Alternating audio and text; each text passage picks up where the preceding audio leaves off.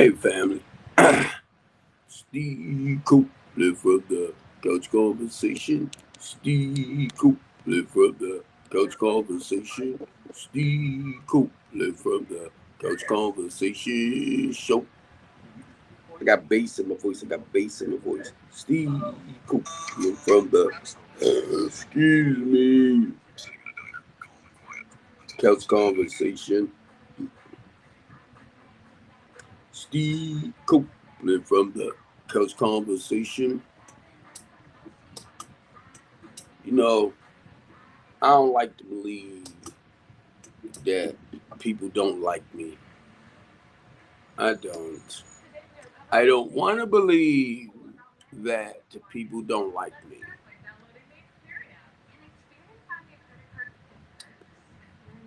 I don't want to believe it.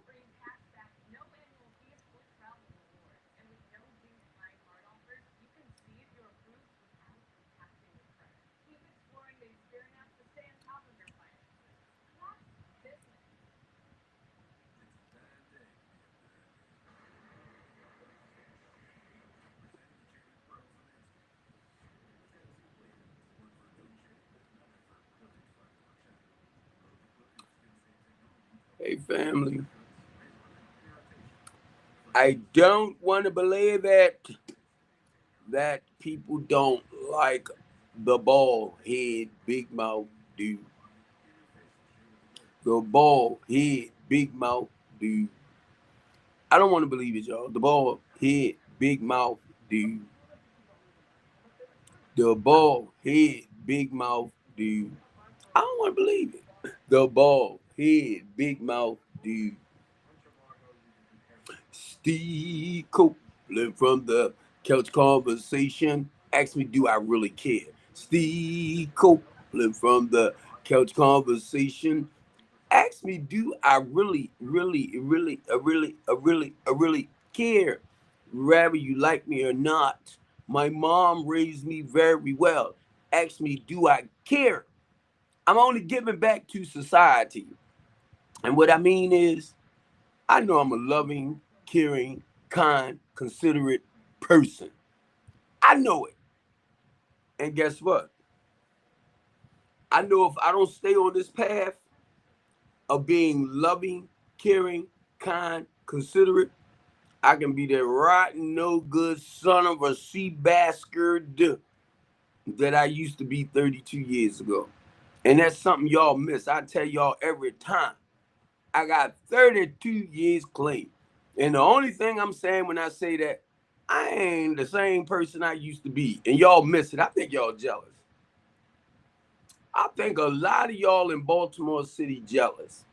Because I got 32 years clean from a dangerous, obsessive, and compulsive, outrageous Deuteronomy, flipponomy lifestyle. And y'all hate it because I stand firm on some morals, values, and principles. Even though I'm going through hell right now with my housing program and all that stuff, that's not a problem. That's not a problem. Because I'm going to tell y'all something. One thing about Steve Copeland, my goal is to help the homeless and the less fortunate people turn their lives around. And I ain't stopping for none of y'all because y'all don't want to see them do better. You better check your heart. You better check your heart. You better check your spirit. Because you call yourself being a God-fearing, God-loving, whatever religion you is. You call yourself being a God-fearing, God-caring, God-loving person. As long as he's just doing that for you. And you don't want to see nobody else prosper in life. Well, I do. That's why I do what I do.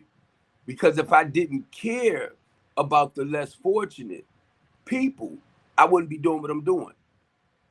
So that goes to show me where your heart is at, where your minds is at. Truthful. When you know people need our help. Just like if you need help, you'll make a phone call, financially, whatever along that line. Now if they need help, you turn your back like, that don't make no sense.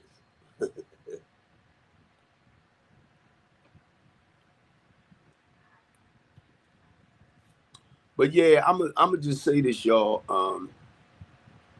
And I gotta go back to this, right? And y'all know when I'm on my live stream, my Restream broadcast network, right? It's not like a regular TikTok thing. This is my live stream broadcast network where I'm streaming as I talk to y'all to 7 other social platforms on my Restream, and then I do TikTok on another one, so that's added to be 8. I'm not just streaming to people on TikTok, wherever in other countries that it reach on TikTok as well. So YouTube, LinkedIn, uh, uh, Twitch, Twitter, excuse me, 2 of my Facebook pages. I'm live streaming while I'm sitting right here in one spot. So basically, what I'm saying, I'm streaming all over the world. UK, Africa, China. I'm streaming all over.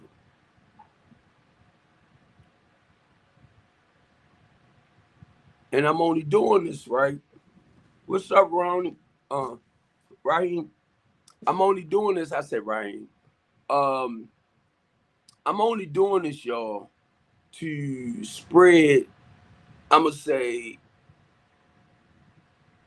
the gossip about what's going on, mainly in Baltimore City. So if you hear me talk about Baltimore City, and it could be other cities, right, that's going through certain things that we're struggling with or we going through in Baltimore City.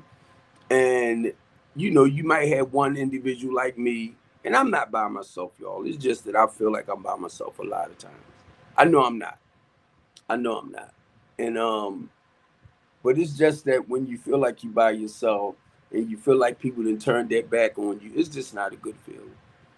But I know deep down I'm not. It's just, that's where I'm at. And not just me. I talk to a lot of people that does great things in Baltimore City and they feel neglected, you know. It's like when you by yourself, even though you do what you do, and a lot of people might show up just because they want to be in the limelight. And the reality of it is, we know they really don't give a freak. We know they don't. I can name so many people, man, that I deal with, and we'll sit back and you look at their operation, you look at everything they doing community-wise, stuff like that, with recreation centers, with giving out food, with doing what they do. And when y'all talk on a personal note, you wouldn't even realize just the personal stuff and some dealing with some people like us. It ain't the white man to a lot of us. It might be the white man to a lot of y'all, but it's not the white man to a lot of us. That's where our biggest source of strength come from, mainly with products that we need to give back to the community. A lot of that comes from outside resources. I had so many people on TikTok talking a real good game, how they had my back. We gonna get together once you get off the box and all this type of stuff. I'm off the box now and I ain't heard from none of them. I ain't mind traveling to other city for us to do stuff together. I ain't hear from none of them. They talked a real good TikTok game. I don't roll like that. I don't roll like that. When I hear people talking about like starting programs for the youth and stuff like that, I'll share about Stephen Copeland Jr. Multi-Purpose Center, you know, or I'll share about B Moore's Real Teen Talk Show. I'll talk about things like that because that's where I'm at. The thing with that, I need a production team because I'm trying to do everything by myself. So when I hear people say that, right, and a lot of them talk a good game, they start out, they really don't have stuff put together. And right now, my stuff is together. It's just bringing that team in. You get me? and I need you to come in and play your role. Once we get the talk show up and running regularly, broadcasting wise, I'm not trying to sit up there and speak out on the team talk show. I'm not. So I need, that team, that production team. I need them to carry it just like if it was an Oprah Winfrey show or Donahue or one of them talk shows. I need a team. I know how basically I want it ran, but I need a team to produce it. I need a cameraman. I need all of that. Not just that. I need it with this show. I need it with this broadcast network. And a lot of y'all have the information, have the experience, and for some reason, like, nope, I ain't gonna help you.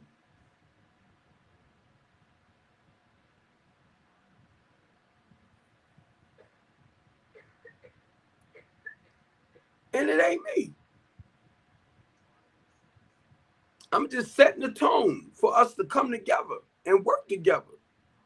And y'all will get into your selfish and self-centered mode, right?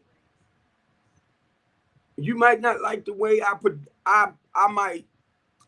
a screamer. I'm a screamer. I'm a screamer. When I talk out, I get loud. Oh, you should be yeah. You should good. You should good. Don't tell me how to do what I do. I'm just. It's like you trying to grab your own style and be used to your own style, the way you bring stuff. It might not be articulate like most people. It might not be structured like most people.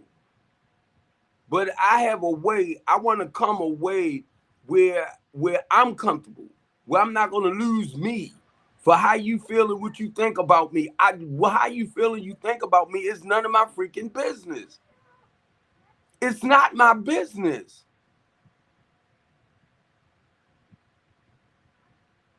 There you go again. Yeah, that's why I'm on.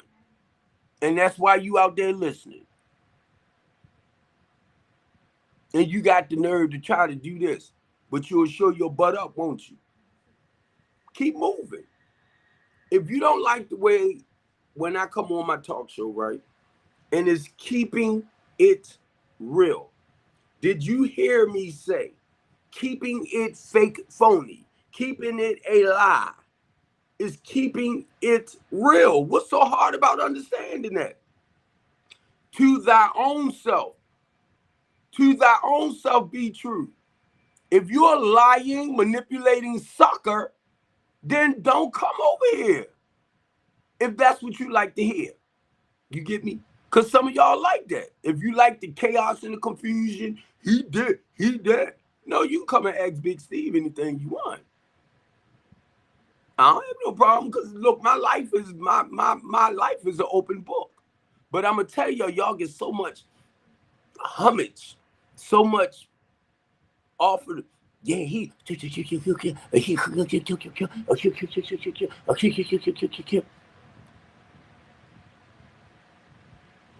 everything I say out my mouth, I do. As far as if I'm saying something to encourage and motivate and empower people, right? I show you what I do. Show that because it was taught to me to do that. Not just talk. You see what I'm saying? I mean, you hear what I'm saying. But when I show y'all little pictures of what I'm doing or videos, my action matches my talk. I was taught that. People got to see what you're doing, Mr. Copeland, in order to believe in your mission. I mean, your mission or your vision and stuff like that. People got to see it. I show it right to y'all. Basically, everything I do.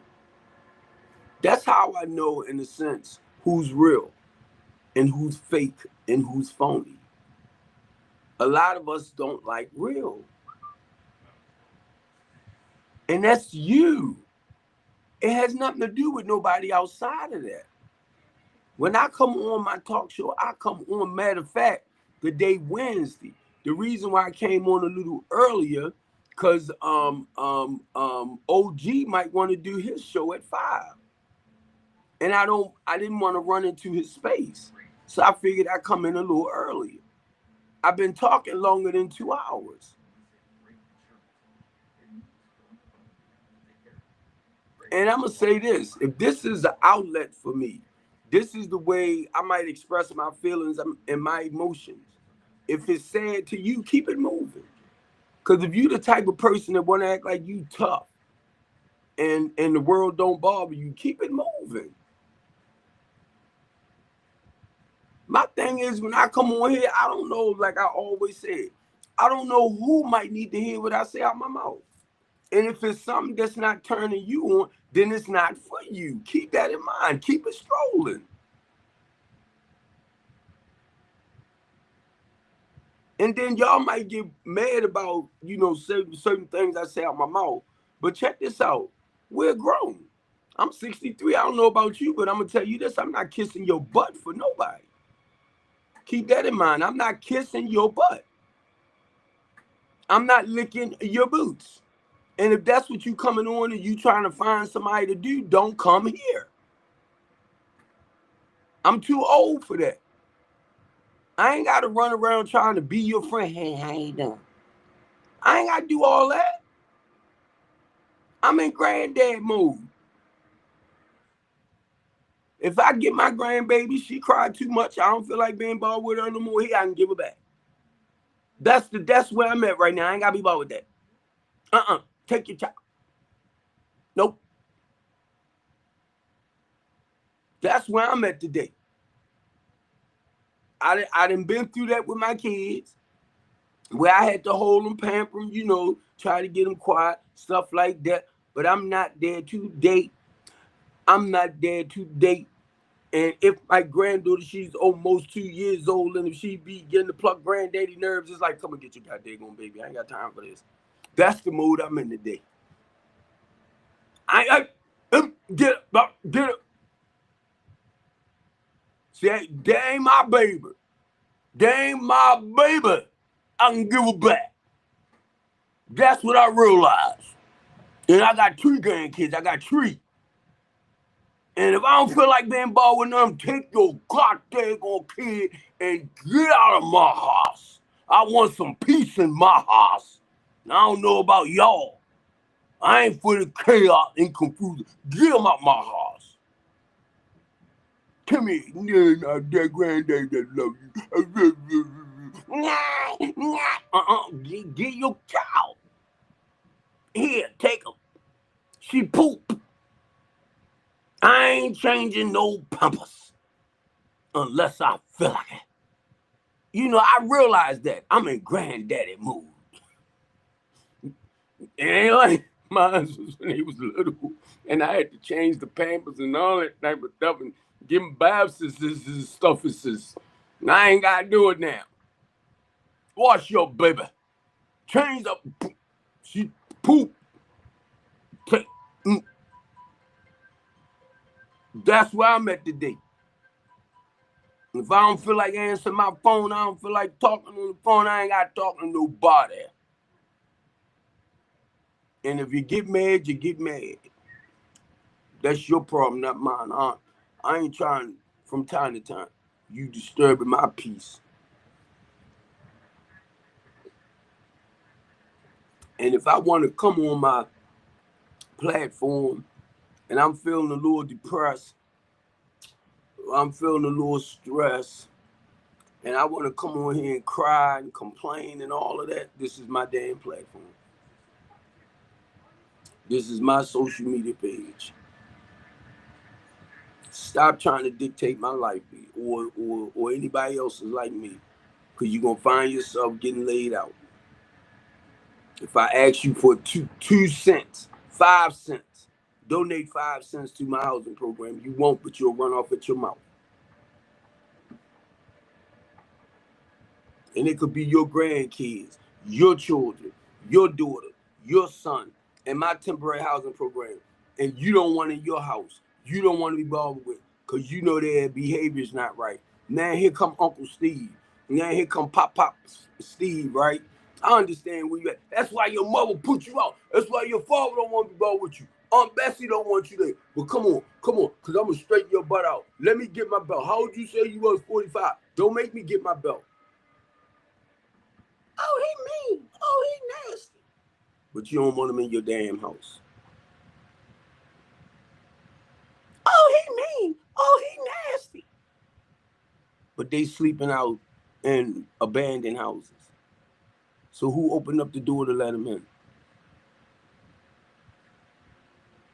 Who opened up the door to let him in? And Hill, I ain't gonna pay no attention to you because guess what? I deal with a lot of them. I deal with a lot of they are special breeds. Hill. We was talking about that this morning, man, Pastor. When you have a lot of your homeless individuals and families, it's not the kids. It's normally the parents, that need reconstruct. Wait a minute, they need to learn how to live a different quality of life. We was talking about that early today, Hill. We was just talking about like certain groups of people, y'all. I'm gonna tell you. I'm gonna tell you.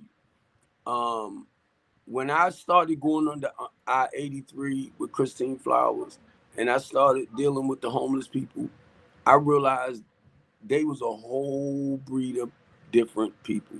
Some of them are okay, right, with being out on the streets because they don't have to worry about, gas and electric responsibilities, rent and stuff like that. And it's easier for them to like beg and run around and stuff.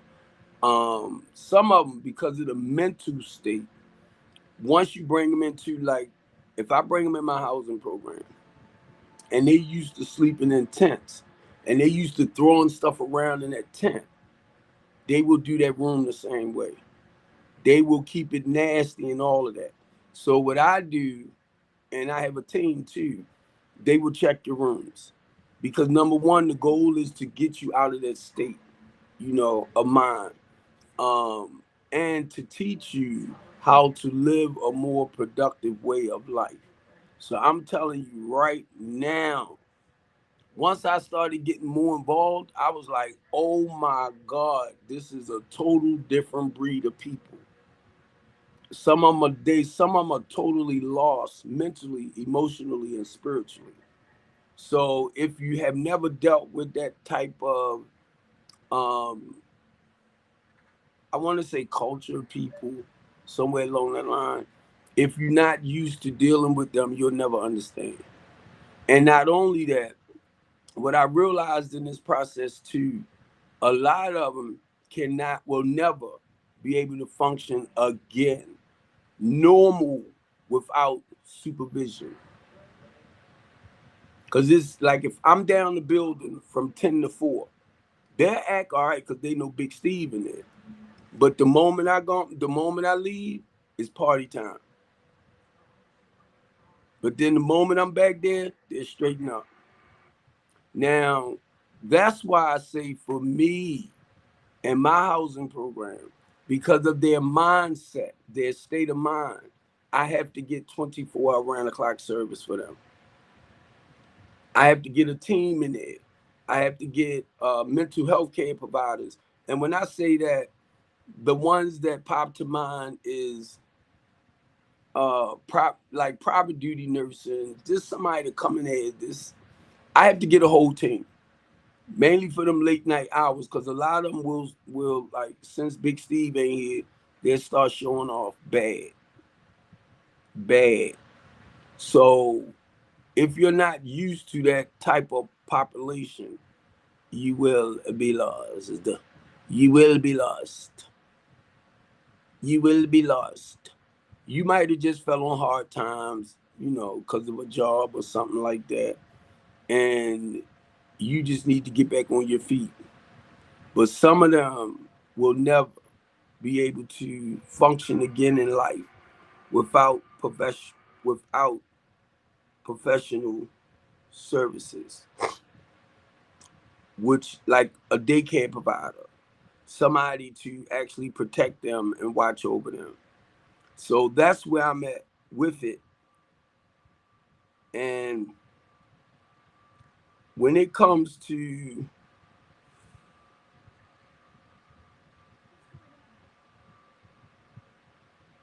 hmm,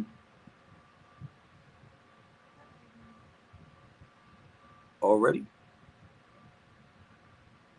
you did. Wait a minute. Um, hold on for a minute, y'all, please. If you want to move, move my Walmart stuff at the door.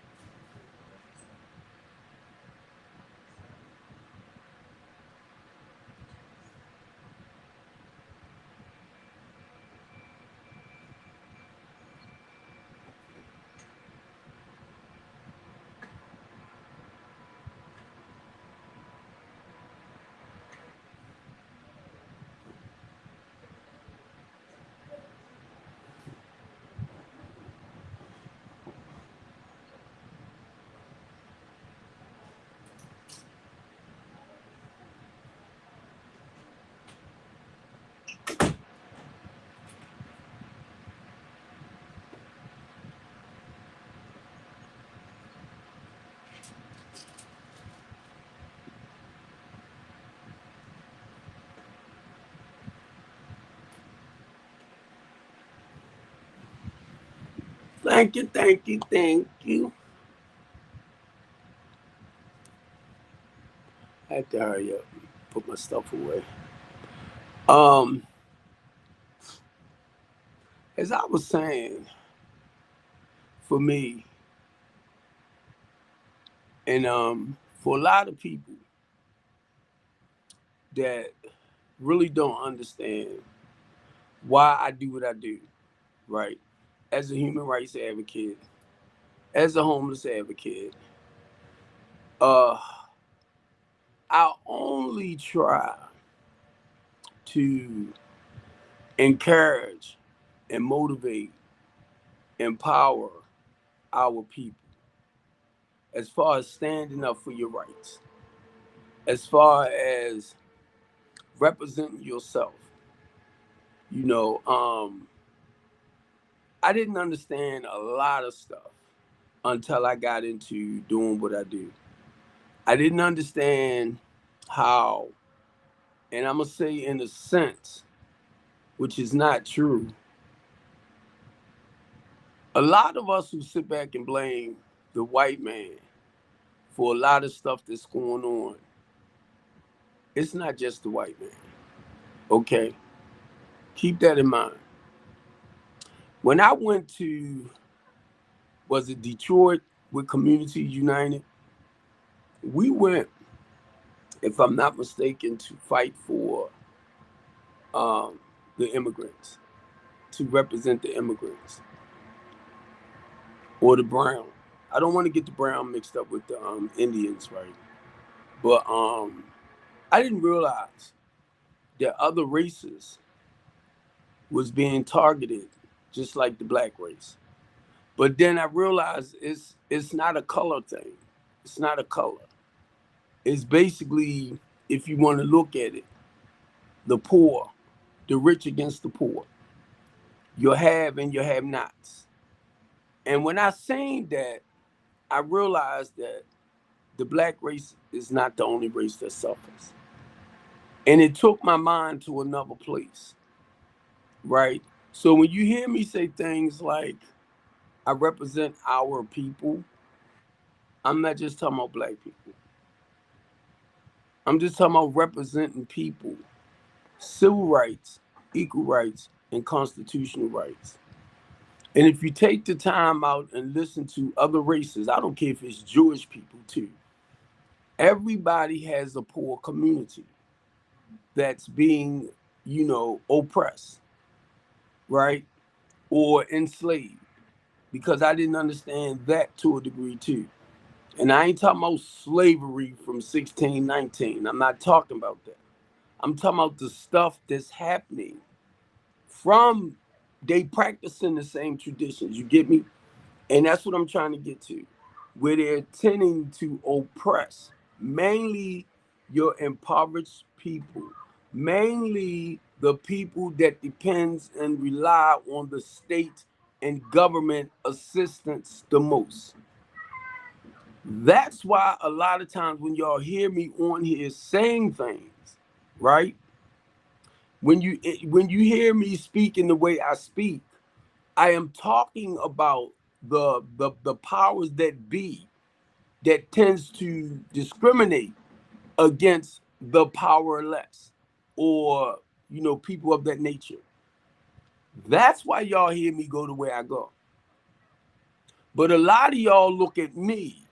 Do y'all know the courage and the confidence it takes to speak out against bull crap like that, knowing that something can happen to me, knowing that I put my life on the line? And I know a lot of y'all do. A lot of y'all know how I come under fire a lot. A lot of y'all know how I am a target. That's why you look the other way. Because I'm going to tell y'all, and I ain't lying to you, sometimes I get scared as shit. I ain't lying, I'll be scared. But it's like it takes a lot of courage, and I'm being honest with y'all. It takes a lot of balls to stand up and fight against people that don't want, like, it's like I'm blowing the horn, right? Watch out for this, watch out for this. And y'all don't realize I come under fire a lot. I'm telling you. I was reading your stuff, String. Y'all look, and a lot of times I can't blame y'all, but I'll be like, God dang, stop leaving me by my damn self. That's all I'll be saying. Y'all a bunch of damn cowards. They just set it up when we losing our children like crazy, and y'all looking the other way. Well, okay, it ain't mine. Y'all understand? I'm telling you. But now it's a lot of organizations, nonprofits, church people. It's a lot of people I know in Baltimore City. Y'all talk a good game, but y'all leave a black man hanging by his damn self. Praise the Lord, buddy. Y'all in y'all little groups. Now, mind you, y'all not know a lot of y'all. I know a lot. Pastors, bishops, all that good stuff. Make me think Facebook got my shit blocked.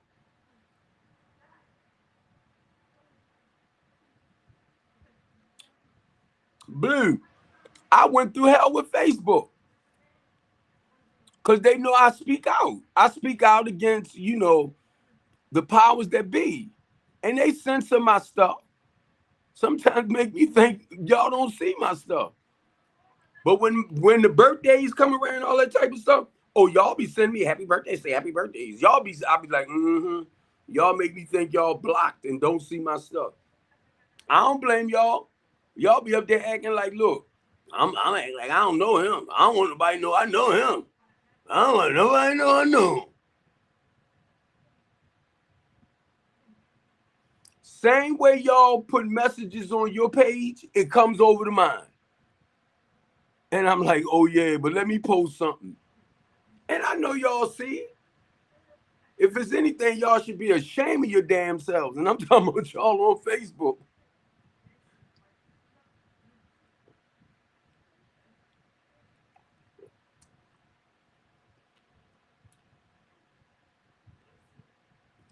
I ain't kidding.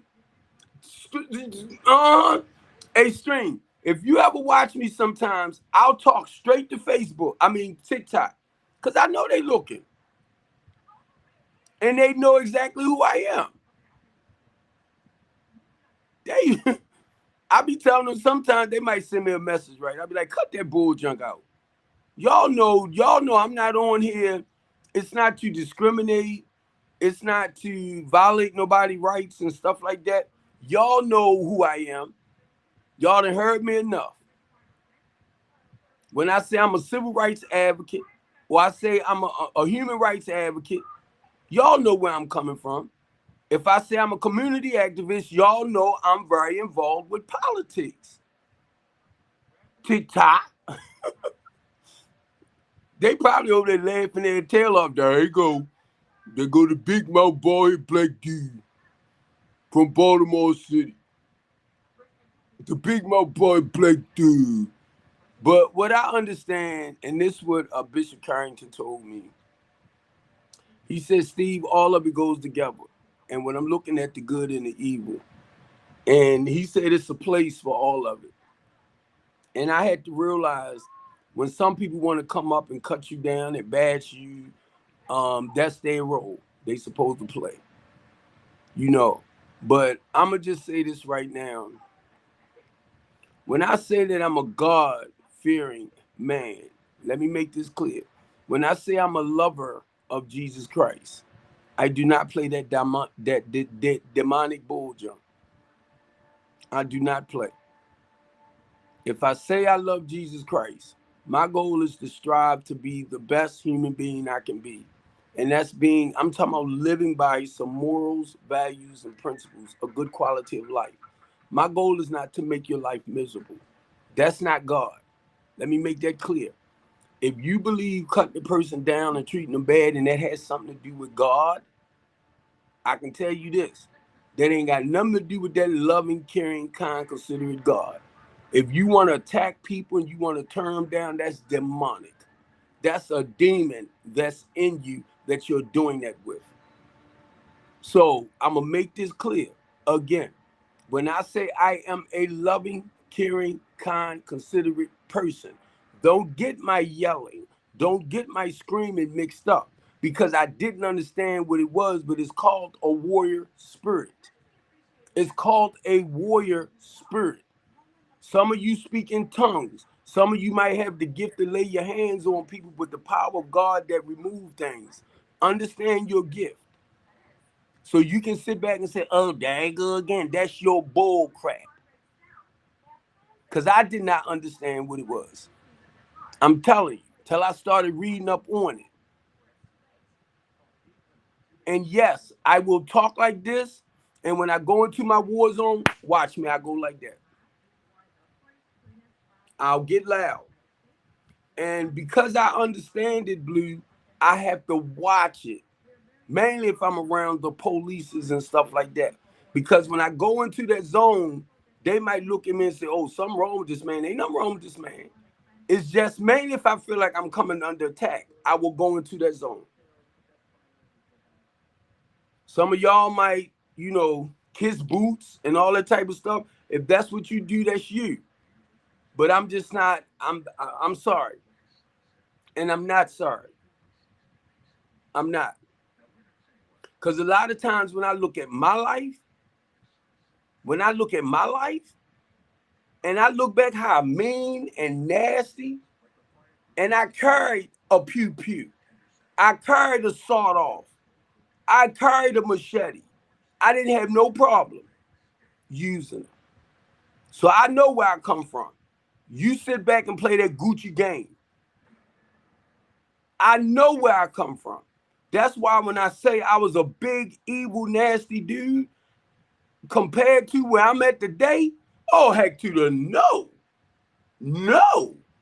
And a lot of times, when I'm in my feelings and my emotions and you see me crying, I might be crying not to go back to my old ways that some of y'all like doing. Tell me, I'll go to jail. What the heck I want to be over to jail with a bunch of daggone dinglings for?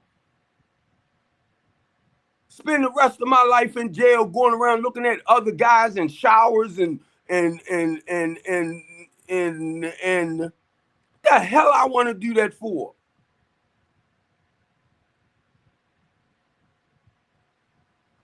Spending 10, 20 years in prison thinking it's cool to be around your boys and you think they not releasing themselves or doing certain things to pleasure themselves?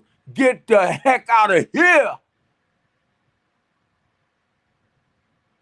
They come in there, their pants, look, Blue. They come in there with their pants up around their waist. Next thing you know, you get them a week later, it's hanging down on their butts. You like, huh? What happened? Won't you talk about it, brothers? You want to go in there with your white beater on, walking around like this in front of a bunch of men, trying to impress men. Hey, yo, what's up, yo? You like my muscle? You like this muscle right here? How about this six pack? You like this six pack? Ain't got a woman in your eyesight, baby. You like this six pack? Like this, like my muscle? And then sharing that mess with other dudes. Get out of here. I was over there like this. I had to play tougher than that, Lord. I want to leave. I want to go home. Because I ain't do nothing to be here. And y'all over there happy, joyous, and free. Hell no. In prison, talking about, yeah, I got like 27 kids, man. Who taking care of them? Don't worry about that right now, because I'm over here, bro. I got about 27 kids. I be looking at them like, you dumb mother. And my girl better not have no other man trying to take care of my kids, because I got 50 years in here, yo. I'm like, what?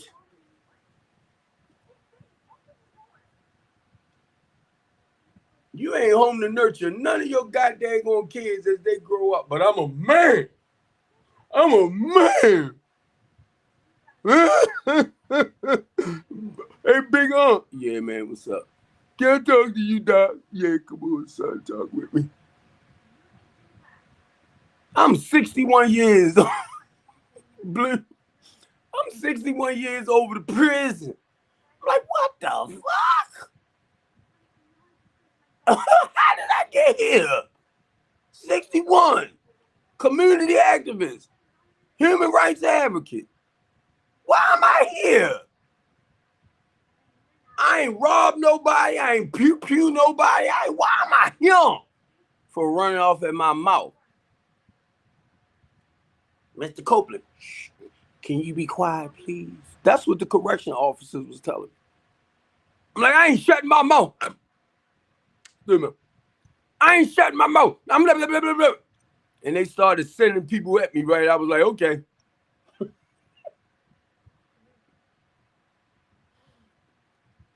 They were sending the crazy ones. I'm like, boy, you need your medication. Some of them over the prison, Blue, and I know my clients need medication. And I'm looking at them running around. I'm like, oh my God, they sicker than my clients. And then I started understanding why a lot of them committed the crimes that they did. Because I'm over there observing. And I'm over there encouraging and motivating the ones that want to do the right things. I had a prison commitment, HNI. Listen to what I'm saying, brothers.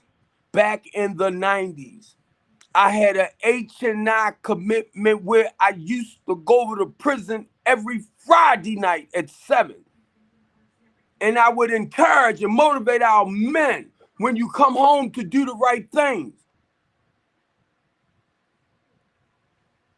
Thank you, Blue. And not only that, it's not to encourage you. I can point you in the direction of the programs that will help you. I ain't just doing this. Even to this day, I only been off the home monitor for some junk that was set up 2 years ago.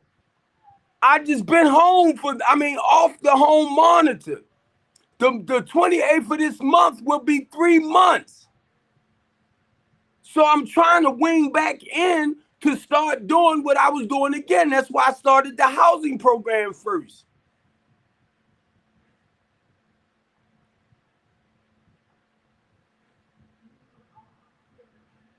So when I step up out my house, be honest with y'all, and I said over and over, I don't know who out there might want to take me down.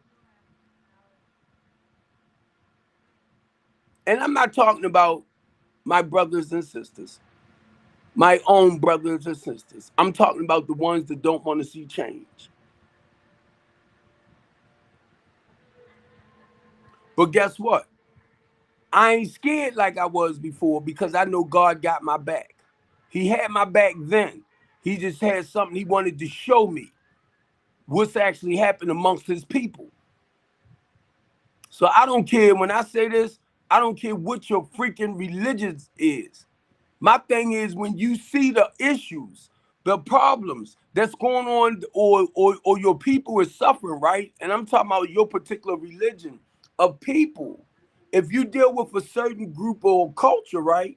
And you know what they're going through, what are y'all doing to better help them?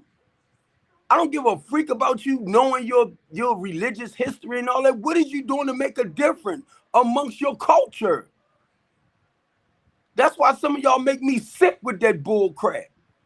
And then you get mad when I turn around. Okay, I understand you understand your religious belief. You know which side Moses was on. You know the Eastern Shore different from the Western Shore. You know the Himalayas from the octopads, and I don't even know what the hell I'm saying, but that's how it sounds to me when y'all be doing it. Y'all, I don't know all that. I don't know. I just know 19 years of my life, I was living a very, very, very, very destructive lifestyle. All my teenage years and all into my 20s. I got clean at 30. So for the last 32 years, I've been on this journey here. So guess what? Whenever I find myself screwing up on this new journey, guess what? 9 times out of 10, it's something I done before. So I'll do this. You can't keep doing that. Turn it around. Turn it around. And then now at 63, to be honest with you, I ain't trying to create no new havoc. I ain't trying to create nothing. Now, come on. I only know why I'm handsome, but if I live another 7 years, thank God. What you want me to do, huh, Lord? What you want me to do? So I realize I'm putting my life on the line like a Moses, like an Isaiah, like a David, even though David remind me of me in my whoremonger days. David remind me when I was a sugar daddy. Yeah. David was addicted to smacks. Anytime he got 700 coochie bands on the side, coochie mamas on the side, how many he might have did a day? Or he just had them sitting there. He had them sitting there, we can go and do whatever. I'm going to tell y'all this. I was a whoremonger. I did like 5 a day sometimes. David had 700 and wives.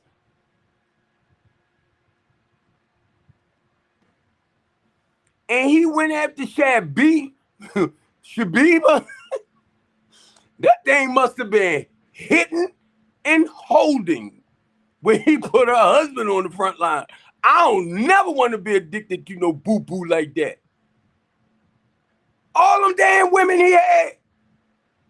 And he put Bathsheba husband on the front line to unalive him. That man, that thing must have been hitting, holding, banging. I don't want to never get caught up like that over no poo-poo.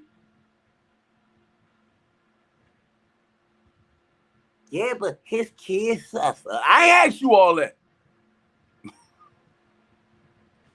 Oh, them goddamn 700. Somebody correct me on that one the other day. He had about 100 wives and 700 cookie bands on the side. That's a lot of goddamn cookie bands. How much time did he have for himself? He couldn't have had no time for himself. 700 cookie bands on the side. What time he had? But I know he was miserable as all out doing. Probably running around like this. That's too damn much. And then he probably, even if he tried to get over 100, I guarantee you he slipped up and left somebody behind. Probably got to go back and do number 50. Go back and do number 70. Oh, I forgot you, baby. I'm thinking about it right now. I'm going to stay a virgin. I don't care what none of y'all say. Just to know David had 7 coochie bands on the side. Cuckoos. Coochie bands. That shit drive me crazy just to think about it. That's a lot. That's a lot. God damn. Did he have time to eat breakfast, lunch, and dinner? Or then again, on top of that, let's keep it real, right? Because y'all knew who was keeping it real, right? 700 women? And if he did that, I know that thing had to be. That's a lot. Blue, excuse me, Blue. That's a lot. 700? That thing never stayed in his mouth. He probably go in there. And y'all think that's cute. That ain't cute. 700 coochie bands on the side. And then when Shabiba came in and he was caught up with her that he had to put her husband on the front. I don't never want to lose myself in no coochie band like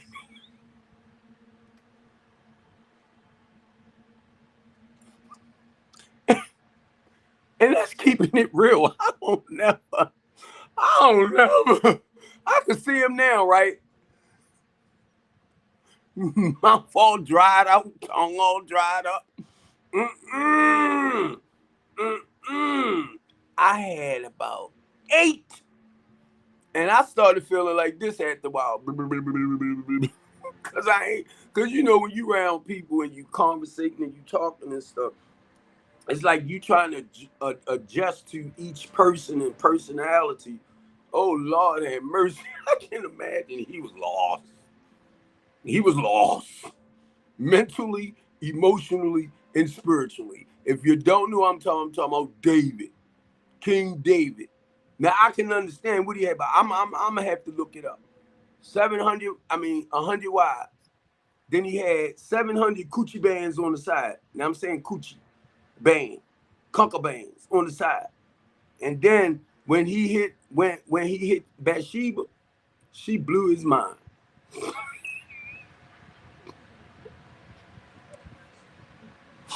She blew his mind. He was like, I got to unalive her husband. I got to unalive him because I don't want him to know she done got pregnant by me. He was caught the freak up. And I'm telling to you from a man's perspective, he was caught up. And I thought I was a sugar daddy. I thought I was a whoremonger. David.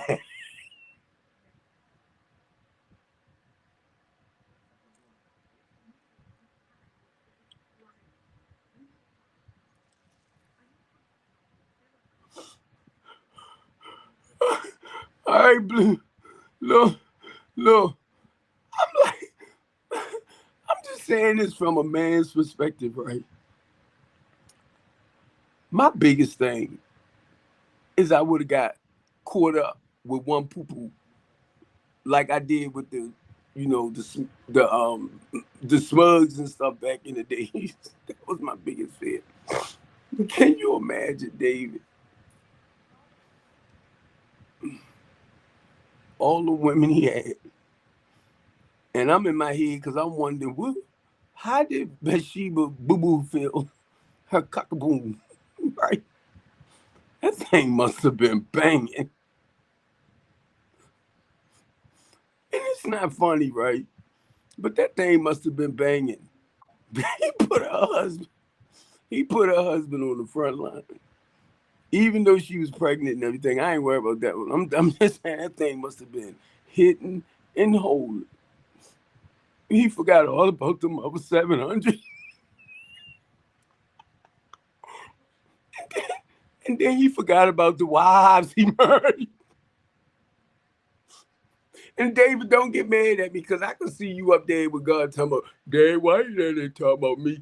Because you was caught up. You was caught up. But she would put that banger on.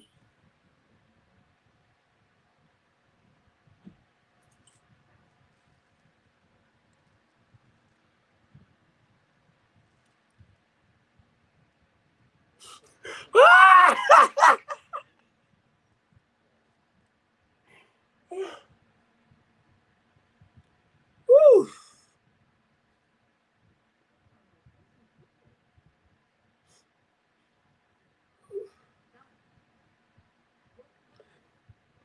I'm only laughing because I'm thinking about myself. I'm thinking about myself. That's why I'm laughing. Being caught up. Where you at? Who you with? I could see him climbing up the Empire State Building to look through her window and everything. Bathsheba.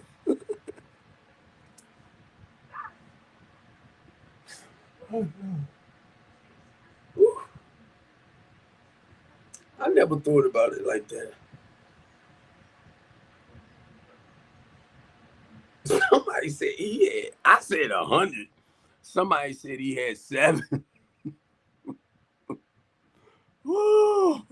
but, but look, anytime you get to the point, you got all these other women, and you target on one woman, and you even put her husband on the line, on the front line, that thing had to be hitting and truly holding.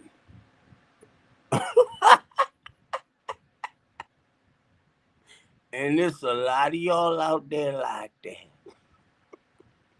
with less. The power in the poutine. The power in the poutine. and you call yourself a man. It's always that one that come along to knock you off your feet.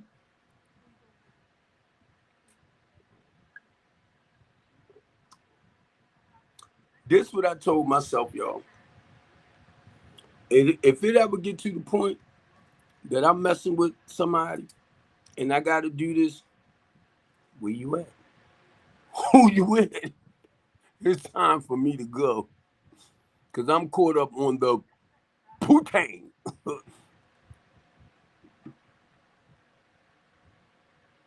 Hi, boo.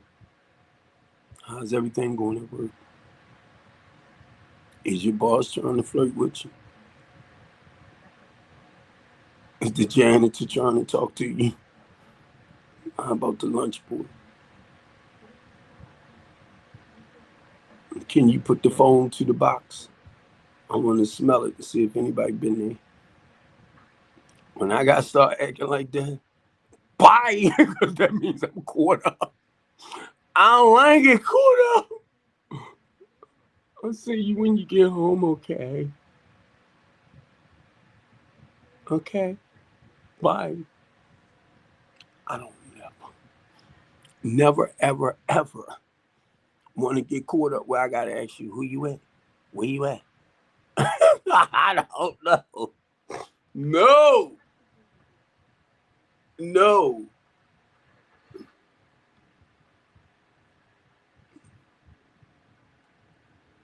Trust is a big thing.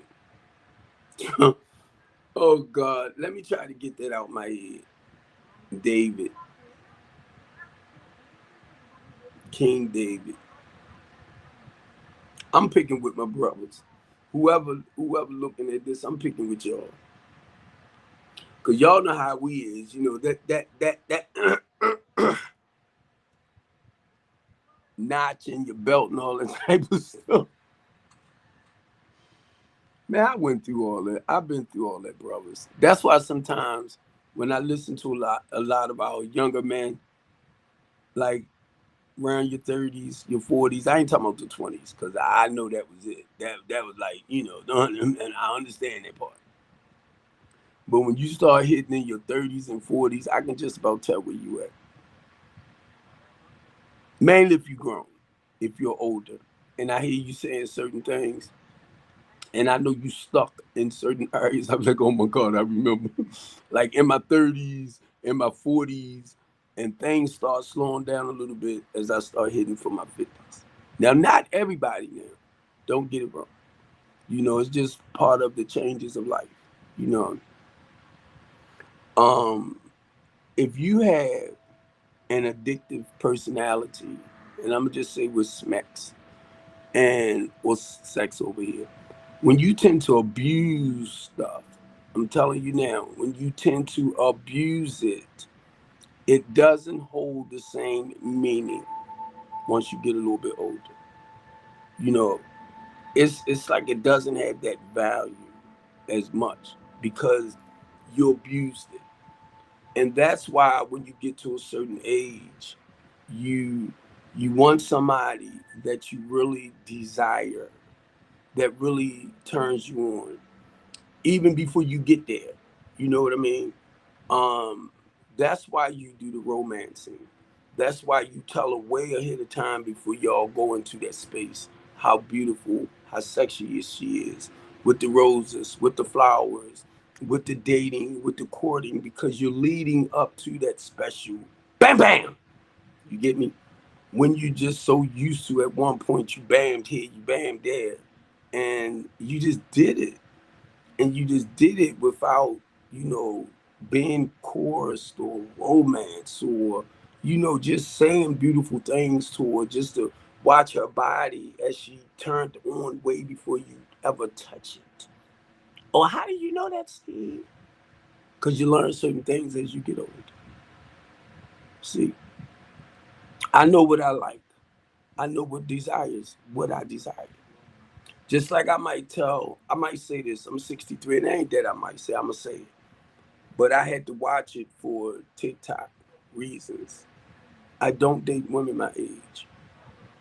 I date younger women, right? I don't date women over certain weight. She has to turn me on point blank. When I see, I'll be like,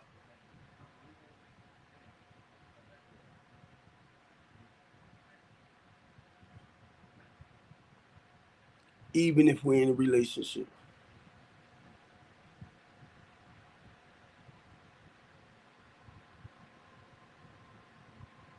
See, some of us, we don't know what we want.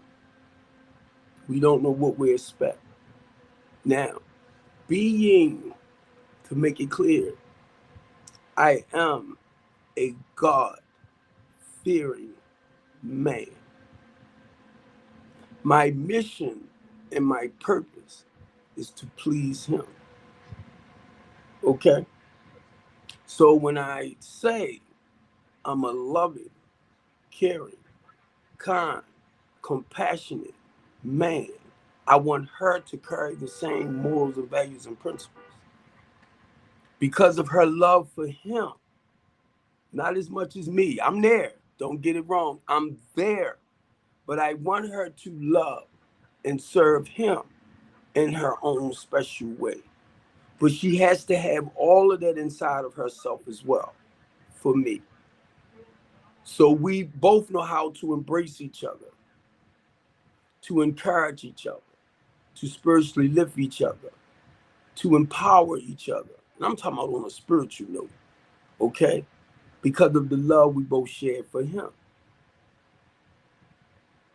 She can bring that to me, and I can bring it to her. Whenever she's feeling drained and out, I know how to encourage her, to motivate her, to empower her, to lift her spirit, woman or queen, to lift her spirit. It's not based around how much money I have in my pocket. That's not a problem in taking care of her or my family. But it's for us to embrace each other. She go out, she enjoy herself, she have fun. She's her own person. She's her own person. I'm not trying to mold and shape her. Where you been? Where you at? Why you wearing this? Why you doing that? No, she's her own individual. I'm my own individual. The two of us shall come together as one. How was your day, baby? Everything went. I want her to tell me about how her day went. And it's not for me to sit there and do little stupid stuff like this. Well, what man got in your face? What was your girlfriends talking about? None of your business. She went out to enjoy herself. When she come back home and she want to share her experience, that's when y'all talk and listen. Don't try to fix it. See, I didn't understand a lot of that early on. I didn't.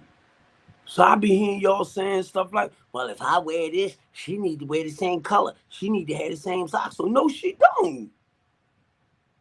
That's your bull crap. And vice versa. I had to learn not to do that.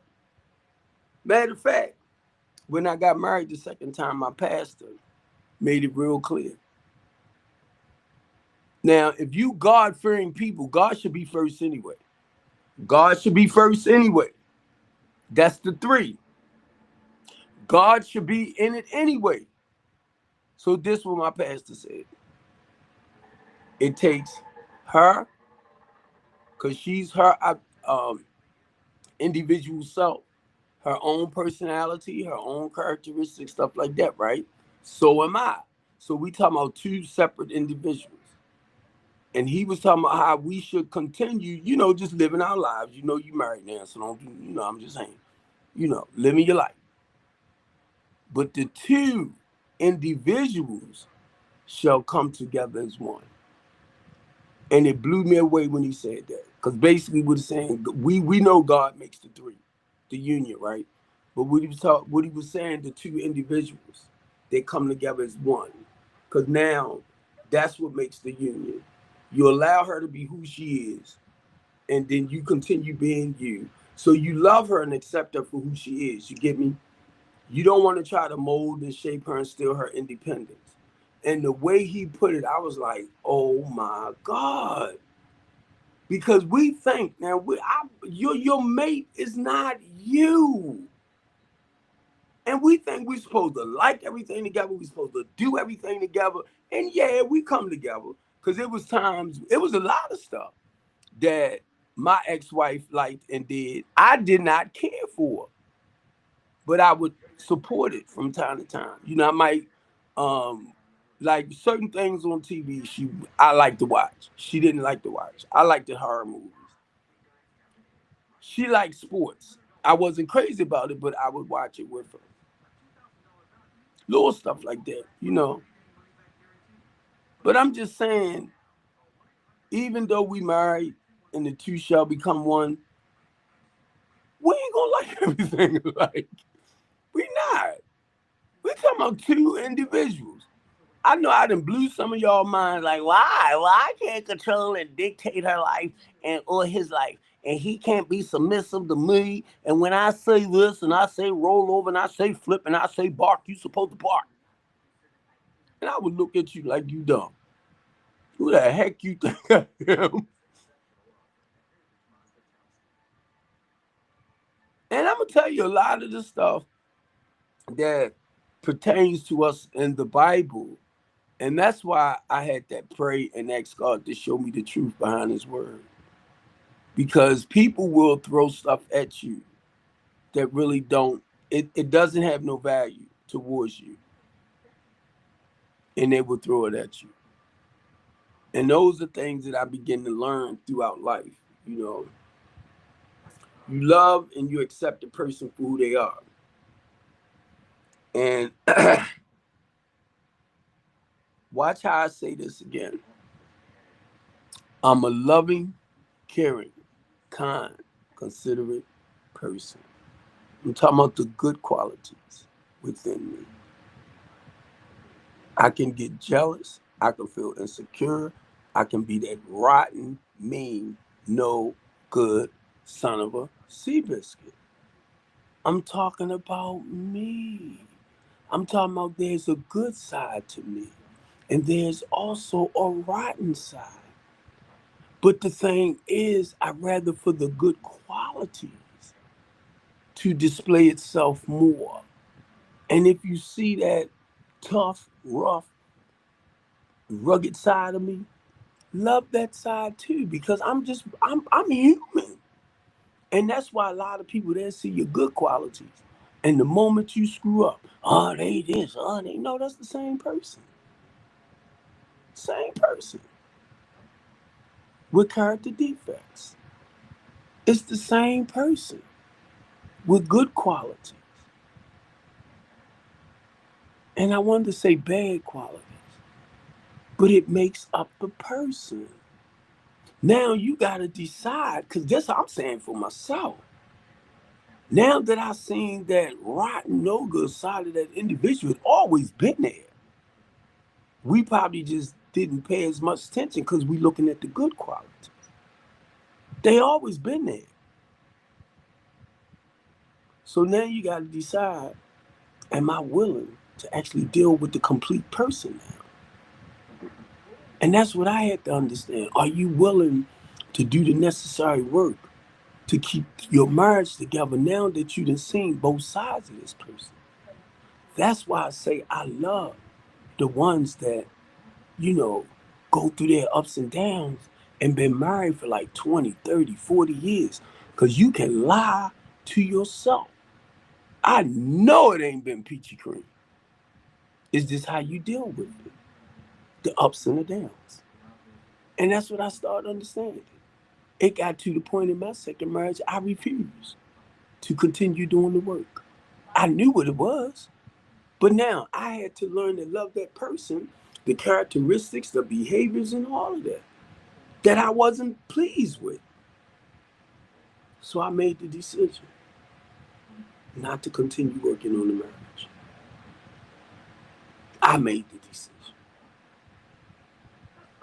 That side I wasn't willing to tolerate. I was trying to fix it, shape it, mold it, and I couldn't. So in order for me to have some peace in my life, which it hurted like hell, I had to walk away. She's more happier. I'm more at peace. Well, we both happier. We cool. We get along together. It just didn't work. So if you want to go in biblical and start trying to pull that junk out, I'm going to eat you up. Because you are talking to a person that understands Bible too. And God did not put us in anything to be miserable. Find that part. Find that part. And don't come to me talking about, well, you know, because y'all ain't together and she still, it's like she still committing this and that. Tell it to yourself. I read across all that too. Whatever decision, whatever choices you make, God loves me anyway. Tell me that much. Go find that for me. Go tell me no matter how I stumble and fall, God loves me anyway. Because if you don't know, just remember his grace. You know what his grace is? Uh-huh. Uh-huh. So what you saying? Because basically what he's saying, guess what? He loves the sinner. He hates the sin. Uh-huh. Go find that one too. Because you can go in scripture and find anything to try to crucify somebody. Don't come my way with it. Because I don't have to answer to you. And I don't have to answer to Bible. My relationship is with the spirit. Not the religious side of it. Uh-huh. Uh-huh. Uh-huh.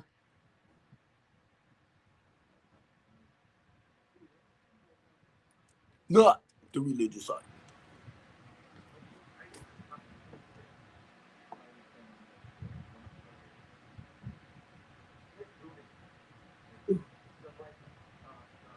Okay.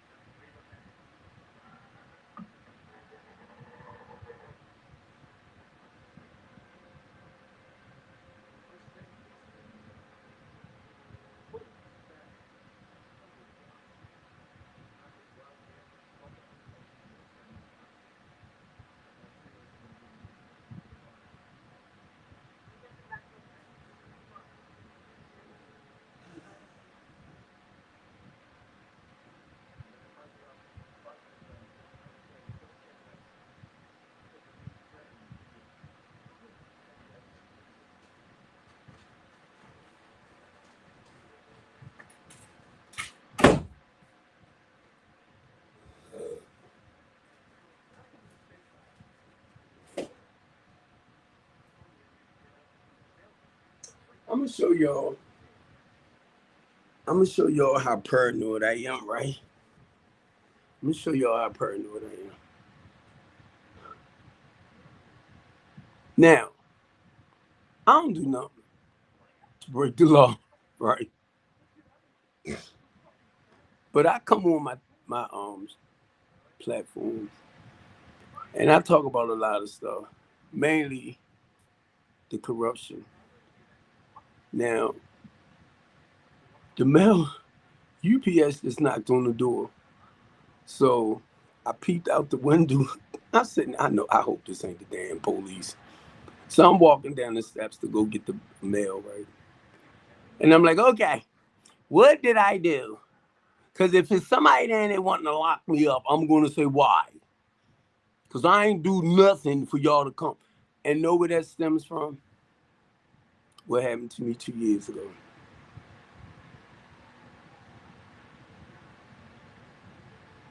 And sometimes, to this day, how the police set me up 2 years ago, I still be paranoid as shit. Like, I do. So my Dexicon machine came from my own. But anytime,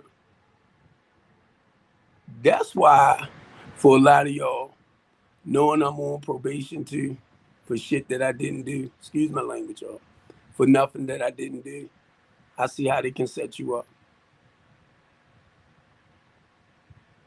Mainly when you're talking against the norm. So it's like I'm walking downstairs and I'm like, well, if somebody went and took a warrant, maybe because I burped on my talk show or something like that, why I gotta live like that? And I know y'all be like, let it go, leave it alone. But when you know, and the reason why I'm saying is, when you know you ain't do nothing wrong to break the law, that's what I'm talking about.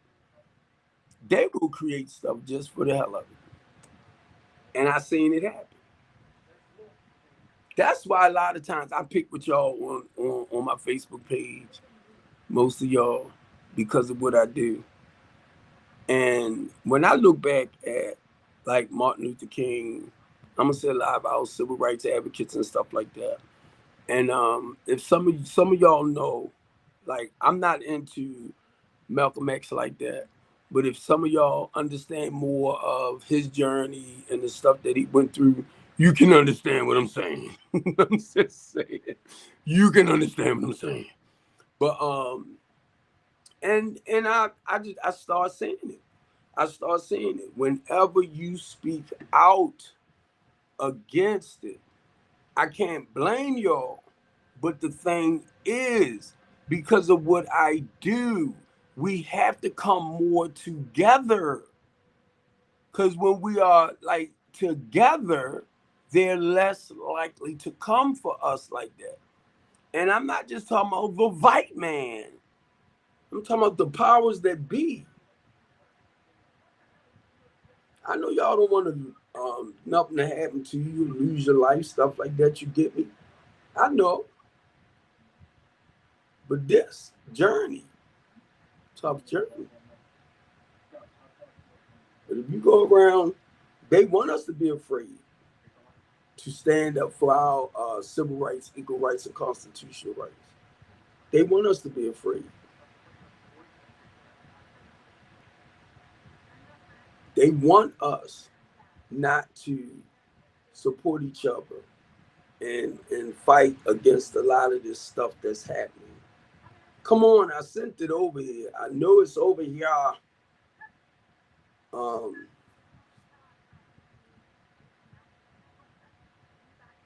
come on. You say try again.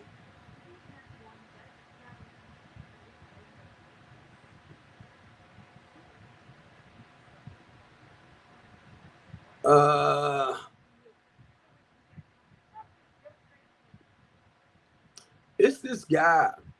I don't know, and it doesn't matter whether he's Muslim or not, but I've been listening to him a lot lately on TikTok, and he speaks out. He speaks out.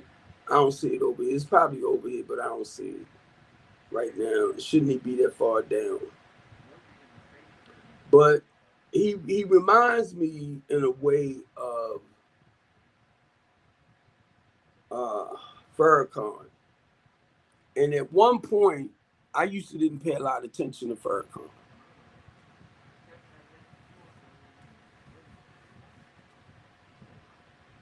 That's a bad man. I'm talking about speaking out and everything. That's a bad man.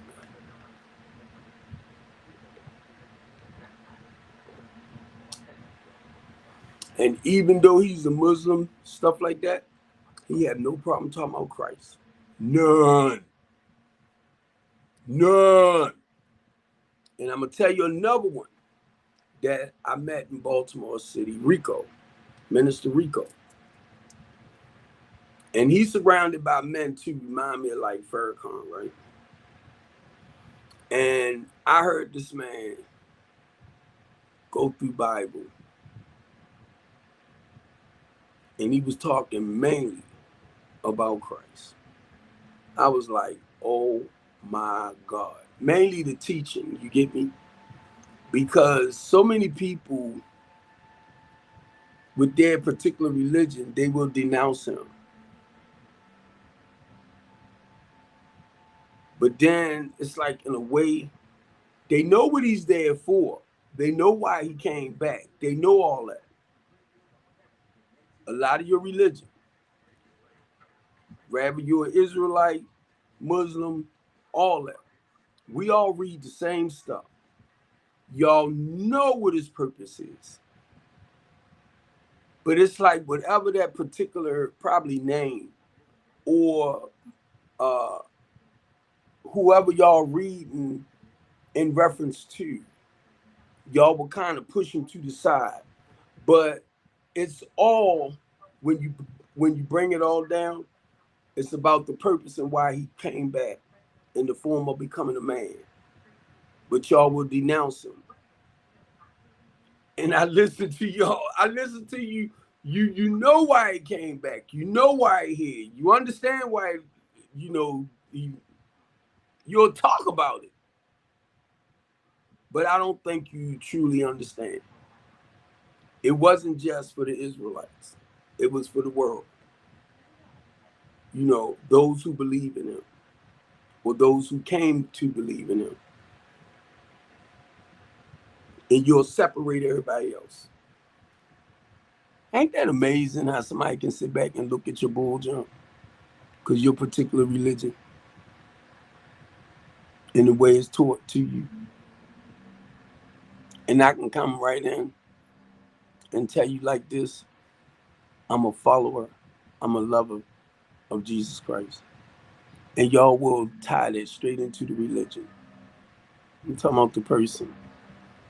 I'm talking about the character, the personality, the human side. You're tied right into the religion. That's why I back you up. And I say I'm a loving, caring, kind, considerate person. And it has no color to it. Y'all are add a color because of the religion. So it's 4:00. Gonna get ready to get on.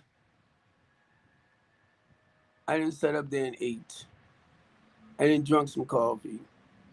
And I'm getting sleepy. That's the trick.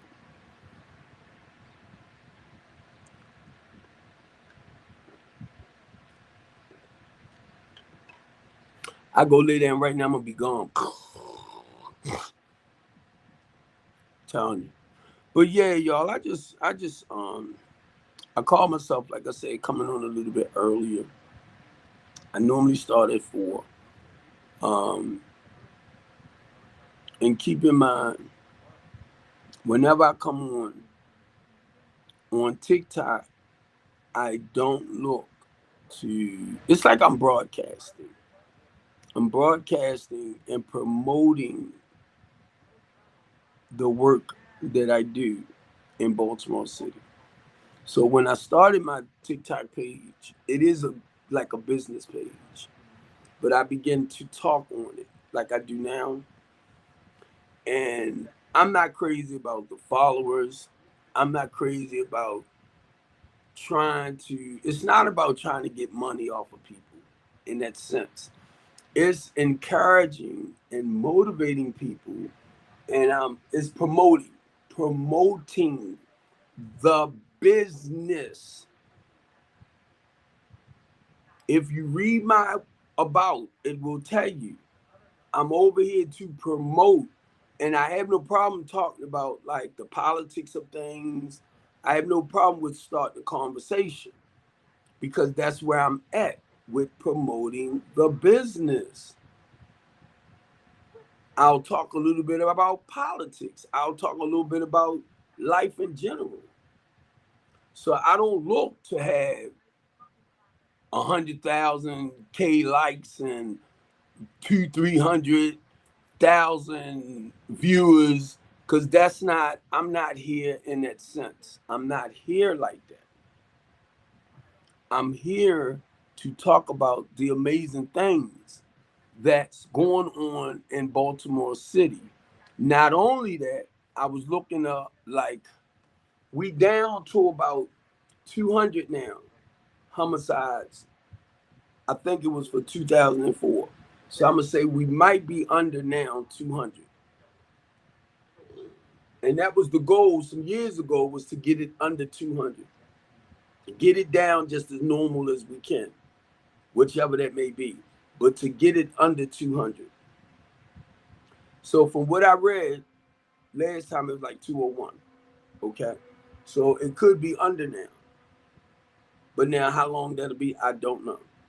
It all depends on, you have to provide services, you have to provide ways and means as far as occupying people's uh uh uh uh I don't know why curiosity came to mind, but I'm not talking about curiosity. You have to create things, more positive stuff for people to do and get into. That will slow down a lot of the criminal activity, the violent activities. You gotta find something for them to do. If not, then they done arrested a lot of people to get off the streets.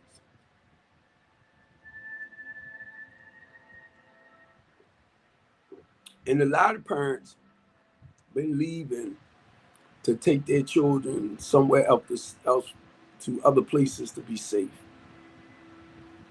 So a lot of people like relocating. They moving out of Baltimore. You can't blame them. You know, mainly when they got a bunch of children and they want safety for the kids. So keep in mind that's part of what strengthening the community is all about. Creating opportunities for our children. Because you don't want your children as an adult. You don't want your children to fall short to the trauma and the drama that's in the streets.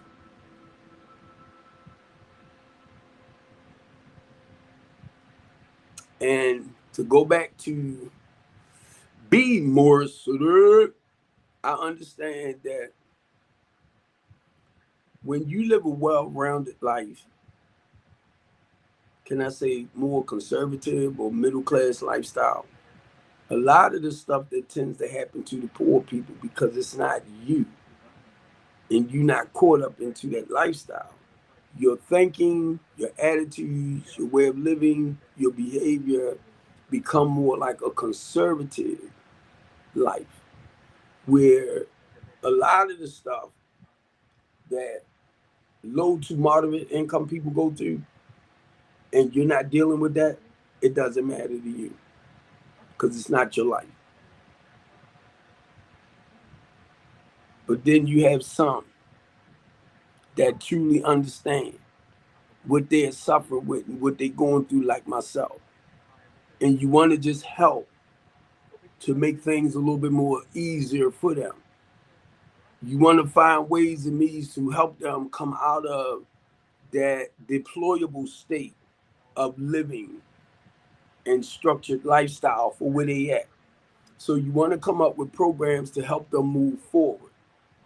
And a lot of y'all, once again, keep in mind, and it's no disrespect to nobody, it's like the hell with them. I worked for mines and I got mines and they got theirs to get. And that's understandable.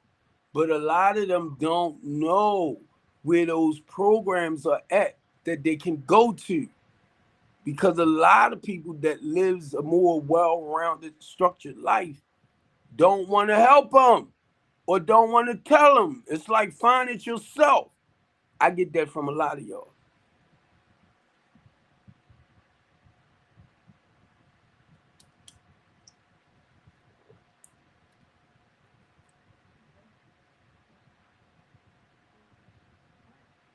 And it's not to say you're wrong.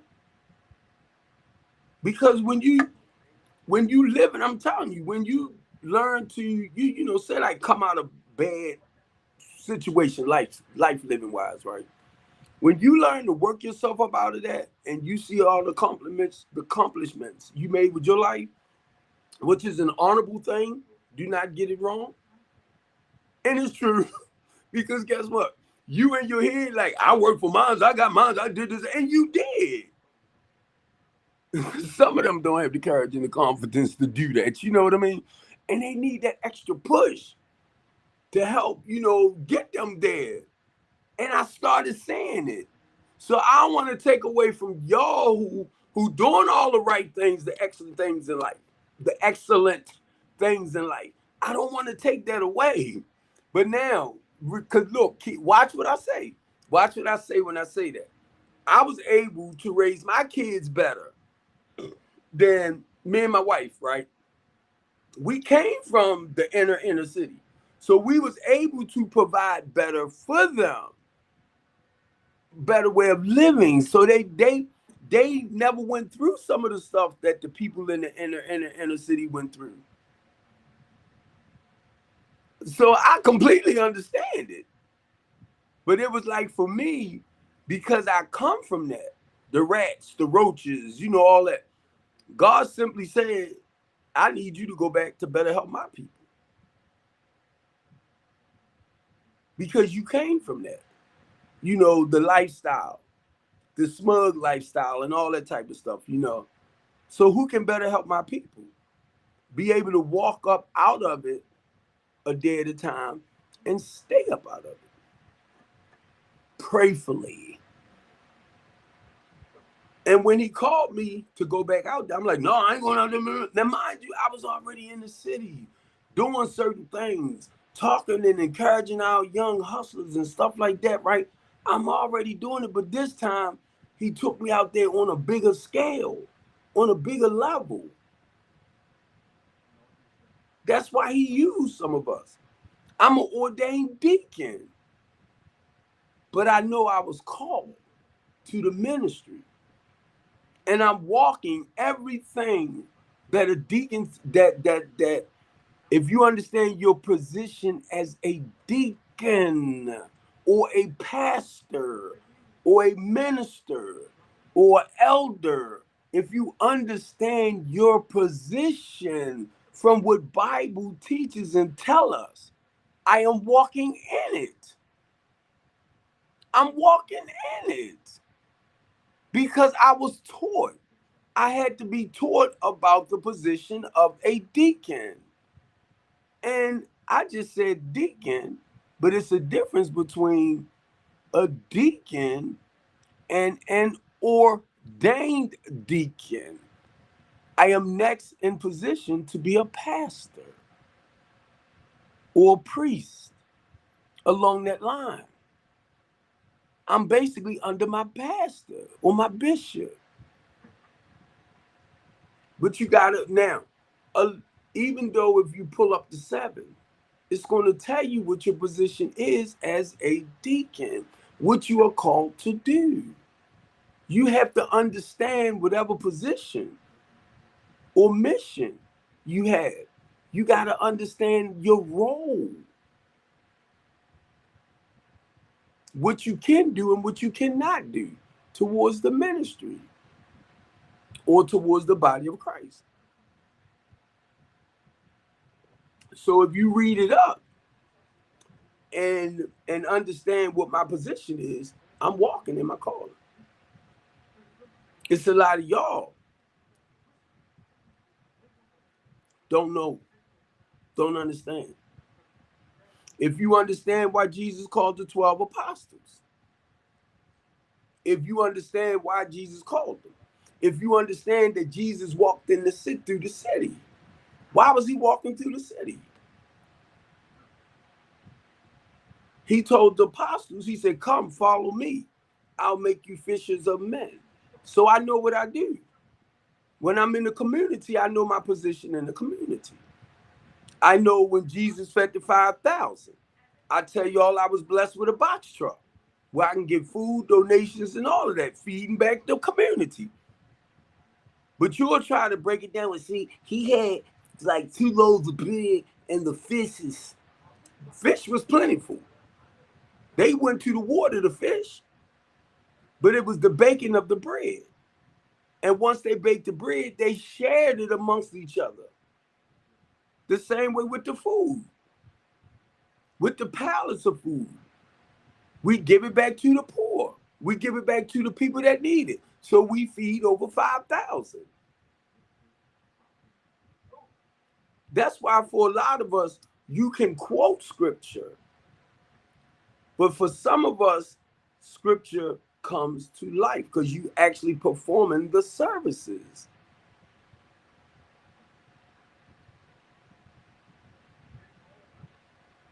And then when you get to the part of he healed people, you have people with illnesses. You have people that might have a skin disorder. Now, the skin might not ever get healed, but just to heal and embrace them mentally, emotionally, and spiritually, where the skin tone or whatever the skin is messed up, you teach them how to better live and love themselves anyway. See, a lot of y'all miss the whole concept.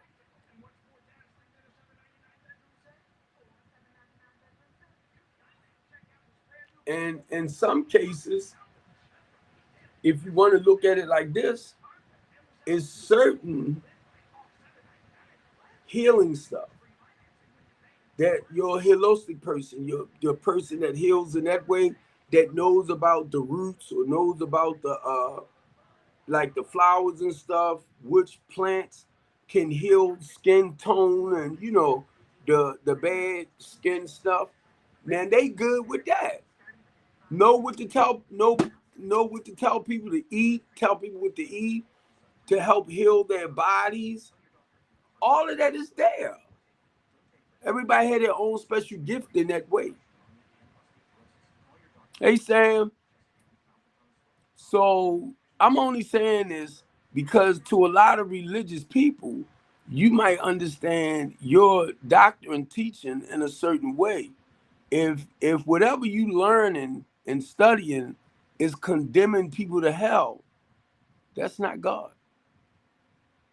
Because no matter how a person living their life, right?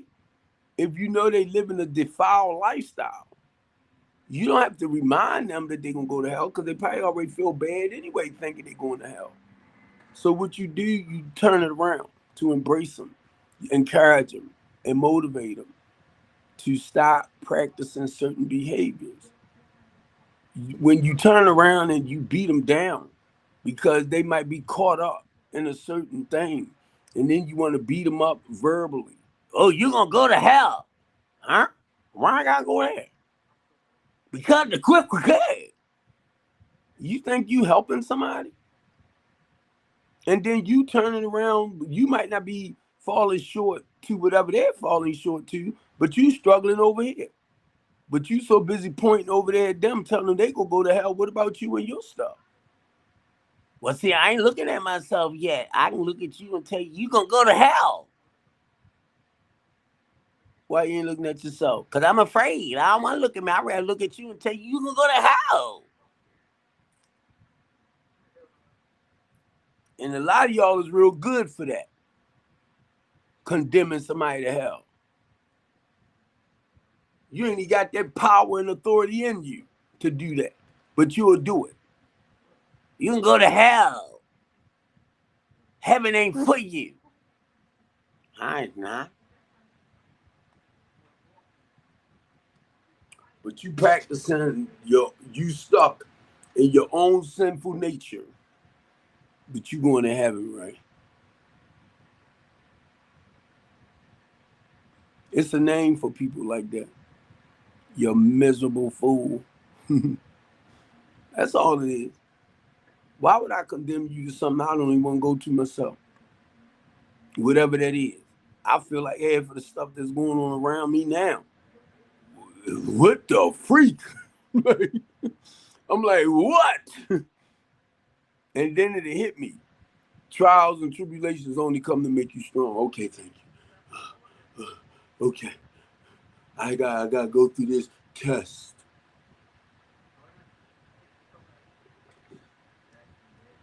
That's like you telling me I'm gonna go to hell for just drinking some coffee with caffeine in it.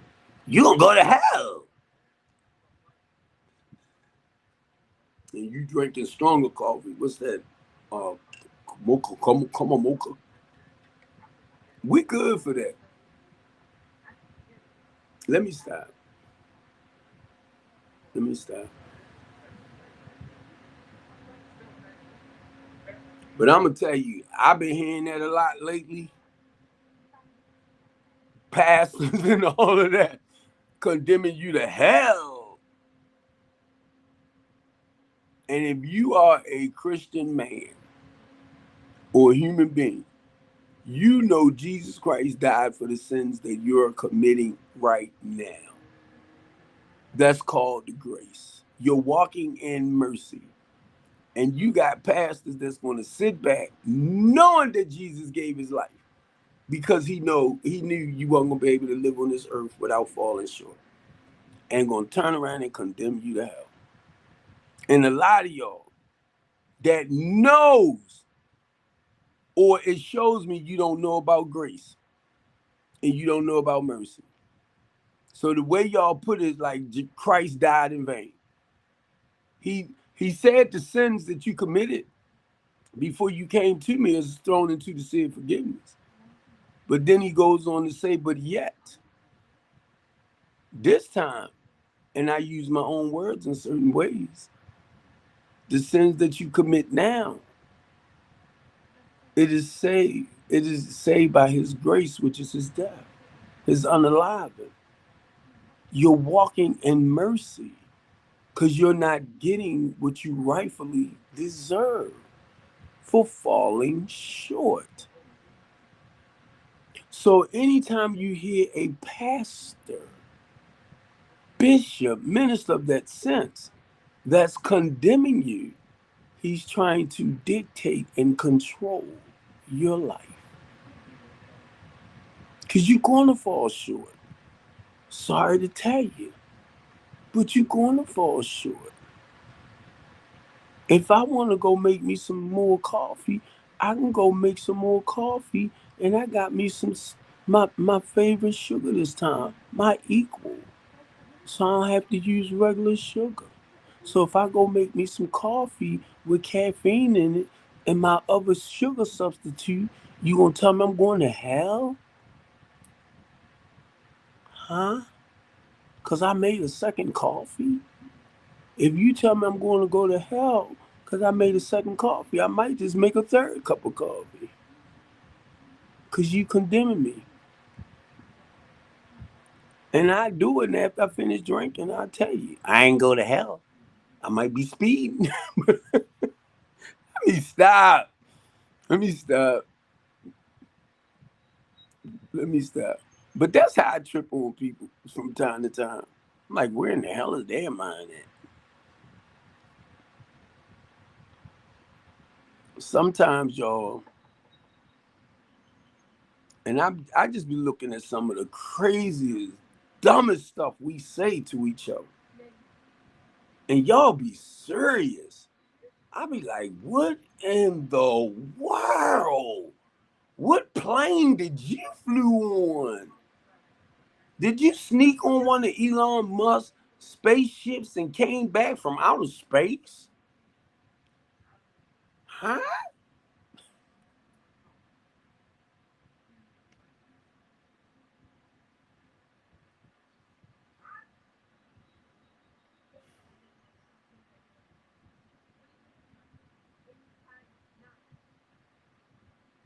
And I try my best not to get caught up. And like, man, if you feel like your thinking is good to go, you hear. You know the difference between right and wrong, right? And when you get other people that just come out of the off the wall with stuff, and then you watching some of the stuff that's happening today, right? And I'm gonna tell y'all, I ain't gonna lie. I didn't wanna say certain things like, is Jesus back? And I ain't know. Is Jesus back? Because a lot of stuff been happening, right? And I'm like, oh my God, is Jesus back? And not only that, has Satan been released from his 1,000 years? Gorgeous said the other day, oh, he been back.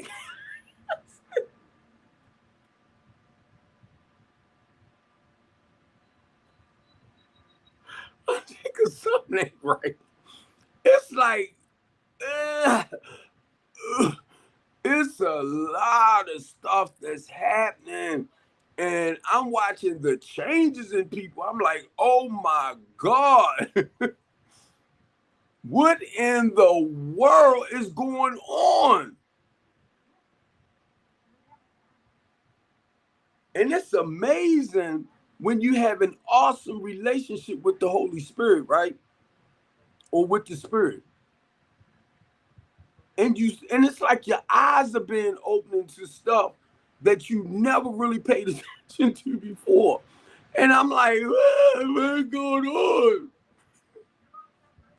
And it takes me back to the old statement where people would say, we need to wake up. We need to wake up for what's happening around us, because I can't get the quote straight back. But basically, it was talking about the stuff that's going on around us that we are blind to.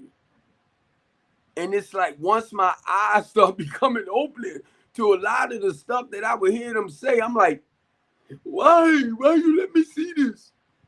But that's part of spiritual growth. That's part of growing spiritually.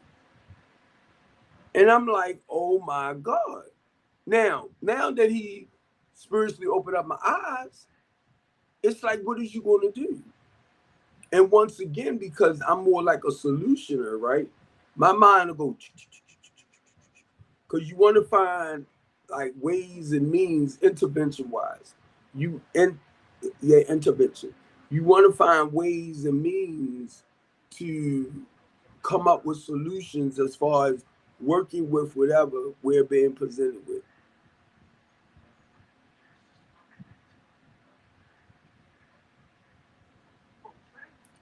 And it just amazes me. And normally when I can talk with people who understand where I'm at and what I see, I be like, thank you, God. Thank you. Because I thought I was the only one. But I'm not. I'm not. And it's others that sees what you see. Some of them just, I don't want to say they don't care, but it's more like it is what it is, you know. And that's where I'm at. I don't want a lot of outside stuff that I don't have no control over, or say like it's the people that comes my way and they want that extra help for whatever reason. If I can be available, I'll be available. Like I had a young lady that called me today about about a place. And she told me that what's happening now, she called the rental office and the lady told her that she was gone for a week or so. She just came back from vacation. But the point of what she was saying was they sent her application to housing to see if they approve her for something. But then it was another one that I talked to that for 1,300, and that's who I thought it was. They want 1,300 for the rent, 13 security. Then they want to double it. They want to double it, so it's double the security. So I called the owner to talk with him about, you know, dropping the other one because she's in the housing program. So the owner was like, "Well, I'm business, blah blah blah. I understand all that." But that was the point of the second chance housing program. Not to judge them too hard according to their evictions and stuff like that. But now, once again, it better help me to understand too, if your credit is not that great, that is the reason why they're going to do double security on you. They'll work with you, but if they do double security, either you got the option to go ahead and pay the double security to get in, or you keep moving. And my thing with anybody, you know, I'm gonna say your background check better than I do. So if you know you're gonna have an issue, if you want to get into a place for 1,300, at least make sure you got your 2,600 and work towards getting. If you know they want to charge you, there's a good chance they might want to charge you double security. Save up your 3,900. That don't mean you have to use it all, but at least you know you have it. So this is something that I have to talk with my clients to a little bit more too. If it's your background that's going to hold you, I want them to work with you with Section 8 or low income anyway. But if they see your paperwork and see that you can actually afford the place, then when I say that, I'm talking about your check stubs and stuff. When they see that and see that you can afford the place, they might not apply or put you in that hub housing, that subsidized housing. You get me? So this is some stuff that I can explain more to my clients. But I do want you to be able to get into a low income house or Section 8. If you can pay 1,500, am I saying this right?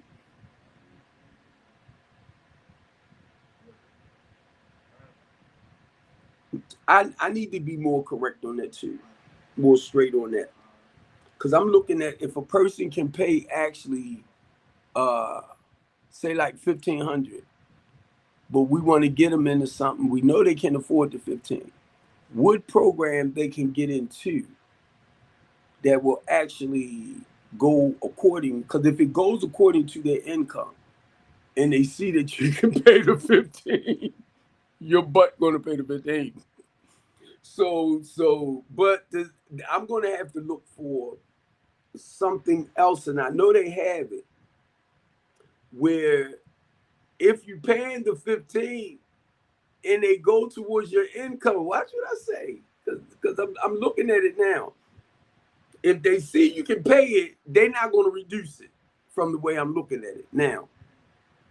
But if you can get in with them doing a low income off of that 15, that's would be great. So I have to find out what type of program that works with them in that sense, right? Because if it's going to according to your income and they see that you can pay that income, they ain't gonna get you to reduce it. Did I say that one right? I think that's what it is. But I am going to find out more into it. So that way I won't be feeding people misinformation. But if you can afford it and you're applying for something that's like 1,500, they're asking for 1,500. I think I'm going with it right now. If they asking for 1,500, but you can't afford it, and I'm gonna say like a 4 bedroom, right? But if you can't afford it, I think that's where that substitute part coming in, assistant, to help you be able to. That'll help pay for so much of that 1,500. I think that's where that one is at. But I still have to find out what program is called, because you know HUD housing has several programs. So I need to find out what will cause you to actually be able to get into Section 8. What, like, how much? Because I'm looking back at according to your income. But then I think I better go where it says, like, if you want a 3 bedroom, and that 3 bedroom is 13, how much of it, how much of that 13 will it cover? Hey Bishop, so I am gonna have to find out more. So that way I have a better understanding when it comes to like the rental office and how they do their stuff for the clients. And what I did do, I started doing research on other apartment complexes with office space in it. Because I would like to get another like lease transitional place, but to have offices in there too, where we could do our programs. So that's what I'm looking at. But I know anyway, I know God got it, you know.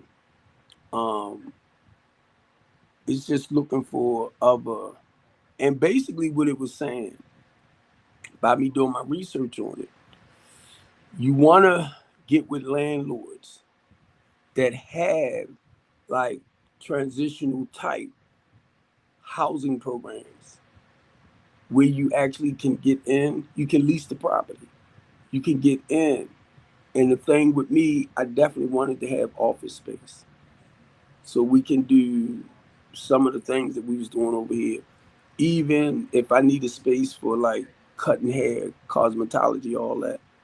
Um, it has a commercial kitchen in it where we could do culinary classes, and that's what I'm looking at. And I know God already got it lined. I know he already have it lined up. But I had to start researching it to find out what other apartment complexes around in Baltimore City. I even started doing some research, Bishop, on like schools because to be able to get a school that's closed down, and the classrooms you can turn into bedrooms and stuff like that, right? Then you still have your culinary classes. You can do a lot of the programs out of those. So I'm gonna look more into that too, because the goal for that was to look into it to do the multi-purpose center in there. But a lot of the schools that shut down, some people will use them for homeless shelters. So that's a good option right there. But for me, it would be the transitional housing part, which is basically, if it boils down to it, your shelter. I wouldn't like get rid of them 6 or 7 o'clock in the morning. They got to go and they can't come back till a certain time of night. No, that's not what I want to do with them. The good part is to have that space and have classes in it. Uh, basically, training, educational. So you want that area where you could actually house them, and you want that part where you can have your wraparound professional services there as well, education wise on top of that. So they won't have to go too far. It'll be everything under that one umbrella. And that's what I'm looking for. And I know God got it. I'm just sharing this with y'all, right? Um, and I just had to look into it because it is a lot of apartment complexes out there. It's a lot of schools that's out there that's vacant that you can use, because a lot of people are using some of the schools that's closed. They're using it for shelters. But now I was gonna say, because I'm a step above, right? Because I'm more like on that next level where the shelter is just to keep you overnight, to have a roof over your head. But in my sense, and that's just overnight, in my sense, I might have to keep you for months to transfer you to the next level. So I'm just looking into this. I'm just, my mind is like, what's the best option to take? And in my case, because I don't have financially something to get on that larger scale like that. Because 9 times out of 10, if I lease something, they're going to want at least three, and I'm gonna say like 5,000 a month for that facility. But I just want to make sure everything is in one spot, even the playground. I want that play area for the children, but I want to fix it up where it's more like homely, where they feel like they're at home and they can go in the backyard and play and enjoy themselves. I don't want to make them feel like they're in a prison or something like that. Or, yeah, when it comes to, and I'm just saying this for the thank you, Bishop. Thank you, Bishop. Thank you. Um, I just, I'm just looking at for the operation, like with me, and I told my clients, I said from 10 in the morning to 4, I said y'all belongs to me, my time. And the goal of letting them know, because once we started our programs, might have a therapist there. psychiatrists, um, educational, training classes. Um, and I'm gonna go back to the culinary classes. We have a washer and dryer, so anywhere I go, I'm gonna have to make sure we have washer dryers. The reason why, because a lot of people don't know how to wash clothes properly, you know. So I want somebody there, which will be the PRP. Hey Dale, will be on the PRP. I mean, I'm sorry, will be the PRP. Um, I want the women, and please listen. I want the women to teach the women how to take care of themselves a lot better. So y'all know what I'm talking all about, you know. Even with the men, I'm not really worried about the men because I got the men. That's how I look at it. I got the men, you know, as far as teaching them. And I have other men that can come in and teach our men how to be more responsible, productive, and stuff like that. But when it comes to the men, to me, I got the men, you know.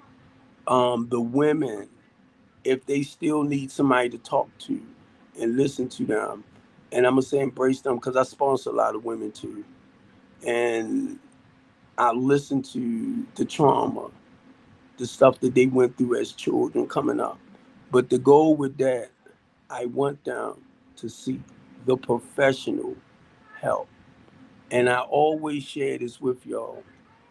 I can encourage you, I can motivate you, I can empower you from the way the Spirit taught me or the way the 12-step program is here. But when it comes to this,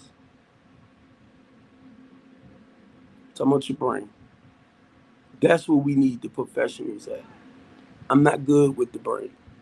I'm not good with, like, what side of the brain might not be functioning right. You get me?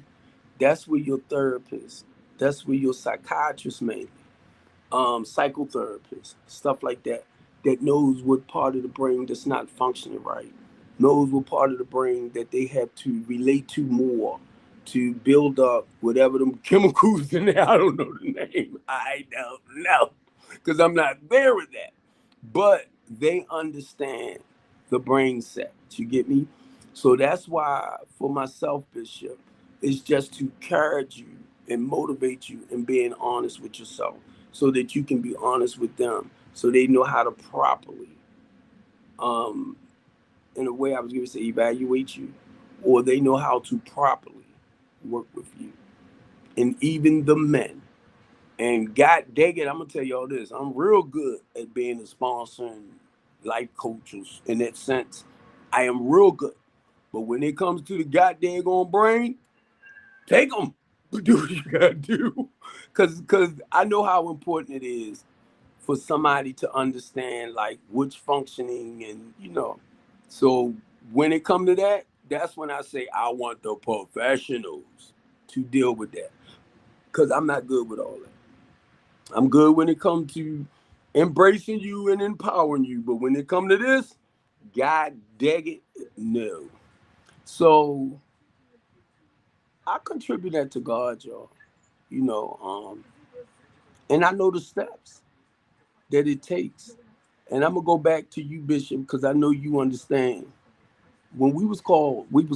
When Christ called the disciples, he said, "Come, follow me. I'm going to make you fishers of men because you're very good. It's like you're excellent at fishing. Now I'm gonna show you how to fish for men and women and children." This is basically what he told me. This is what he told me, right? And you go, you do your best, you do what you can, because basically, for a lot of y'all that might not understand, and Bishop, I know you do, this is my way, or his way, of using me to encourage you to come to him. And he already know for people to change their lives around, It's work that needs to be done here.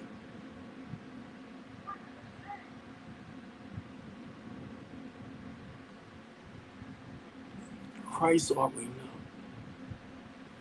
He came into the community. He came into this world to embrace his lost generation of people. I'm telling you what he showed me. He came into this world to embrace the ones that y'all turn your backs on, the ones that y'all will talk about. Oh, that's a smug addict. They don't want nothing out of life. They ain't no good. They ain't this and that. And when y'all say that, I'll come back and I'll tell you. When you say stuff like, oh, they ain't gonna change or they don't want to change, and I tell you, yes, they do. Why? Because I changed. And I know if I can change, I know they can change. But I understand the work that it takes for them to change. Some people don't change overnight. And I know what it is to go and do this and do this. I was taught very well. And when I say I was taught very well, I was taught very well by the Holy Spirit. I was taught very well by reading the Bible, studying the Bible, but not just doing that, living it. I was taught very well to go back out and embrace his law and embrace his lost generation of people. And if you're the type that's doing everything you supposed to do in life, I'm not talking about you.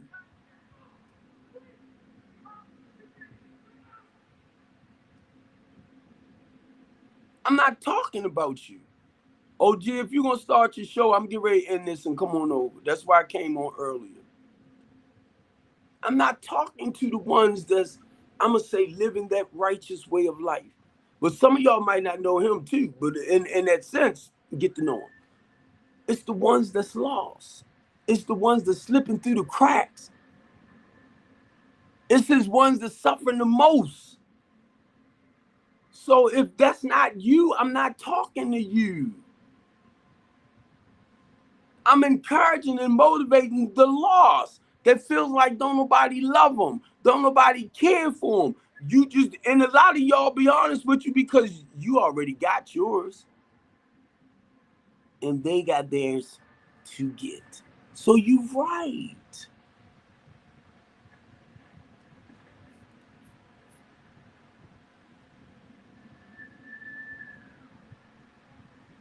And I'm proud of you. Because you don't need my goddamn gonna help. I'm proud of you. I am. Even though y'all might think I'm being mean and nasty, I'm proud of you because you doing all the right things. You living a righteous life. We talking about the ones that don't have that sense of direction, like you, that don't know how to budget financially, that don't know how to 2, 3, 4 kids, financially maintain them, take care of them. And if you got 4 or 5 kids and you doing that thing, I ain't talking about you, because you doing all the right things. But you're not the one, you know. Long as y'all, we can always teach other people. Or if you lived that life and you was able to accomplish, turn it around and accomplish something out of life, you know what I would do with you? Come here, I need you to talk to her. Come here, I need you to talk to her. Come here, I need you to talk to him. Because you've been there and you can walk them through a process that you went through to become a better person. Those are the type of people that I will say, hey, come here, come over here. I need you to help me here. if you willing. Because it's a lot of people that turn their lives around, live a very, very, very productive way of life, and have gotten to that point. I ain't showing nobody nothing. Just like with me. Y'all know I got the business, right? I've been doing this now, I think about 5 years. So I got the business. I'm looking for people with money that say, oh, I like what he doing. I'm gonna go over there, put this $1 million there because I see what he doing so he can continue building. You give me $1 million, give me $1 million. We're gonna start rehabbing houses for the low to moderate income people. All right. We're gonna start rehabbing and revitalizing houses. I'm talking about communities for the low to moderate income people. Now, one, I got to make sure they stable here, but then you put $1 million into my housing program, it is actually going towards the rehabbing and revitalizing houses for the inner city people. So basically, what I'm saying, we talking about the project from homelessness or homeless to home ownership. That's a part of my program as well. But it's to get them situated here first. Everybody not going to want to buy a home. We already know that. But the ones that wants to buy a home can get into the home buyers program. This is what everything is designed around my stuff like that. Everything. The point is, the right people coming in, doing what they supposed to do. I had a group of people before this mess right here, OG, some years ago. I had a $5.4 million loan in. Well, paperwork together to get the loan to do 30 units. It fell apart. So now we're back to doing it again because you learn from your mistakes and everything. God will guide you here. It might go boom. So, all right, I screwed up here with that, or we screwed up here with that. Next time I got to watch out for that. Blah, blah, blah, blah. And then you might go to another level. Boom. Like right here. I looked at it. OG. I tell y'all, I come from 2 transitional housing to apartment building. Floating. I watched it. Something went boom, shut right down. I'm like, what the freak didn't happen? I watched it. Came to a halt. You know what? I called myself working with some people that I knew had my back. They gone. I ain't got nothing to say to them turkeys no more. Because my thing is the people. Number one, I do transitional housing. All this other bull junk, if I ask you to come in, I'm referring clients to you to take care of them. You come in, you get what the he say, the she say, the naysayers. Bye. I don't play that. If you cannot do your job, and I want you to see this on Facebook, because I know y'all peeping behind your curtains. When you come in and you dealing with Steve Copeland in his transitional housing, stick to your job. Stick to your whatever is your position in life and what you do. If I bring you over, stick to it. Do not come over here and try to turn my transitional housing around. Do not do it. That's me. That's me and my clients. Do not do it. And if I find out you coming over here with that street mentality, trying to steal and rob from our people to fatten up your pocket, you're gone. I don't play that. And y'all know that. Ask anybody about me. I don't live that dope fiend mentality no more. So don't come with your bull crap. If I spot it, bam, bye. And y'all know that. See how loud I get because I don't play.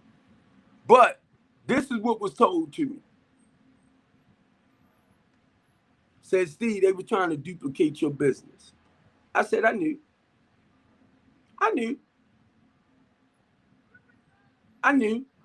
It just wasn't clear enough. But I said this, OG, and you know it. I said, now they're going to see what it is to actually run what I do. And I was just saying it, protect, not really realizing what I'm saying. But when God moved me out the way, I said, now they're going to see what I go through with the transitional housing part of things. And not just that, dealing with people with the mindset. I deal with people who dealing with life trauma, like bipolar, schizophrenic. You got to protect them. You got to know how to work with them.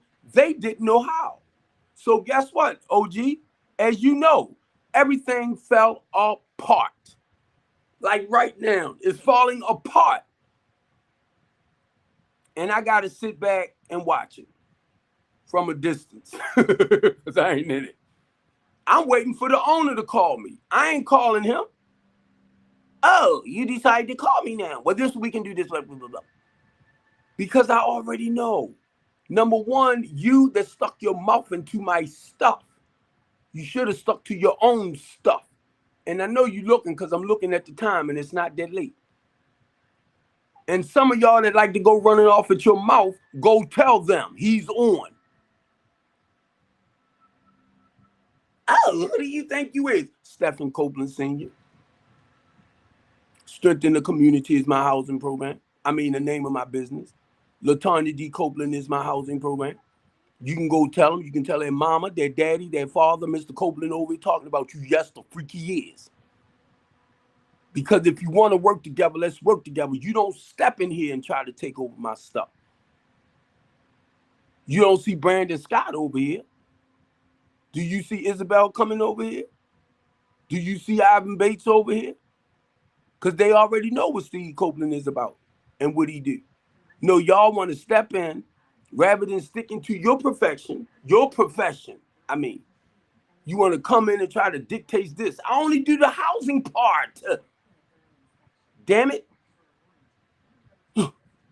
Anyway, as I was saying, y'all screwed up because you got greedy, suckers. Yeah, I know y'all don't like it. Y'all got greedy. And I understand we're going to make money, but you don't come in here like that.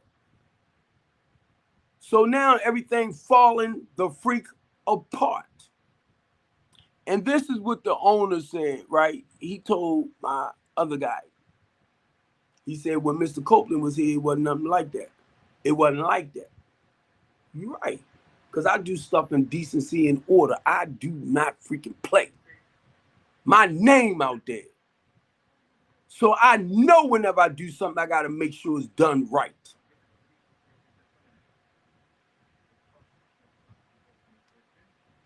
So anyway, what's your name was telling me, because I'm looking at what this owner, I'm looking at what the owner, what they doing to the owner building. And this man wanted us OG, and you know it. The same type of program I'm using to help people change their ghetto mentality and teaching them how to maintain and take care of this man property and pay their bills on time, and they over there turn it up. Do y'all know how that make me feel when that's what my program is designed to teach people, not to be destructive? And y'all coming in and y'all allowing them to tear this man's stuff up. Because none of y'all over there doing the necessary things. Like, you need security in the building. You got people in the building that deals with seizures, heart attacks, stuff like that. Y'all ain't got nobody in there watching them. And I got to sit back and hear certain things from clients. Because y'all decided you wanted to come in and put your mouth in on my business. And the good part about it, OG, the landlord is putting them somewhere else now. Because they done set up there. I don't know who did it. It wasn't me, but gave them a 30-day notice to get out. You supposed to gave me the 30-day notice, not them. Because they are my clients. It's my responsibility to move them somewhere else. So they doing all of this behind me. So I ain't trying to be mad, OG. You know why? You know why? You know why? Because the owner got a lot of places. So what he did, he gave the ones applications to put them somewhere else. And I'm like, thank you. Now I can sit back and mind my freaking business because y'all fucked it up, niggas. And forgive me, TikTok, I'm mad. I forgot. They dropped somebody else was saying that word. But look, seriously, all jokes aside, that's why I got a woosah. Because you stepped into my business. I do transitional housing, temporary housing. When you mess with my clients, my homeless people, my less fortunate people, and I ain't talking about fighting you. My mouth is my biggest weapon. I will come for you with my mouth.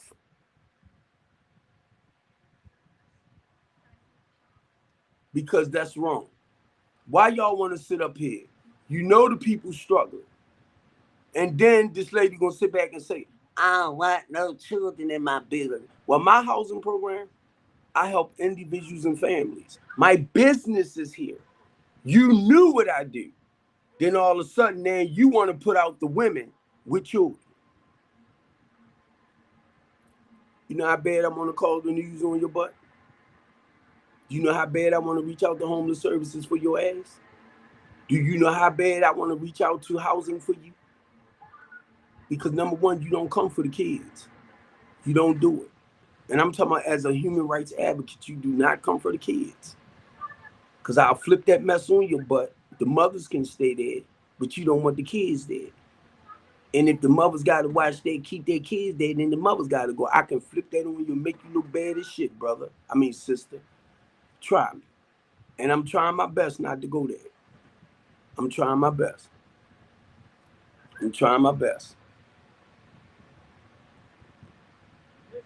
I'm trying my best. What's up? Ain't not much true. I've been saying I was gonna cut this out, but OG said he's not going on this 5. Yeah, bro, I'm just trying to calm the big mouth boy. No, that's where I go.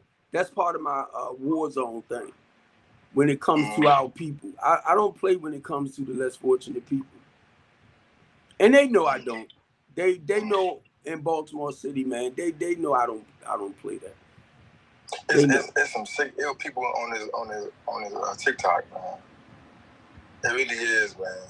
It's sad to say that, but they don't have no knowledge with what they teach. They don't have no knowledge with. It's like they're trying to downgrade each other to make themselves feel better than you see what I'm saying? Yeah. Trying to be little, and it's like I'm like, who you been around? You see what I'm saying? Like we was talking to Alexander. We was talking to him. And it's crazy how it's like how can I say this? I don't want to be in no cart training. I'm not in the cart. Right. Because cart that's what man want, that's how mankind is. But I was on this panel yesterday. It was so disrespectful, man. Like these females, they was trying to downgrade me, trying to belittle me because I'm kind, respectful. And it's like, since I'm not feeding that, they get mad. You see what I'm saying? So, and I'm gonna tell you why my head went down like that. When you said the word cult training. When you said cult training, I was like, because I was trying to figure out what is happening amongst us. And I really don't want to get too caught up in trying to think, because it's more like it is what it is, unless I'm talking with somebody that can relate to certain things. Because I mean, to me, things are clear. It's normal. It's beautiful. But then some of the stuff that I get from other people, I'm like, what in the heck is going on? And I mean, seriously, you know how you might have to grab something small and say, wait a minute now, I know this is looking right, that is right, because you checking yourself out. And it's normal. But then when it comes from other people and it sounds so far fetched, like people is being reprogrammed. And I'ma share this, and I think you was on there the other night too. When we was up here, when I said something about I ain't wanted to ask this question, True, because of what I've been saying. But my thing is Christ back? And I don't know about him. I'm just saying that, right? And then it's like, wait a minute, has the devil been released from his 1,000 years reign? And Gorgeous said, oh, he been released. Because I'm like, I'm the reason why I'm saying that, right? Because it's like my eyes are open to stuff that's probably always been there, True, but it's like I never really paid attention to. And I'm saying it, and I don't want to question much because it's like it is what it is, what it is, if you get me. But I'm like, what in the hell is going on? And mainly, and with me, y'all, and the reason why I'm saying that, because everything I do, and I believe it's according to the will of God. Everything I do. And the reason why I'm saying that, because I have to look at my old life compared to the way I'm living now to help myself understand that I'm still moving in the right direction. You know, I'm not practicing a lot of that old defile and crooked stuff. So from time to time, I have to observe myself to realize, no, Steve, you're steady moving in the right direction. And some people is okay when I use words like this, because you know, robbing Peter to pay Paul. That's robbing and taking from the less fortunate to fatten up their pockets. And my thing is, you okay with that? And then if you're a God fearing person, or you call yourself a God fearing person, how do you feel comfortable with robbing and stealing and taking from his people? And you still can walk around like you happy, joyous, and free, like it's nothing going on. To me, that's not God. That's just me. That's not God. I mean, God dang it. I was offered, and I shared this a few times too. I was offered $1 million to stop doing strength in the community, like turn my back on the people. And I was like, I can't do it. I can't do it because I felt like if I had sold our people out, my conscience wouldn't be at peace. So I can't do it. And I feel like this. Whatever God got for me, he got for me, man. And but the main thing with me is making sure his people is okay. I retired at 58. If I get up, I ain't looking for a regular. I retired at 58. So I'm not looking for no regular job like tractor trailer and driving again or something like that. No. My goal is helping people because I live comfortably. I live comfortably. So my goal is to help people overcome certain things. And it's not to rob and take from them. And that's where my spirit is at. So a lot of times, True, I have to look at myself to make sure that I'm still moving in this God-centered, God-fearing direction, you know. And it's not to take from his people in the process. I want money just like anybody else, you know. Like I said, True, I got a white box truck. I need to get a ignition for it, and I need to get a new window put in. I ain't got the money to get that fixed yet. Then I got my green truck that I had to put in the shop that my daughter had. Somebody put a starter, not a starter. What is it? Not the starter, the alternator. They didn't hook it up right. So I had to put that in the shop to get fixed, right? And the goal is to use it because it's paid for transportation for the business. So if I'm a rob and steal and take from people, I rob and steal and get my goddamn on truck fixed. So they gonna get fixed. That's not a problem. And but it's just, you know, just trying to make sure this is straight. And I can even take from that if I want to do over here. But I'm doing here to make sure that's straight. because no matter what, I know this gonna get straight either way if it's no more than new trucks, you know. But I know it's a time for all of this. So I'm just saying that because some people try to accuse me of robbing and stealing, and I'm like, no, that's not how I roll, you know. And if that's what you do, that's fine. I just don't rob and steal and take from people like that. So, and I appreciate, hey, true, you know, I appreciate you so much because you always feed me positive energy, man, and I need it. But like I shared earlier, man, the reason why I come on and do what I do, if it's for the people that's living right and doing all the right things, I'm not talking about you. But when I do talk, most of the times I'm talking up against the opposition that tends to enslave and oppress the people. Then I'm talking to our people that's basically living below the poverty rate and they struggling to move forward in life. So a lot of times I say stuff is to empower, motivate, encourage them, and to say things to other people to help them understand I can't do this by myself. I need y'all help in helping them. But I realize a lot of people ain't for it, bro. A lot of people ain't for it. They not for helping those that need to help the most.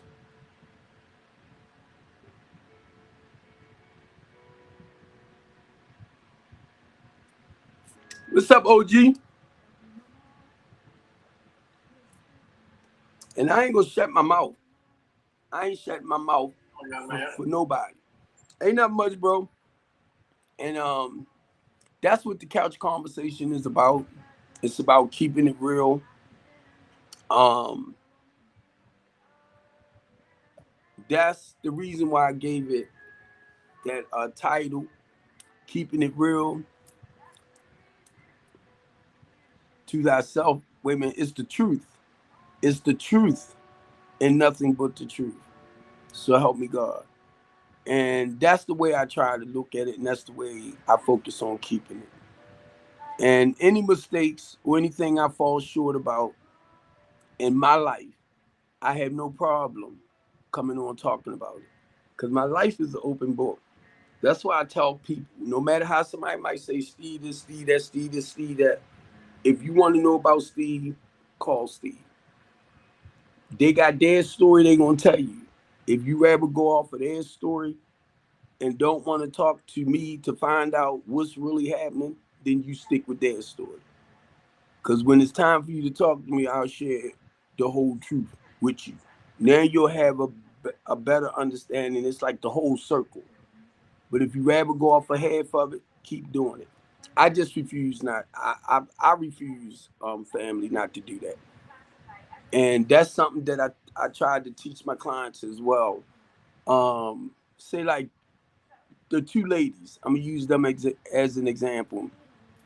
Um, this one girl, just because I gotta explain a little bit. She had gave this girl a card. Suppose they went and spent $5. She spent her whole all the money on the card. Now that's what she said. That's what she said. So I never addressed it because I felt like whatever you and her went through, that's something y'all need to deal with. Because I don't know if it's true or not. You get me? So I wasn't trying to get caught up. Come here. She said you did this. She said you did that. I wasn't trying to get caught up in it because I don't know who was actually telling the truth. So I felt like whatever happened on that end, you and her need to straighten it out because you don't know. And if it's something you haven't seen or experienced for yourself, and I mean seeing what happened and seeing that it actually did, you to me it wasn't to address it. And plus it was something outside of the building. And if she did what she did, that taught you too. Don't give anybody else your information. So little things like that, man. If I don't know, I try not to get in. I don't know who's telling the truth. So I don't just pick a side. And I found out, OG, this is what happened amongst like me and the lady that I was renting the property from. One, She telling you what she wants y'all to know. But when you talk with me, I'm going to tell you how we came to that conclusion for my housing program to be in that building. Why did I come in there? Was to help her put back the money that she was losing for not having any clients in that building. Her and her daughter was losing money. She ain't telling y'all that. So if you want to know the truth, she knew all about my housing program and the children, but she's flipping it. Then when I tell them Marlo, which is my business partner, introduced me to her. Then she introduced me to the landlord. My thing is we want to know the truth of what all happened. Cause she's making it sound like she ain't know who I was. She know that. I'm like, okay, if that's what y'all believe, what you want. But that's because I found out too. The one that's supposed to have been providing the mental health for the clients needed help herself. So if you want to believe what's going on without getting the whole truth, then believe it. It just goes to show me how you are as a human being. I was going to say something real negative, but it shows me how you are. Because I don't want people to come and feed me junk. I don't know about nobody else. I just don't want people coming to me, well, you know, such and such said this, and such said that. Well, you take it back to such and such, and you keep it with such and such and such. That's where I'm at. I ain't for all that. Y'all get me, family? I'm not for that. Come on. So when I talk, I'm going to talk about me. And if you're a part of what we talking about, you know, I'm going to talk about like what occurred, what's happening. And it's not to really make you look bad. It's not, because I have the utmost respect for you. I was just beginning to see a side of you that I really don't care for. You can be the most beautiful person in the world, right?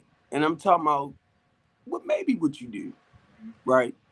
But if I see a side of you that I don't like, and it reminds me too much of the old ways and days, personally, I'm gonna move away from it. I'm gonna move away. So you can, I ain't telling you stop doing what you do. It's just that I don't want to be a part of it. And I won't badmouth you. But if you bring it into my business and it's interfering with what I'm doing, I'm going to talk about you because that's an experience for me. And I wouldn't even suggest to nobody else not to deal with you because I know, like I said, your heart and your mind might be in the right place. It's just that because you might work better with somebody else and they might not mind that. I just don't care for it. And I tell everybody that. If if I spot that old bull junk in you, I'm not. I'm that reminds me too much of me and Donald Trump type behavior. No, I had to throw Trump in there because that's what I tell people. Look, protect. I tell people, look, I ain't got nothing against Donald Trump, but Donald Trump remind me too much of my old hustling days. And they probably don't catch it, but I'm just saying he good at what he do. I'm just not there with that. I don't care for it. If that's how he do business, that's how he work. Y'all want to praise him, glorify him, all that, that's fine. I know he real good at manipulating and playing games. I know that. I just don't care to indulge in that. Come on, OG or True. Protect, I'm sorry. OG, you made me feel like you've been sick or something lately because I noticed you've been coming up. I see you, Cam. I noticed you've been coming up and you've been kind of quiet. Too quiet. Yeah, I just, it's just dealing with some things right now, bro. That's all. All right. So that's why I say you're good. I'm not going on tonight. Yeah. I still need a few more days to heal. Yeah. I still need some more time to heal before I try to go back online. So I'm just, that's just being honest with myself. Yeah. And I'm trying to do as much as I can for right now because I know it's going to come a time where I'm gonna get to running again, and I probably won't be able to come on as much. And that's what dawned on me too. And plus, it's some personal stuff that I need to do too, like follow up on my doctor's appointments and stuff like that. Because all of that, um, while I'm like on this little break, I need to really, get back on to doing all that, like my personal stuff. Um, Getting my driver's license straight, making sure everything taken care of medically. And my lazy tail, I'll get up early and I'll turn around and go. I'm like, you better get your butt up and start, making sure everything's straight personally, you know. So I need to take that opportunity out too, since I have that break in between and not knowing what's going to happen. I'm talking about building wise because from what I understand, he wanted to sell a building. If it's for me to take over the building, in that sense, if you work with me, that's fine. But and it could be for me to continue, just move on, So I don't know where that's at. It's just sitting still, waiting on God. But still, I need to get my truck straight. Both of them. I need to get my license done. I need to reschedule my doctor's appointments and follow up on a lot of stuff, like my eyes and stuff like that, because these are just readers. But I need to get a lot of stuff to make sure, health wise, I'm still, doing what I'm supposed to do to make sure my health is fine as well. I feel good. I don't feel sick or nothing like that, but still, you want to stay on top of all this stuff. And now is the time. Is just doing it, just doing it. Why I have this break? Because I know I'm gonna start being busy again, and I don't want to make the same mistakes. You know how that goes. You want to learn from your mistakes and do better the next time. And that's how I look at stuff. Everything happened for a reason. It ain't gone nowhere until God said it's over. Until God said it's over. True. But yeah, it's just it's life, man. It's life. The journey, the mission, the purpose. Until God says it's over.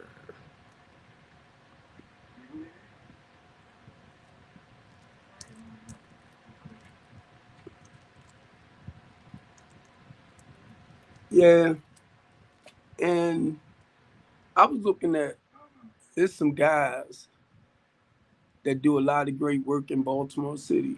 So they talking about working with the sheriff department, with the youth, and all this type of stuff. And I'm looking at my talk show, and in a way, it's like I would like to work with them, but I know me, and a lot of people tend to get offended when I come in because my stuff is a little bit more settled than most people. Because if they don't have their program together, and mine is more together, it's just the people coming into play to do what needs to be done. I'll step back, but it's for us to work together. And because I go through so much with people, when I come in, they feel like I'm trying to take over something, and that's not where I'm at. I come in, I play my role, we all set things up together, and I want to step back and just watch it grow. But sometimes, just for the people that it's like their light shining, continue shining your light. I just know from where I'm at with the production of the Teen Talk Show. That's what I'm talking about. With the production of that, and I know what y'all want to do with the youth or the teens. Let's just do it. But it seems like for me, when I step in, people just get so intimidated. Like, why? Why?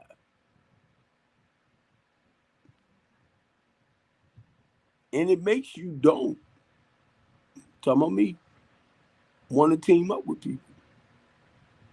Because it's like every time I do, and my mind is like here, and I know how it's lined up. I know how here we need to do it. You just continue doing what you're doing because you bringing in like the missing pieces to where I'm at, and just come in and play your part. That's what I tell everybody, OG. Just come in and play your part. I can share with you from this point of view or what needs to be done right here. And I just need you to add. I can't do this all by myself. If we do the say like mainly when it comes to the youth, right? You can always have stuff for them to get into, like programs. If you got some that want to get into music, want to get into art, want to get into theater, and when you have a place there to help them embrace that, that's what you want. Then in that process, as it goes on, you want to get to the root cause of whatever behavior that causes them to behave and act the way they do. So now here come your therapist. Now here come your psychiatrist. And then when I'm dealing with certain people, listen to what I'm saying. That wasn't our purpose to go that deep.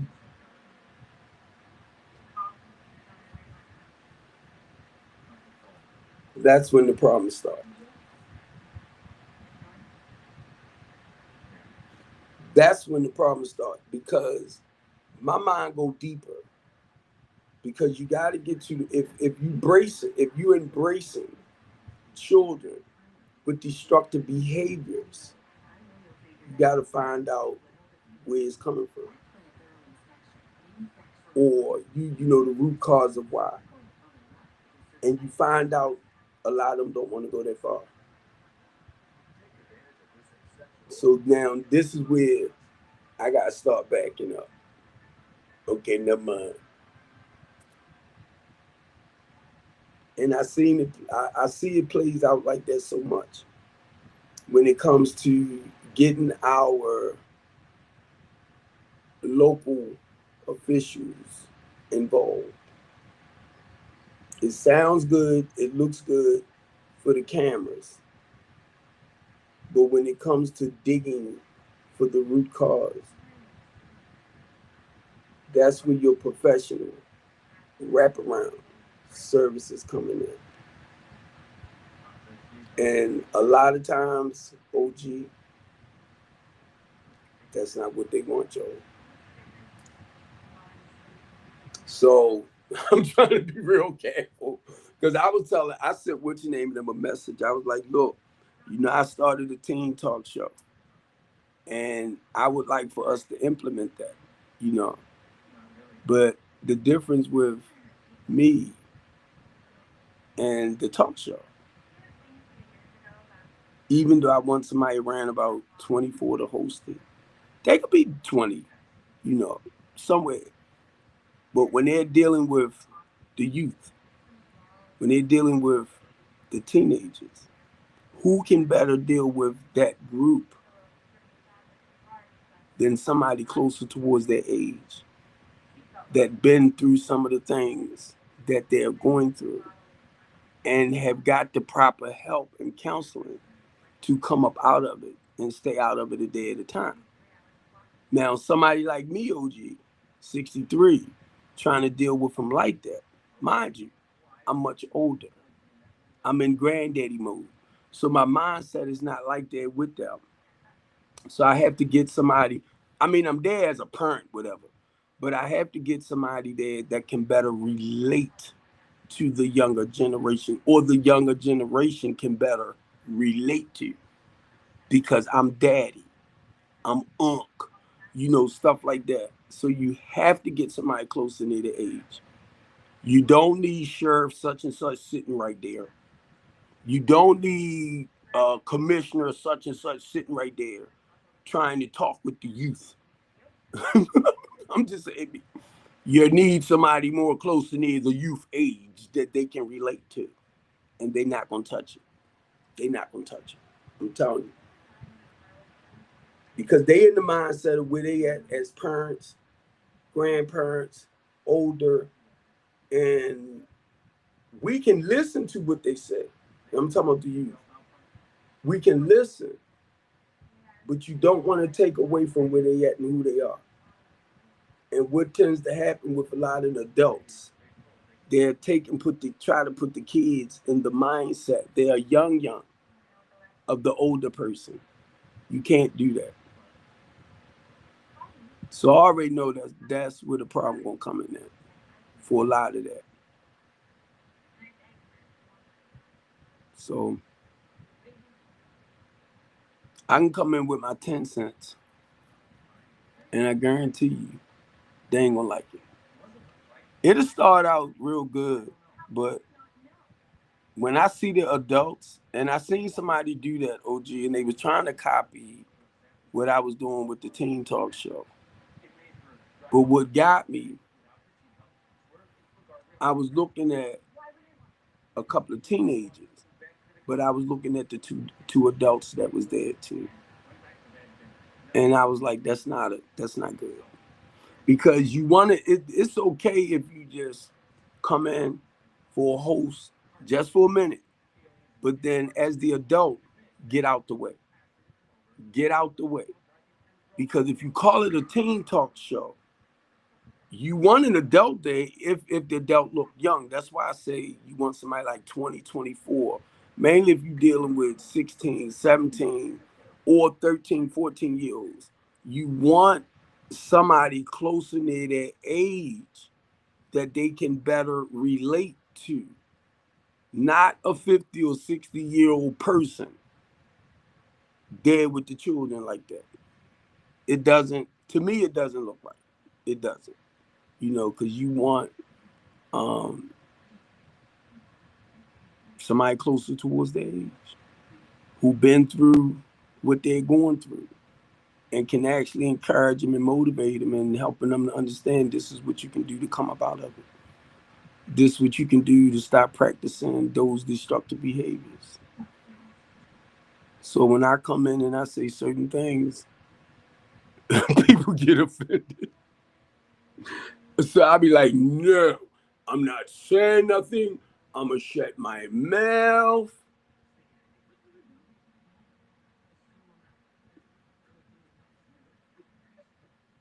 But I am going to just promote the talk show. Because if they can get, if they want to start like a platform, live stream platform, I have it set up. It's just getting somebody in there to produce it and direct it. And sometimes you want to have like a meeting session before the meeting, before you start doing your live, so that we can talk about certain things that certain they can't actually express on the live itself. So you want to address certain issues in the process of going there. So once you do talk, you can talk with them way before the conversation itself.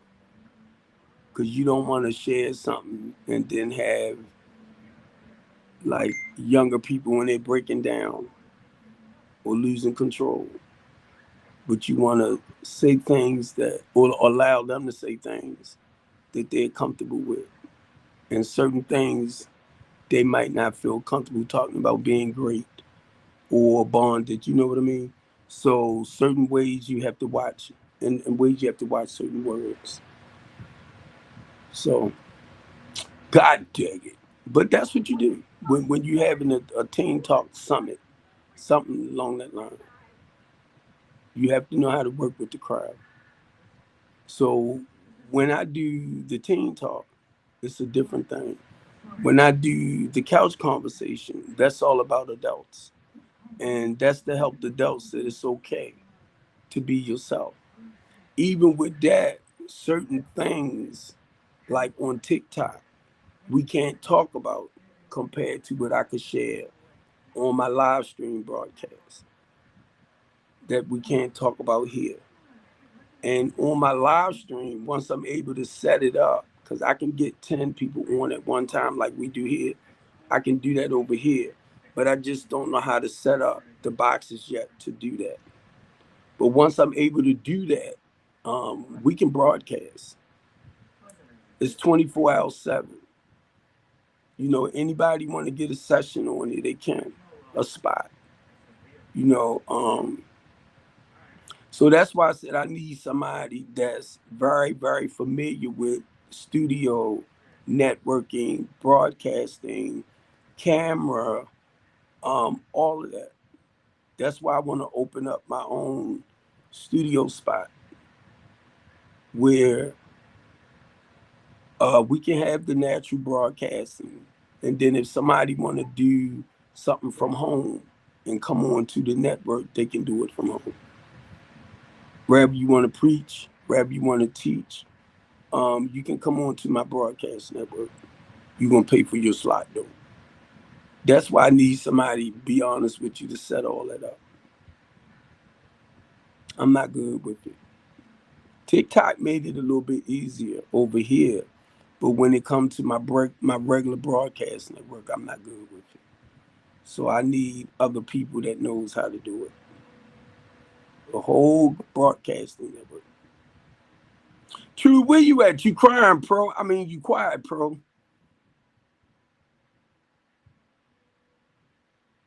Y'all done fell asleep.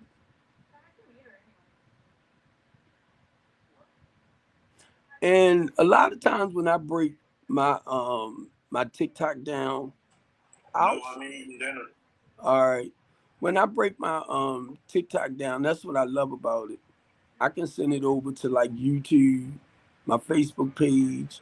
I can send it over to my other sites. Even though right now I'm looking at the couch talk. I've been on for 3 hours and 6 minutes over here,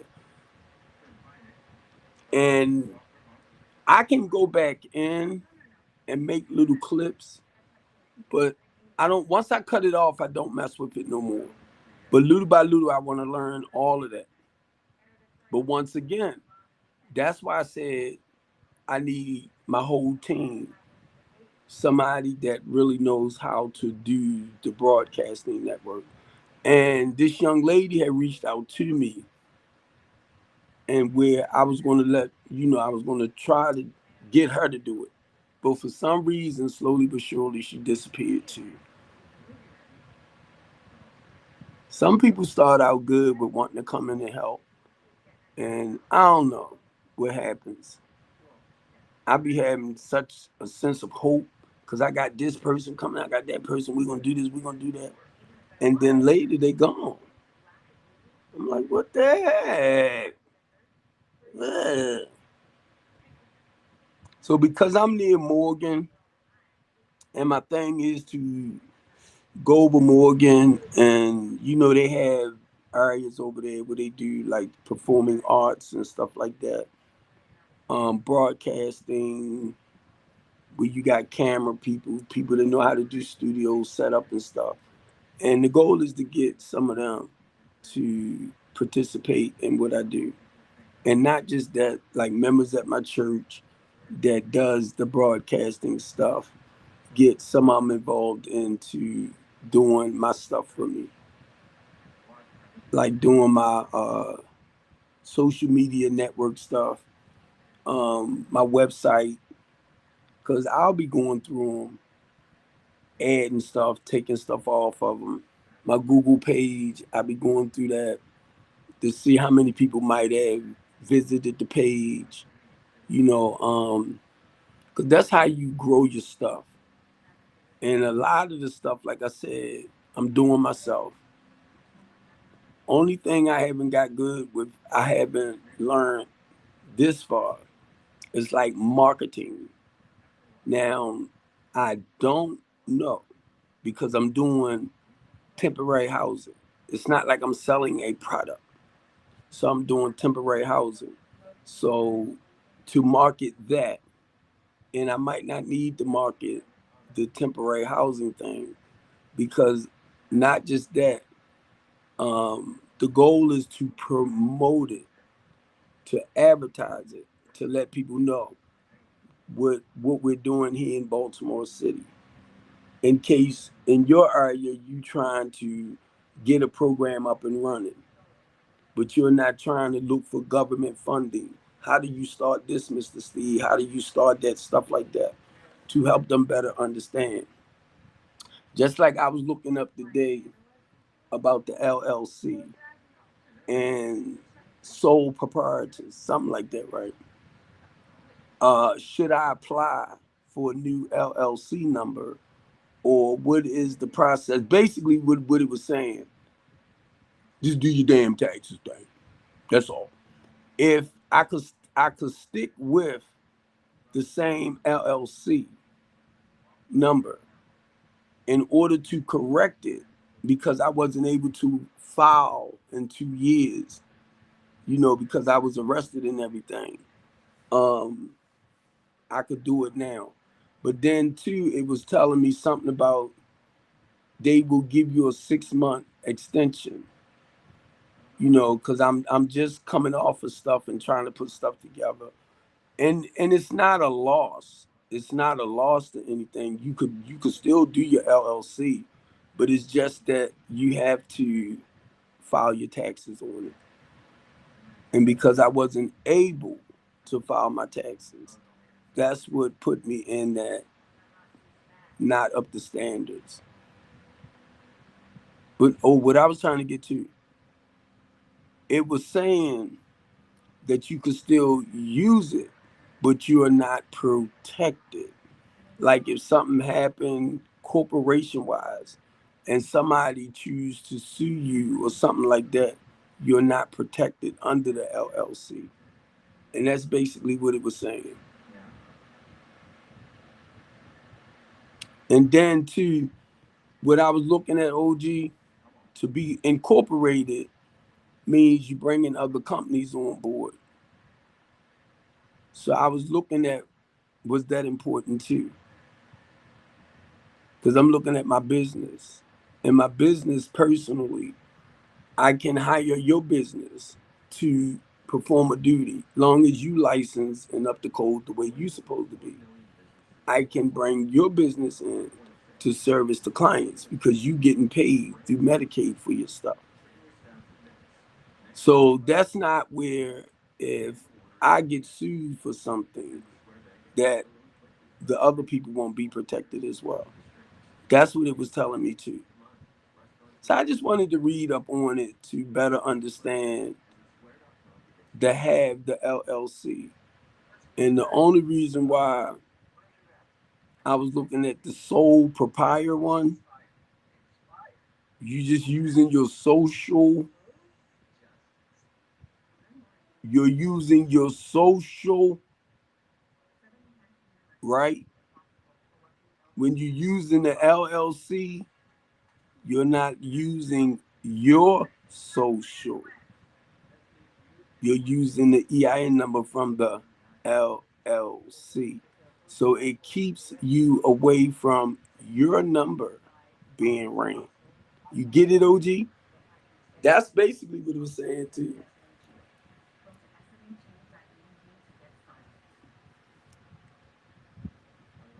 So you just for me, I like to know certain things, which the best route to take. Some people will get an EIN number to protect themselves and from a lawsuit and other businesses. or your shareholders.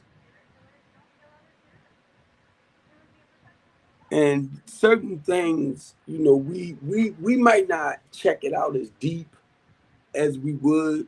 We'll just get it to operate a certain way.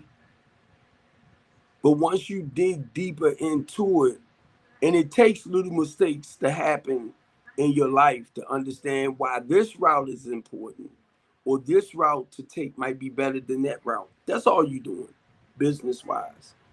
But it's other people that will turn around and try to make little things business wise, make it seem like it's so horrible. But it's a way of doing business, but you have to follow the criteria of whether it's an LLC or a sole proprietor. You still have rules and regulations that you have to follow. You still have it. But then it tells you why it's so important to take this route, mainly when it comes to the insurance side of stuff, how well you will be covered more, or your shareholders are covered more of a loss here and there. And that's what I was getting from it. So I said what I'm gonna do just to, because I don't want to do the soul. I don't want to do that. Not right. I don't want to do the soul. But if I do, well, to correct that, I need to get with a CPA to correct what I wasn't able to correct, to bring it back up to code. As far as get that, stay with my own EIN number, because it did tell me I can start it over again with another EIN number. But the most important thing is every year, no matter what, you got to do your taxes. That's all. And by me being down for 2 years, I wasn't able to do my taxes. And I started to call them and tell them that too. Well, the reason why I wasn't able to do such and such and such and such, because I was overseeing. Because that's all it was saying you can do too. You can call your state or write to the state, do the email thing, and just let them know what held you up from doing such and such and such to bring you back into good standards with filing. That's all it is. So it's no loss. It's just you want to stay corrected. And the reason why I said people tend to blow stuff out, because even though I look at a lot of companies that's LLCs, and they might not be in good standard, but they doing great business. The only thing it's saying is they haven't filed their taxes. Cause you have companies, man, that's already making buku money. They just ain't filed taxes on it. And they already working. They already got business people that they work with and stuff like that. So it's not like they're gonna stop working, doing their business. It's just correcting your mistakes. You haven't filed this year, you haven't filed next year, file.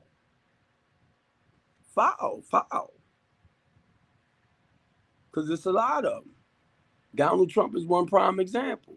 He wasn't filing his taxes because he knew certain laws you can get around. That's why for a billionaire, when he did owe taxes or paid taxes, he only paid what, a 700 something dollars, because he was playing around the system. But look, he's already established business wise. Same with Elon Musk.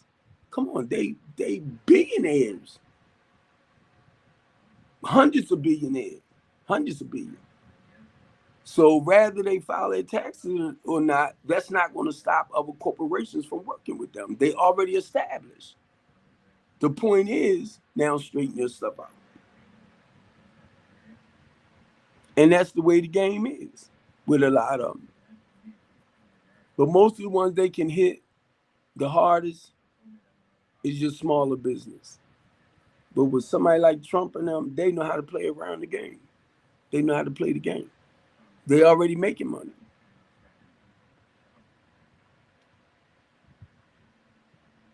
So I am gonna go. And OG, I'm gonna tell you right now, I probably end up falling back to sleep. It's almost 6 o'clock too. Probably falling back to sleep and be up half for the night. So I love you. I love y'all. I'm probably gonna probably take a nap. Yeah. Yeah. I might take a nap because I just got done eating. So I don't know yet. I'm just sitting up there watching the news, getting things ready for tomorrow. You know, trying to get this job and stuff done tomorrow. Hopefully we can do it. Yeah. So other than that, that's all I'm doing. And look, I'm So all right, yo boy. all right, bro.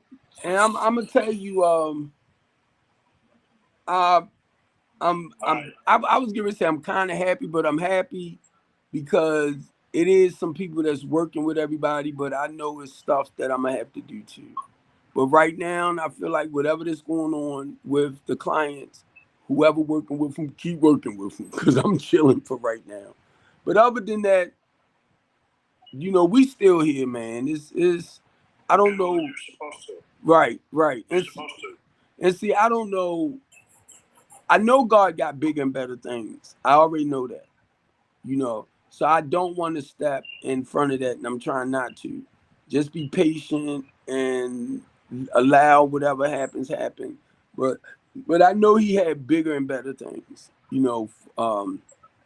For the vision, for the mission. It's just being patient, and it's giving me time. Like I said, OG, I need to basically get my license straight. I need to.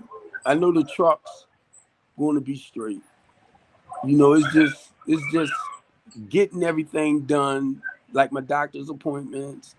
I think I made an appointment for the eye doctors. What I need to see the eye doctor.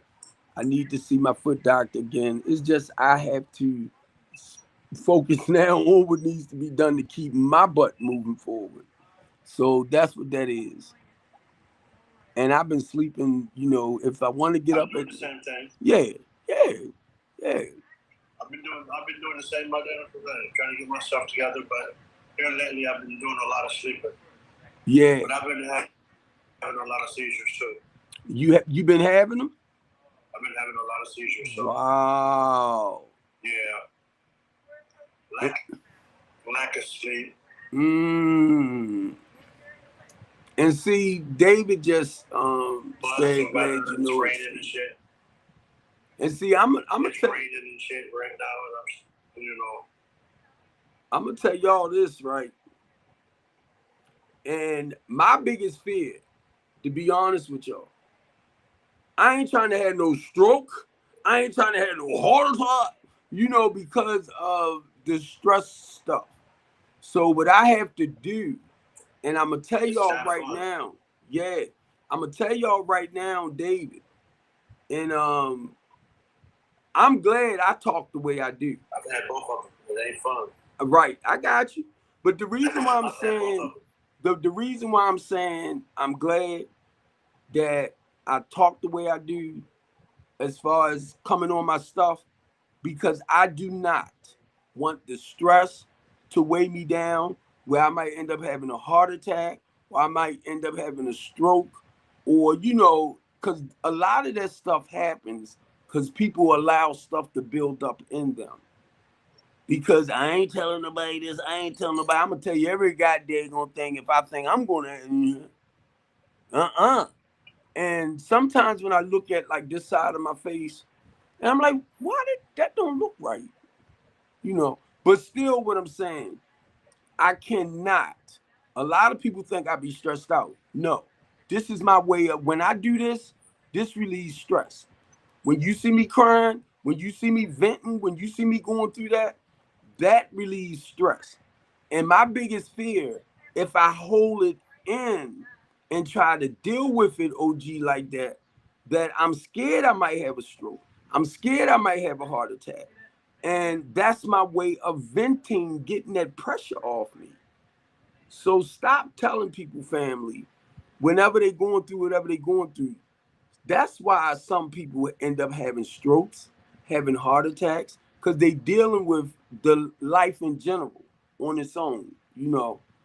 And I'm just sharing it with y'all, David. That's one of my biggest fears is me holding stuff in. I will listen to gospel music. I will read. I got puzzles on my tablet. I have games on my tablet, spades, pinochle. I'm playing something to get rid of a lot of that overhead. And people, when I start yelling and screaming in certain ways, people be like, "Don't let this bother you. Don't let that bother you." No, let me scream and let me yell. Let me get there. The reason why I'm saying that, because it's called the pressure release, and they don't realize it. And I'm sorry to hear that, OG. You know, I live by myself. Nowhere in the world I want something to happen to me, and my kids don't know.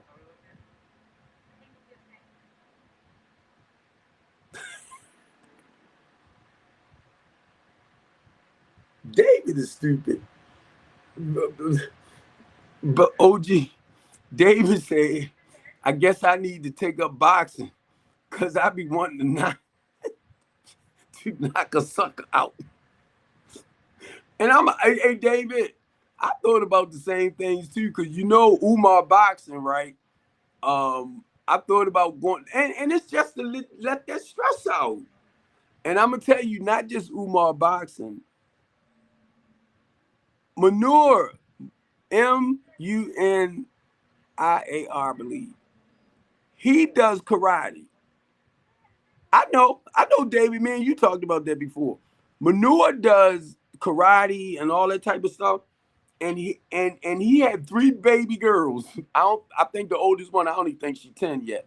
But he be teaching them all that. So if it's no more, David, I'm thinking about hooking up with him in case somebody want to come at me, right? I can go wah wah wah.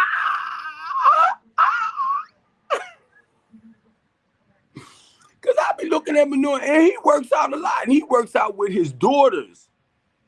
I feel sorry for any man coming in life as they get older because they're gonna chop him up. Pop, pop, pop, pop.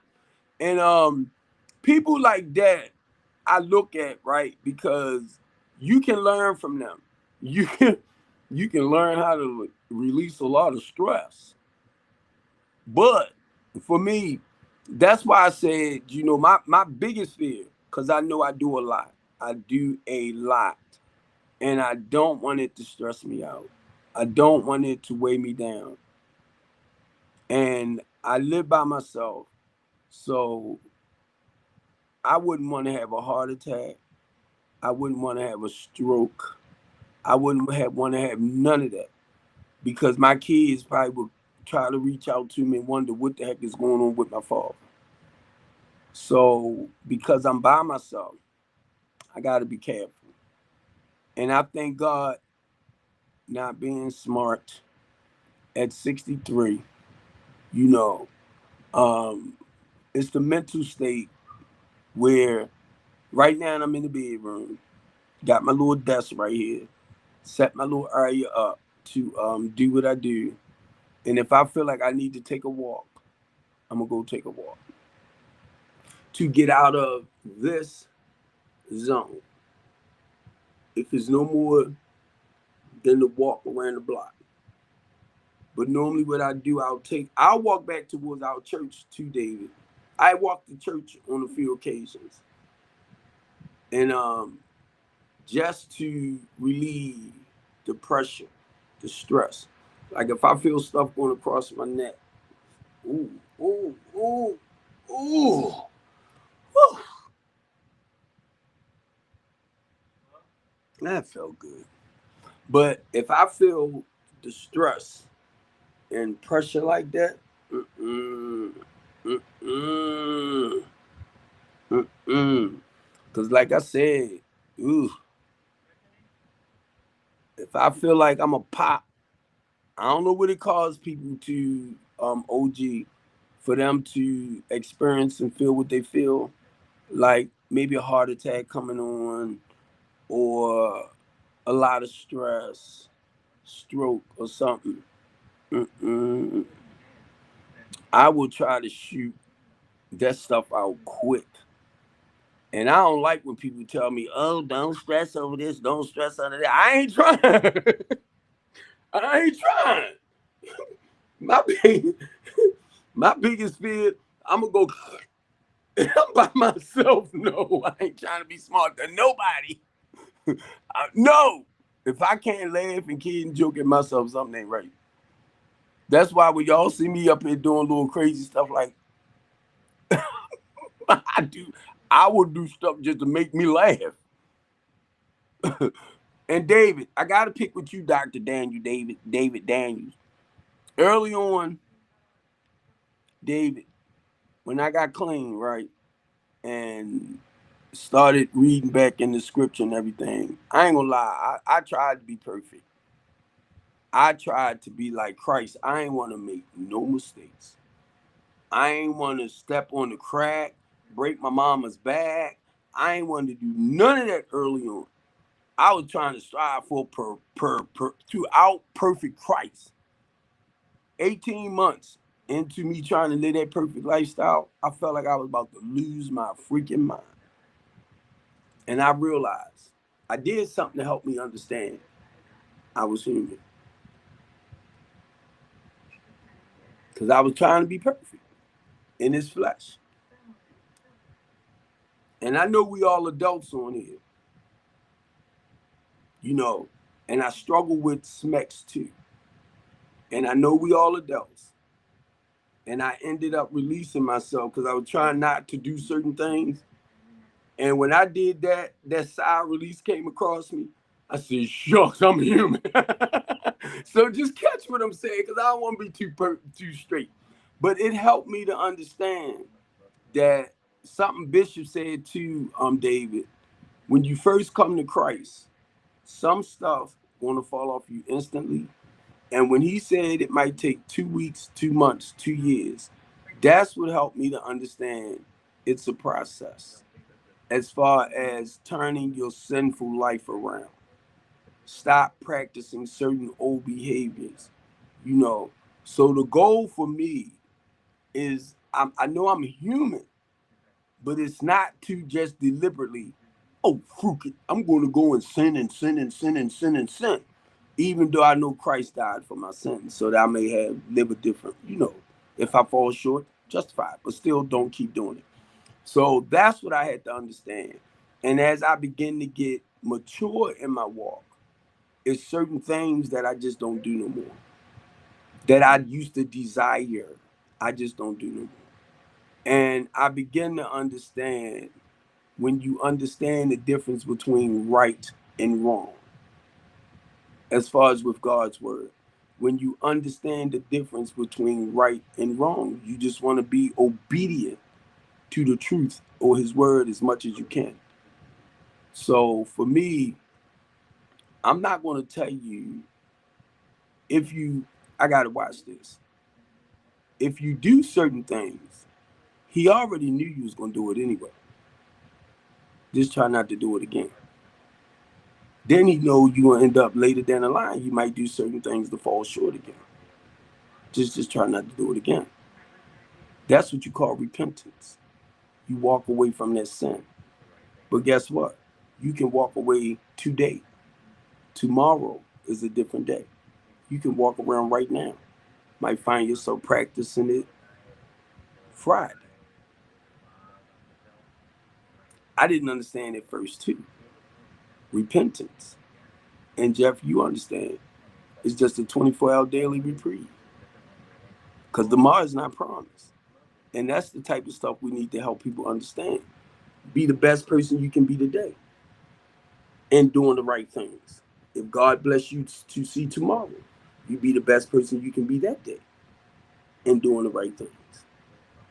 You might accumulate some time behind yourself from not practicing certain behavior. See, I didn't understand stuff like that. We can call it repentance. You can call it a 24-hour daily reprieve. But what I begin to understand, Dr. David, tomorrow is not promised. So right now, I'm going to be the best human being I can be when it comes to serving him. I'm going to be the best. And I can tell you right now, understanding the truth of his word, the goal is to be more obedient to the spirit than to my own personal self and ego and stuff like that. So I don't care how somebody else look at it. I'm just telling you, Steve Copeland, for right now, in my relationship with him. And if I do, David, and I know you know, OG, and if I do, Roy, fall short, he already knew I was going to do it way before I did it. So I'll be like, Lord, please forgive me. He already know.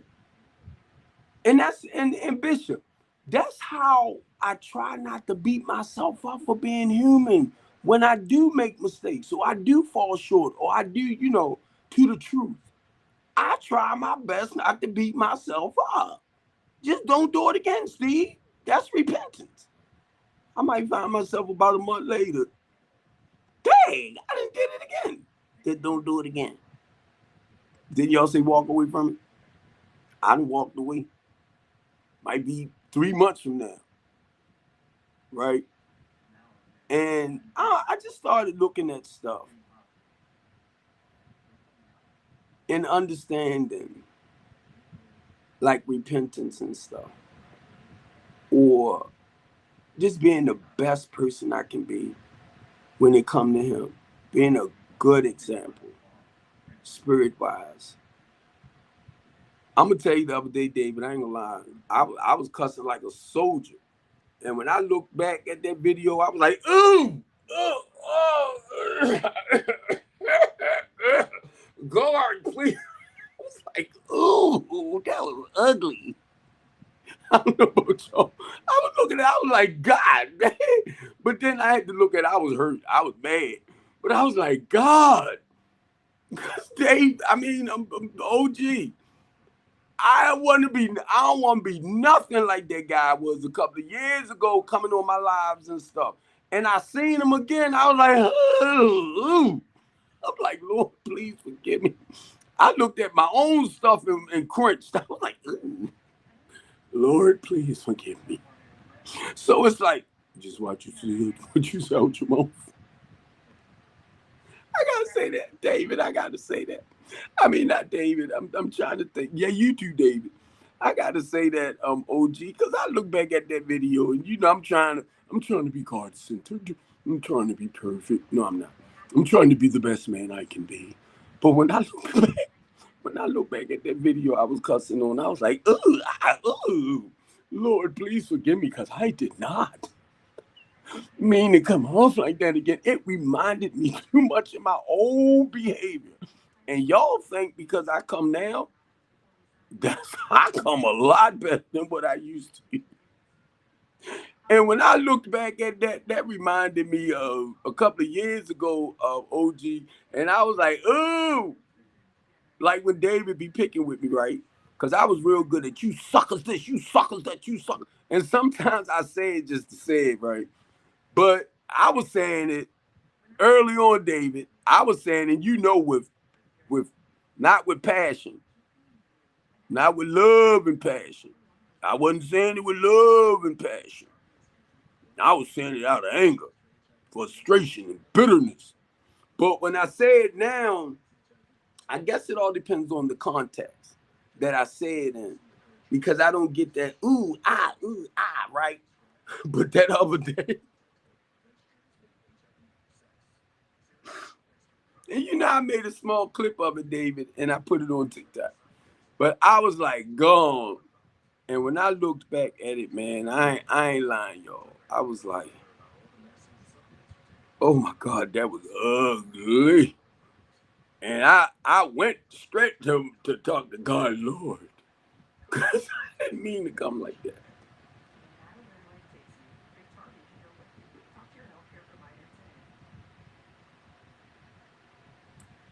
And I had to ask him to forgive me.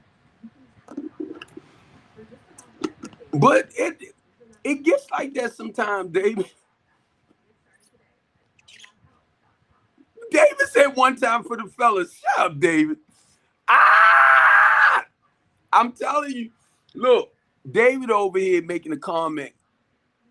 Because I'm telling you, I was like our politicians, Brandon Scott. Who else was it? It was quite a few of them.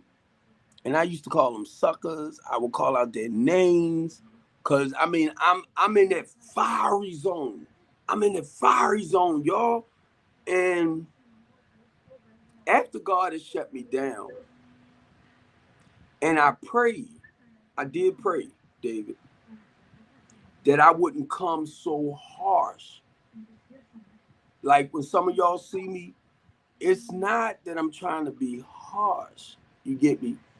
I didn't realize that it was called, David, a warrior zone, because I always said it.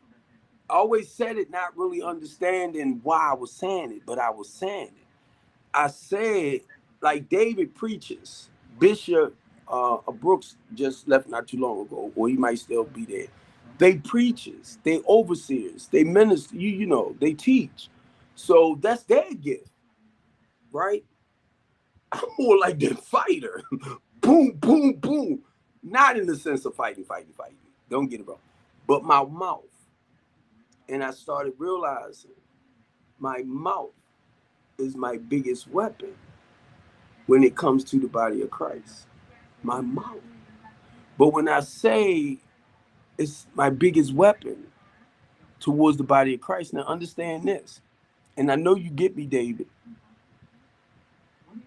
I'm talking about corruption. I'm talking about organized religion.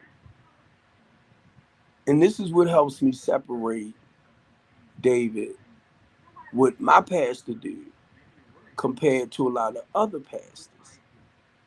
See, he's a good example for people like me and David. Being married, you know, the man we want to be as we grow up. You know what I mean? Even though we all grown. But I look at him as my big brother. And where I'm at, he's an example of how I would love to live.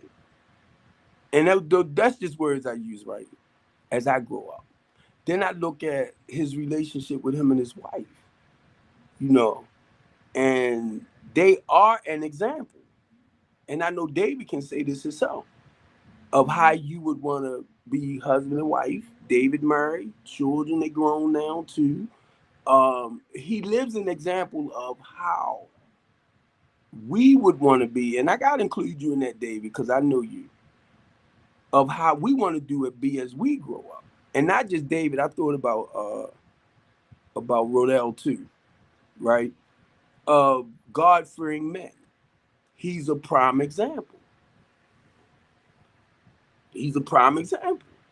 It ain't that he's perfect, but he's a prime example of how, to me, I want to be when I grow up. I mean, I'm grown, but that's an example for me. My pastor, you know, the support of his wife with him. And then not only that, I don't want to say this, but I'm going to say it because he mentioned it one time. It's a lot of beautiful women in our church. A lot. And he don't step across that line. And he can if he want.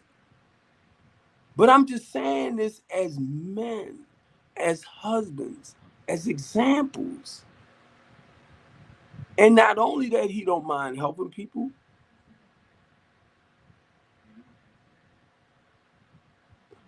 Stop.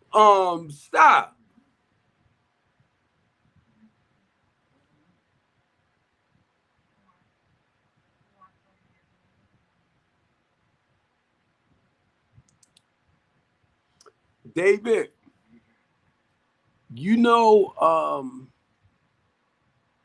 I think he's the president of the Ministerial Conference. I know he's the president over the bishops or over the pastors. But you know why? You know his daughter was the one that filed them charges on me. Talking about that I said I was going to blow the protesters MFing heads off. And I had to turn myself in. Did you know that, David? And I'm gonna try to watch how far I go.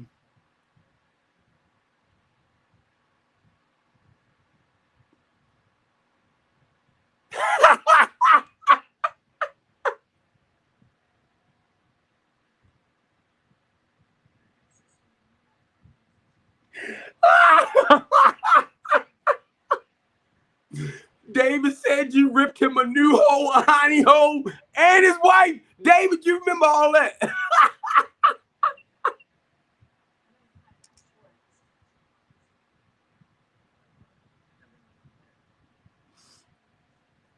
She came for me. His wife came for me. He was real humble, but because of his daughter, she came at me. Boom. I'm gonna do this. When I found out, when I found out David, I don't know if you remember, but when I found out, right, when I found out David,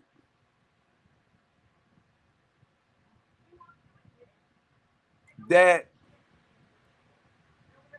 Black Lives Matters was giving certain people money to start a bunch of stuff in the communities. He was one of them.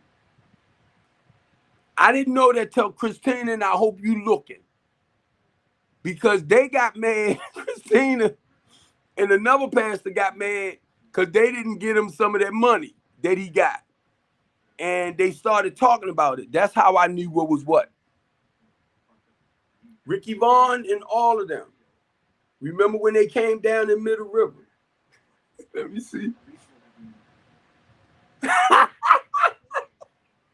Stop, David. When I'm gonna tell you what got me with them, David. When I found out what they was doing, it disappointed me.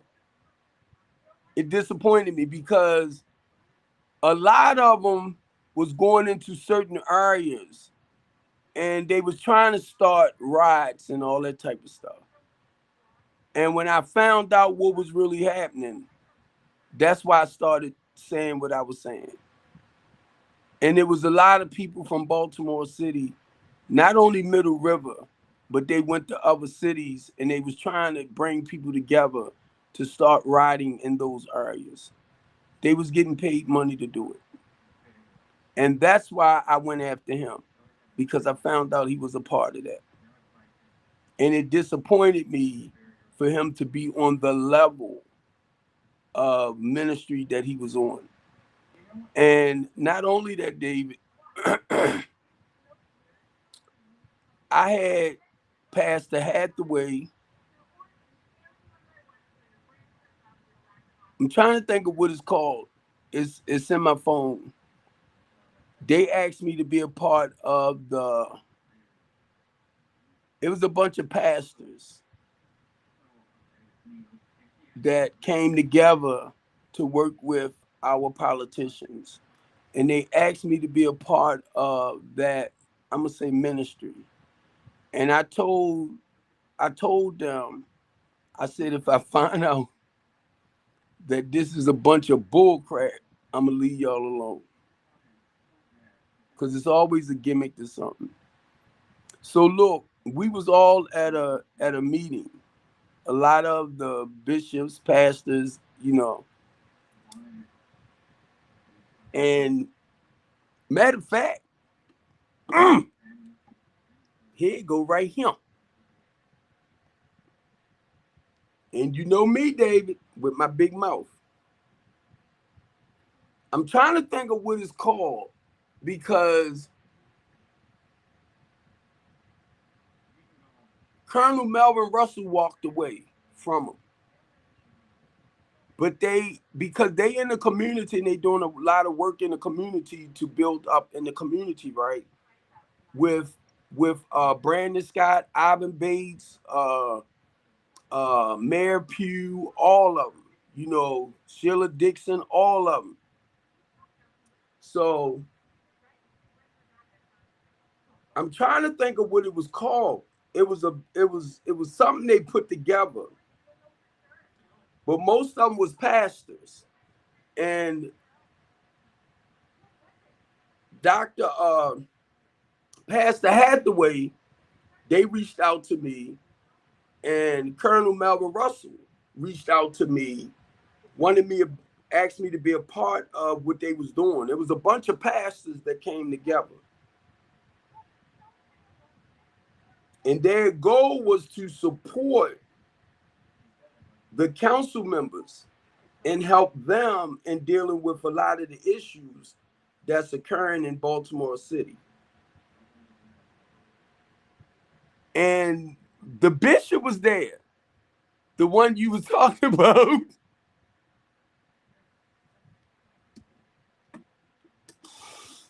And I went up to him, right?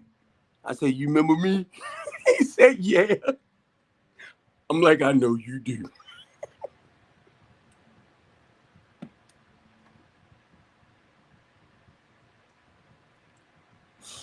Ah!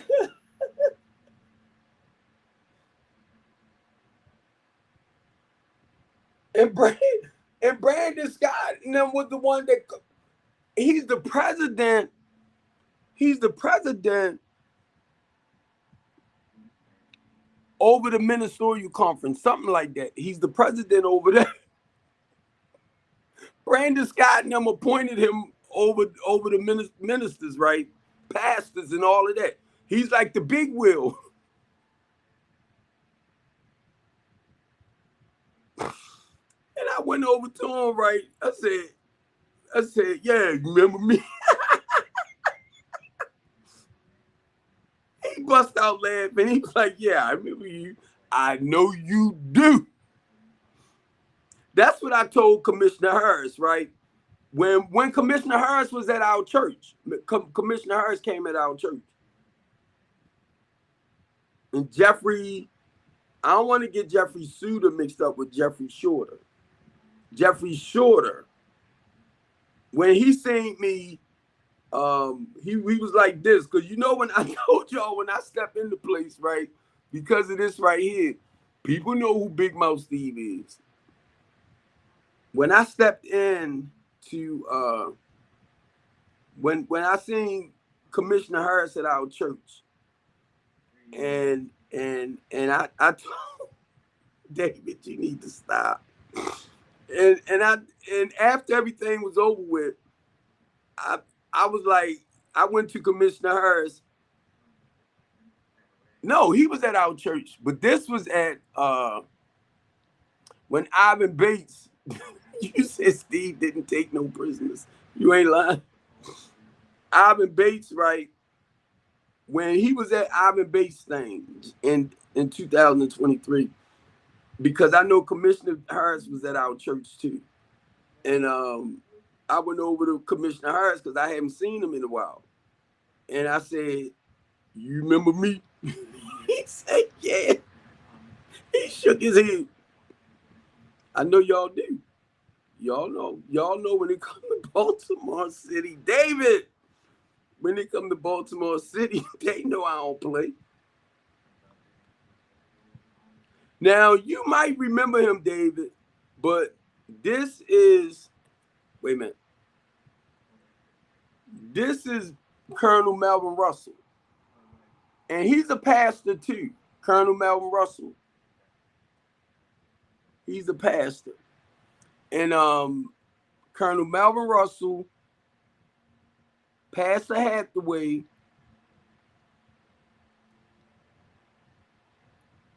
and I'm gonna tell y'all when people know, and I'm talking about in politics or people that's in the community. What you say? I felt so bad for the art. Stop! Stop! You talking about you felt so bad for the art? I'm trying to think of his name. I keep thinking Bishop Carrington, but it's not Bishop Carrington. But I'm trying to think of his name. Now, this a bad He's running. I'm trying to think of the name of what it's called. Oh shucks, I can get the name of it.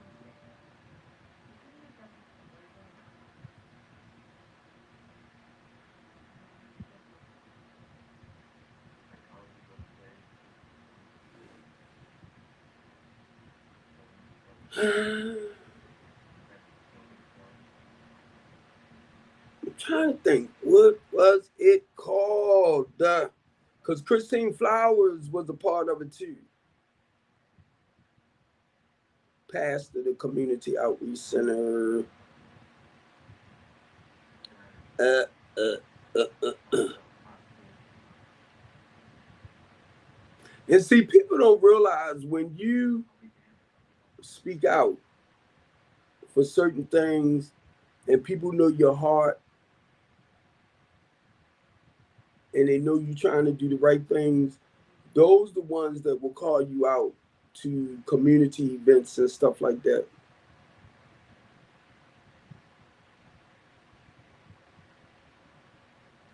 Trying to ooh, my battery running low over here. It's a few times, David, I started I drove past there and they was having community functions. I wanted to go past there and say, Bishop, remember me? They do. They do. But I ain't want to mention Kelly's name, but that was my baby. But when you don't bite people booties, they get mad at you. They get mad because you not flip flopping.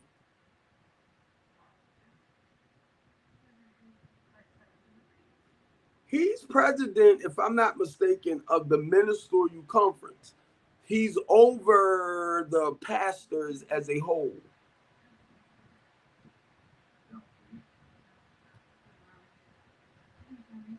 I got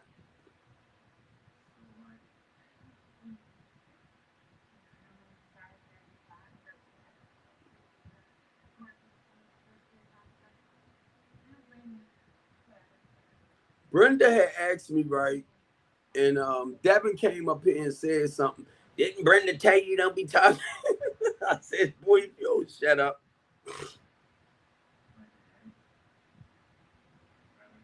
I think it's the minimum. I know with Bishop with Bishop, it's even a ministerial conference.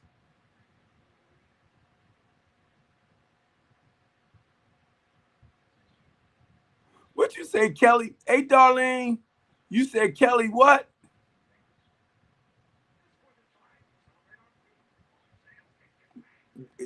David, stop playing. Oh, OG drop. David said I used to get him hell. But you know what got me with that, David? The only people I went after as far as in the ministry was the ones that I felt like wasn't upholding their positions as ministers, and they was those are the ones that I went at because they preach a good word, but they did the total opposite.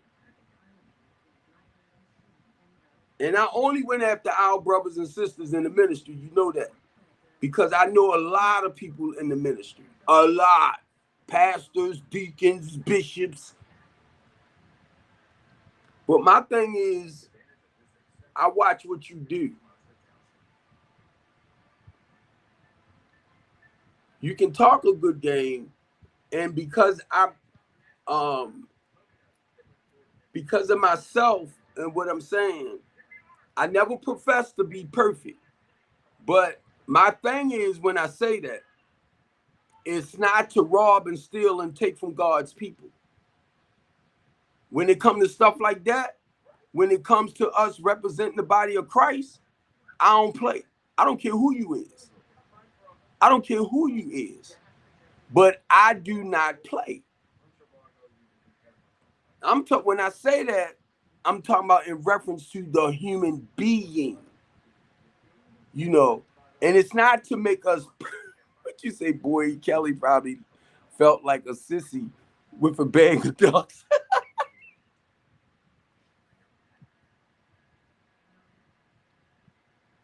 was a lot to that. It was a lot to that because a lot of people was taking money from a lot of these big organizations.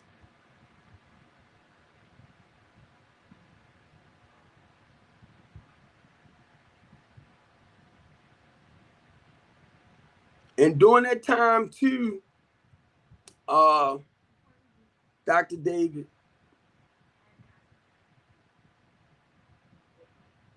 Bishop Carrington, John Huffing, Carlos Menendez. No. Let me see if I pull up uh, Hathaway. Will that name come up?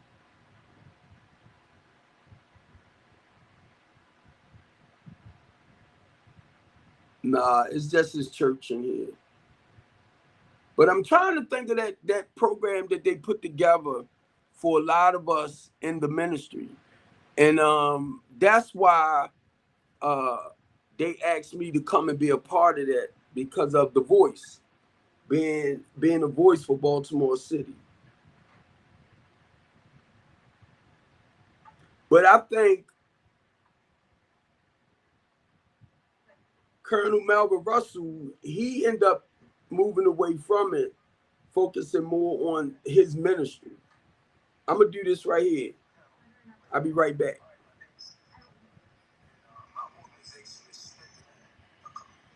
He was at this function here. I'm coming up on 29 years clean. I don't have no problem telling people that. And because I came out of that lifestyle, I go back and I pray about it. Sometimes when I leave my house, I don't know who out there might want to kill me.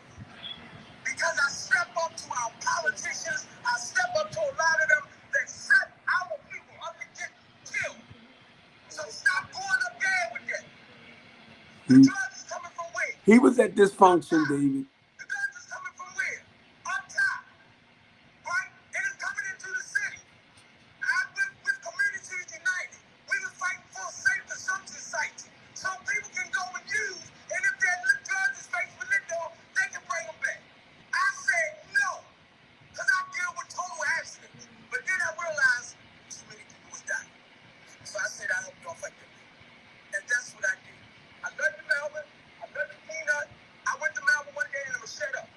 I wanted to go on Pennsylvania Avenue. I was going to get some recovery guys because I grew up without a man. I'm 59 years old. Can't even tell you it's my fault, believe it or not. And it still hurts. So look, I'm trying to get these group of men so we can go up on Pennsylvania Avenue and talk to our young men. Why you knocking on the door? Hell, there are kids out there. They need to come and get their kids, but they're not doing it. So I'm talking to Melvin. I said, I want the police to come up and watch our back. So won't nobody run home and get a gun and come back. So I needed somebody to watch us. Then I heard about safety. Somebody laughed when I said safety, like, yeah, right.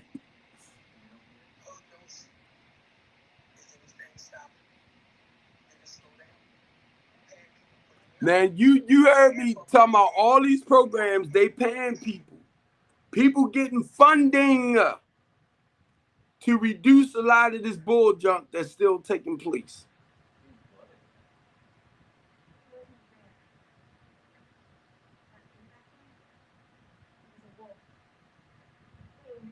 And when I start realizing, David, as you know, certain programs that get paid,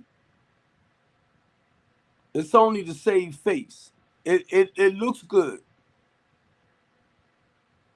That's why for me, and yeah, I want the funding, I want the money just like anybody else.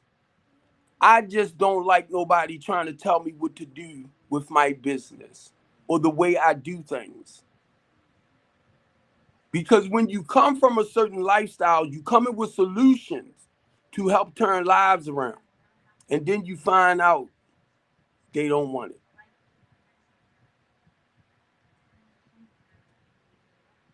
it. That's why for me, I do what I do and I say what I say today.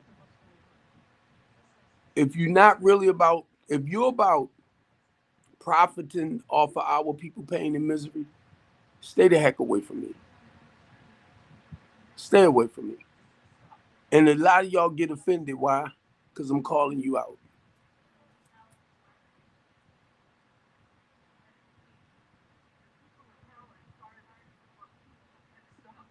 And you see what David wrote, Darlene, talking about, hey Steve, who was the sucker you was helping doing?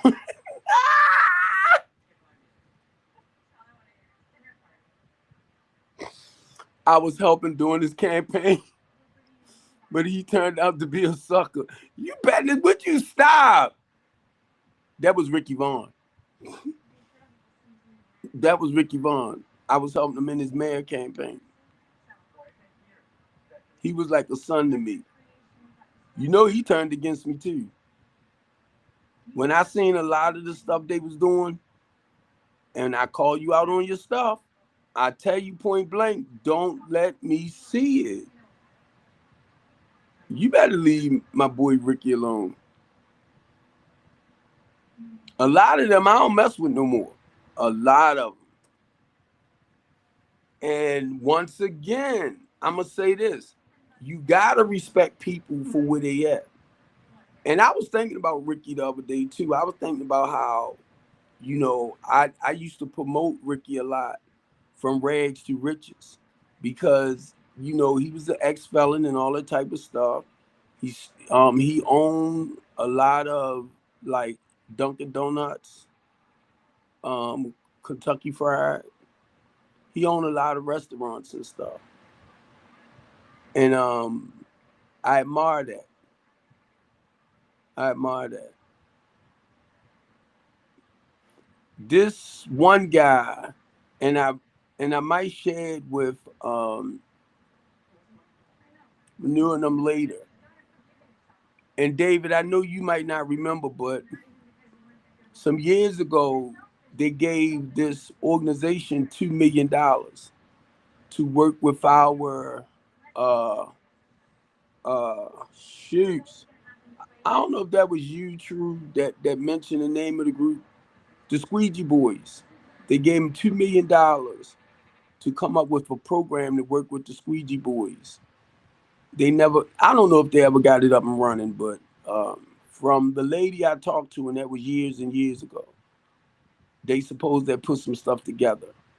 Well, I went to Delaware driving the tractor trailer, and this guy had two flatbed trucks, and I was trying to get him to bring back to Baltimore City, and I was going to do a squeegee wash on one, and I was going to the other one I was going to do like cutting grass, put the equipment on and everything where we can start their own little business for them.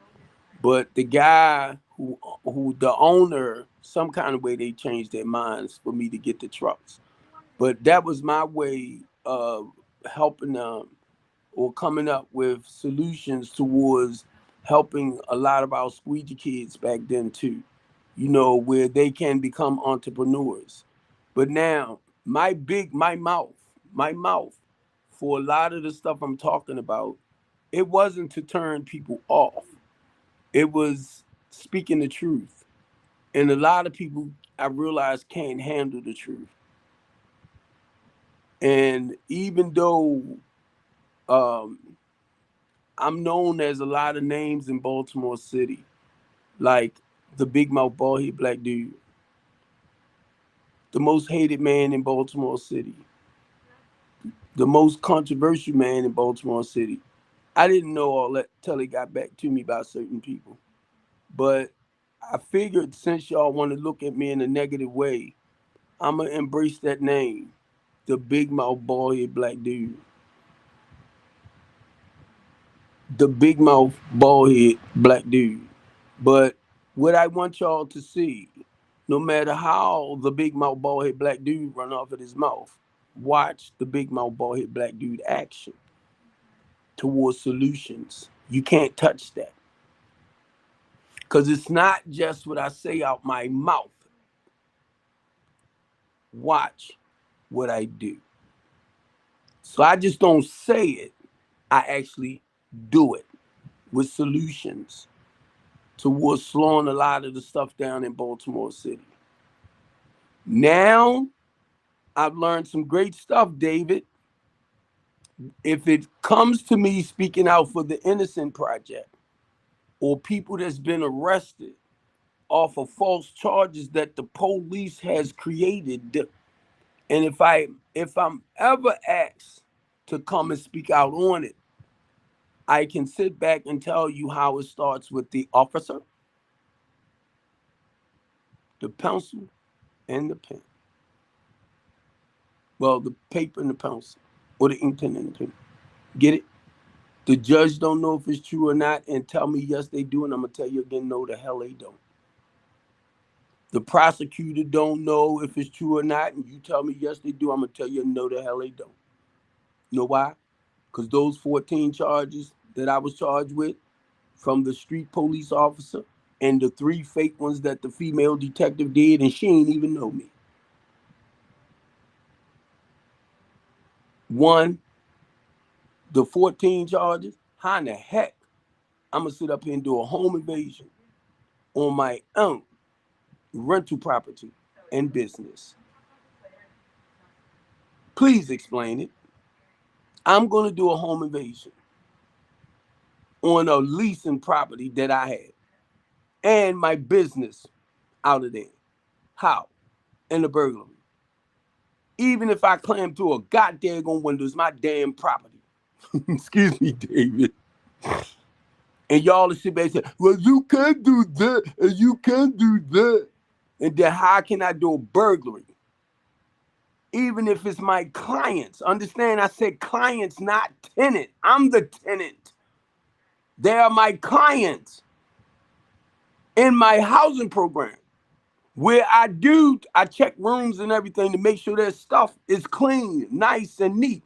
How I'm doing a burglary on it? Well, see, that's when you renting stuff to people. I ain't renting it.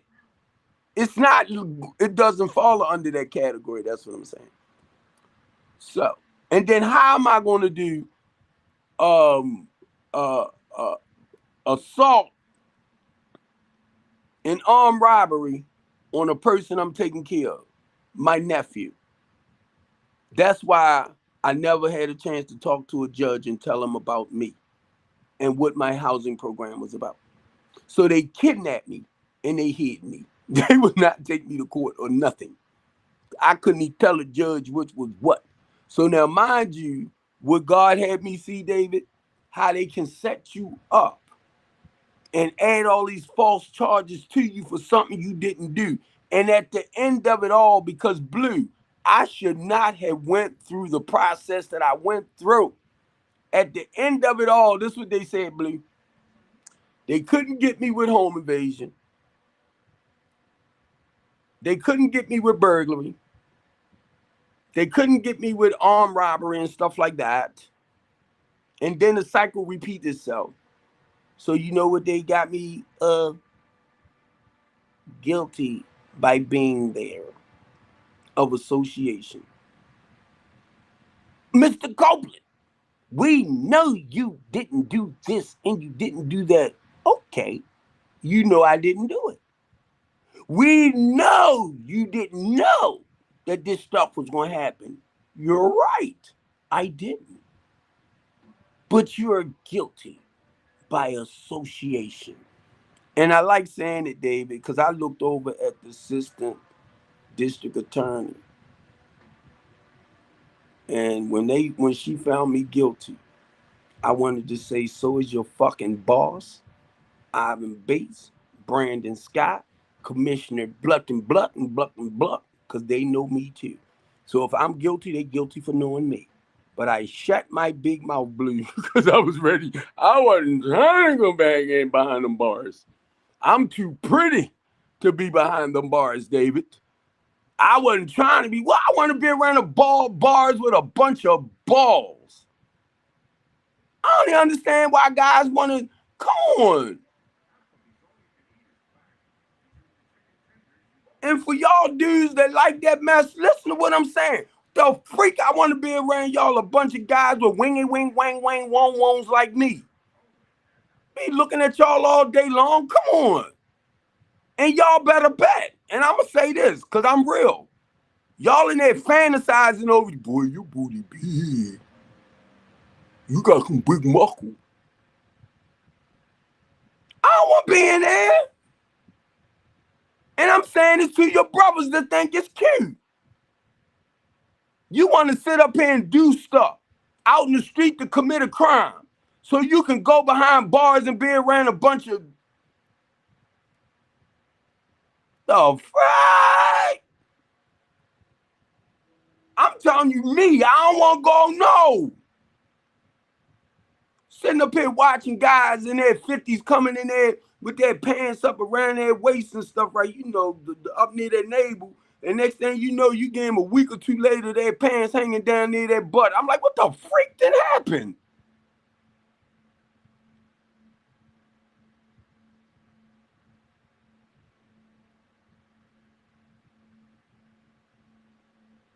Who was my co-defendant? Calvin, did you hear what I said? That was their way of kidnapping me and getting me off the street.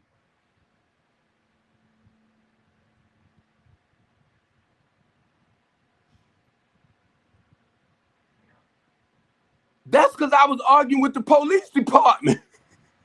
That was their way of locking me up, to shut my big mouth up.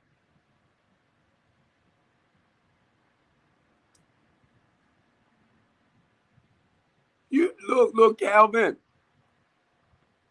That's why, Calvin, a lot of times when I be on my live talking, I be scared. Who is it?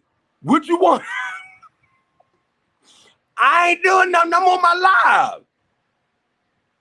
It's the Couch Talk Show. Hey, Calvin. Calvin. I'm on my live. Don't be messing with me. I'm on my Restream, live stream, broadcast network. I can say what I want. Officer friendly. Come through the door. No. Matter of fact, how you found out where I live at? Hey, Calvin. Calvin, you hear me? I don't want them suckers to know, Calvin. Don't come mess with me. Hey, David. Them goddamn suckers. No, Calvin. Seriously, that was their way of locking. When they locked me up, that was their way of shutting my big mouth. Where you at? I know. Calvin said that's weird. Calvin, it was. I'm telling you. I do. Be honest with you, Calvin. I do. I do. I do. Be honest. I've been trying to avoid it. But eventually, because I talk about it a lot, it's just putting the information out. But I did say I'm gonna sue the hell out of Baltimore City and the Eastern District Police Department. You hear me, Brandon? Because I told you, March 11th, just before they locked me up, Brandon, I was having a problem with the Eastern District Police Department, Brandon. I even told Mackenzie Frost I was having an issue with the Eastern District Police Department, Brandon.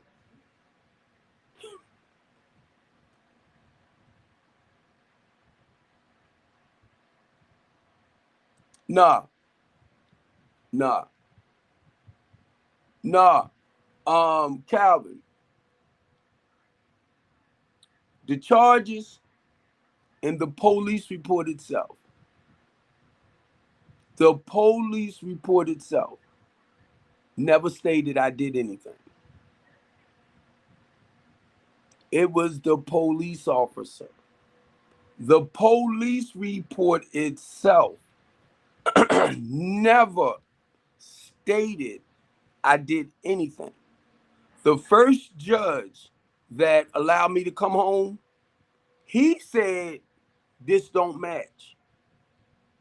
The charges and the police report itself didn't even match. I already knew. How can you charge me with home invasion and all this on my own stuff?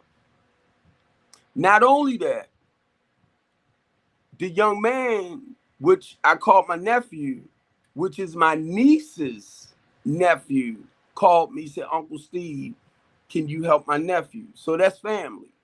Not only did I bring him in, I got him a job and everything. So he was family. But the police that called himself writing the police report didn't know how close we was. And when he wrote the report, from what my nephew told him, he never included me in on whatever happened to him.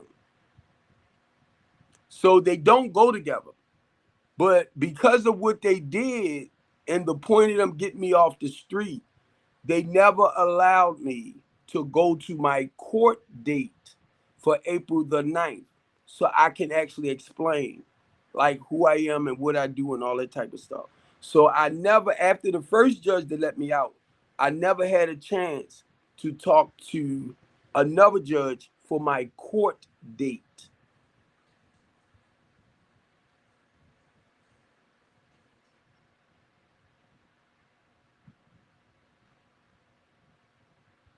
I never had a chance. To this day, Calvin, right, right. I was just getting ready to say that, Calvin. To this day, I never had a chance to talk to a judge to explain everything. So what I did, I had to hire a private lawyer.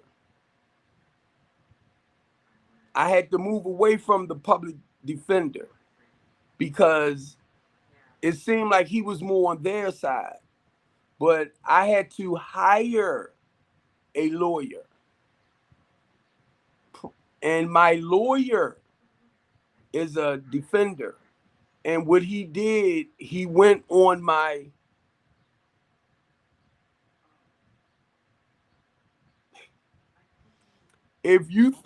if I think that's the bag you're talking about, yes, yeah. And be honest with you, Calvin, I call myself letting it go. There you go. There you go. I caught myself letting it go, right? Because I didn't, I mean, if I want to be smart, Calvin, the officer that did what he did, I can call his damn name out. The female detective that did what she did, I can call her name out.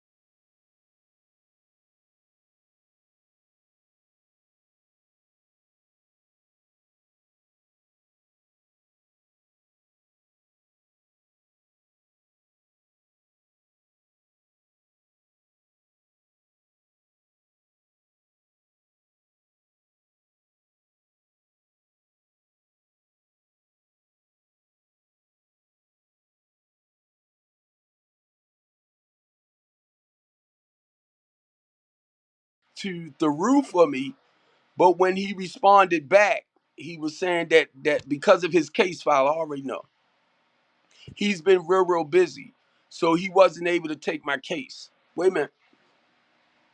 Ah,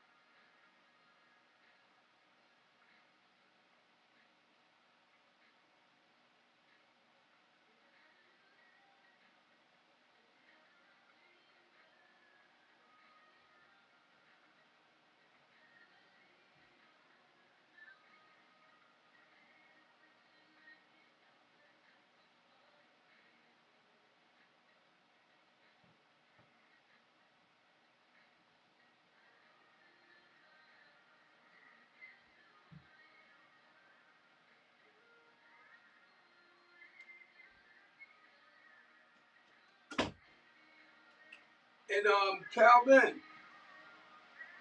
be honest, it's the reason why I'm doing this. It's a reason why I'm doing what I'm doing, right? Cause I gotta save a lot of stuff that I'm doing for proof. Not only that, I don't know if you was on it the other night. It's bigger than what I'm saying.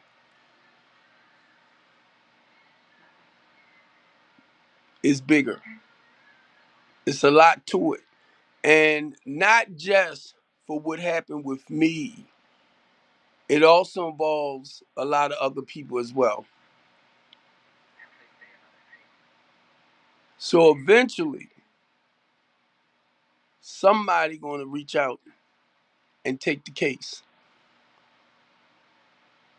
Or Brandon Scott and them going to reach out to me and say, here, take this and shut your mouth.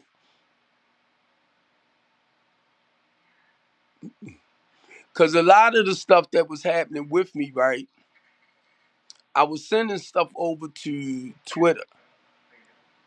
I was reaching out to like Mayor Brandon Scott and I was reaching out to Ivan Bates for a lot of the stuff that was happening to me. Before Commissioner Harris left Baltimore City, I reached out to him 3 times about some of the stuff that I was going through with the Eastern District Police Department. And I'm talking about the ones on the street and how they was coming up against me. And this same guy that did these charges, him and I used to talk. So it was like when his camera was off, we was cool. But when his camera was on, he was a total different person. And I was talking to Wim, which is an officer, not too long ago. And I asked him, I said, why do they do that? You know. And he was telling me too, which I heard about it, is certain ways they have to perform when the cameras is on so they won't lose their jobs. And that same officer that did all those charges on me, he told me the same things.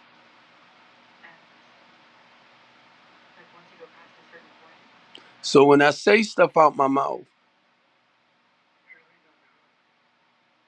please listen. The police told me this too. If they don't witness certain things with their eyes, there's nothing they can do. They have to see it with their own 2 eyes. And I didn't believe it.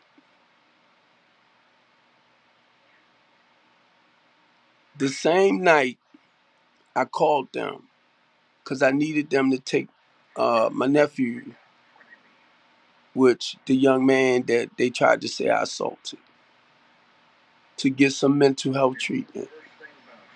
I had filed the emergency petition for him and another guy. The officer got rid of the report for the other guy. They never came and got him and took him away. But I knew what they were supposed to have done. Another officer told me,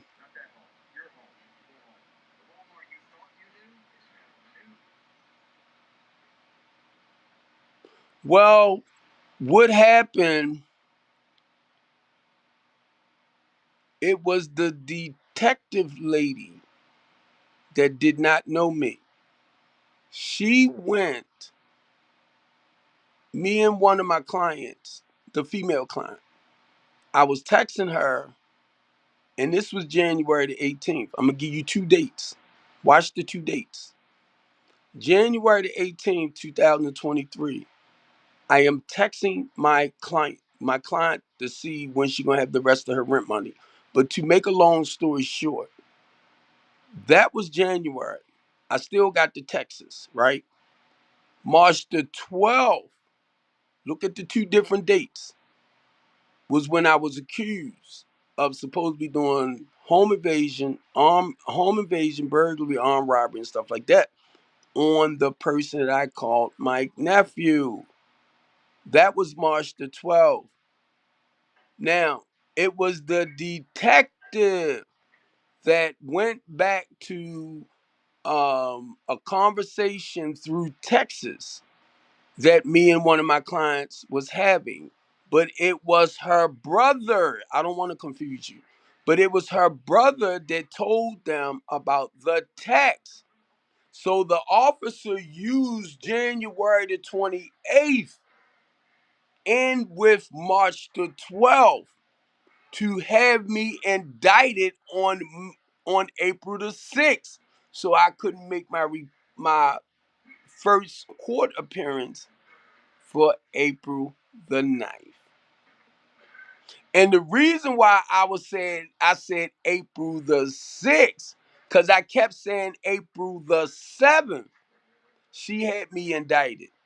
Devin was the one that went and looked at that report the other day, said no, it was April the 6th. So that's how I wasn't able to make my appearance on the 9th. And from there, I haven't had a chance to talk with nobody. So I was calling the guy at Fox 45 News, and he asked me, he said, "Did you talk with Ivan Bates about what happened to you?" I said, "I didn't know I could." But what I did while I was over the prison, I'm shot. Calvin. I did write Ivan Bates a letter to let him know what was happening to me. Now, if I'm not mistaken, I think the state's attorney said that they did receive that letter,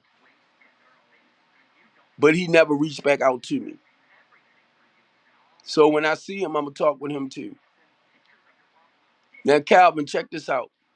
The reason why I said I'm gonna talk with him, I helped him twice run for state's attorney, and you did not reach out to me. For a lot of y'all don't understand. Do y'all know how this shit feel?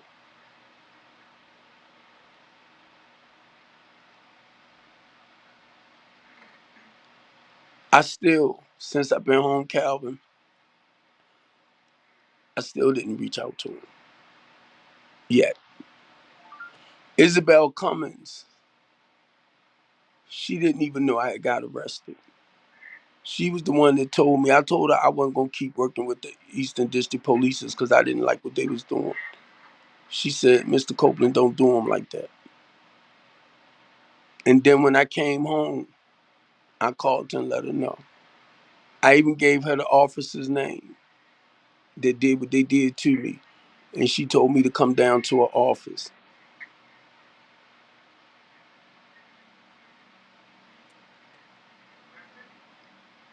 You know what? Did I show you the picture when?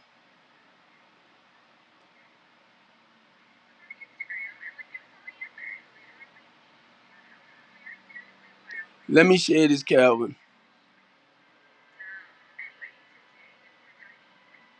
When I heard him say after he won, he said, "Mothers, y'all are going to be mad with me because I'm going to nail it to your children." I said, "You motherfucker. So you ain't telling me nothing new, bro. You ain't telling me nothing new." Because this what I learned. And thanks for sharing it because I'm sharing some other stuff. This what I learned, Calvin. They talk a good damn game. Hey, Calvin, you going to get me in trouble. They talk a good damn game to get in. And when he said that, I was like, oh my God, I got disappointed. I'm like, y'all mother suckers. I'm looking at how they pitch, and I know you understand, Calvin. The narrative they pitch to make things sound good. But this is what helped me, Calvin, understand this. A lot of the young men that I met over the prison, they said Ivan Bates is a great attorney. How he helped them get off of certain things, for stuff that they did. And they said he gonna be even more of amazing prosecutor. I said, what the fuck? But basically what I'm saying, they was praising him for getting him off of stuff, how good he is as a defense attorney. And then they were telling me how he good at nailing people. I said, oh shit. It's part of the job. Ooh, and Calvin, I gotta share it, cause look, and I'm gonna tell you this too. Do you remember the spy plane? You remember the eye in the sky? We fought to get that plane here to help reduce the unalive. Okay, thank you. To help reduce the unalive rate or the pew pew rate, right? Everybody thought that thing didn't work. Ivan Bates, Ivan Bates sent Ross T. McNutt. Well, he asked for that video of a guy that the police department is supposed to have done something to back in 2016 and got him dishonorated. So Ivan Bates know that plane worked. He know it works. He was the one that told me what he did. He knew it worked. And he fought to get it back here. He fought to get it back. Now, this is what got me though. I was looking at Ivan Bates and Archie Williams, and I think it was the County Mounties. And I'm like, what the hell are they doing up there? They was talking about bringing the plane back. Now, mind you, Ivan Bates know it works. And they was talking about bringing the plane back. And I got a little happy because it was to help reduce. But next thing I know, it fell apart again. That's why when I tell y'all,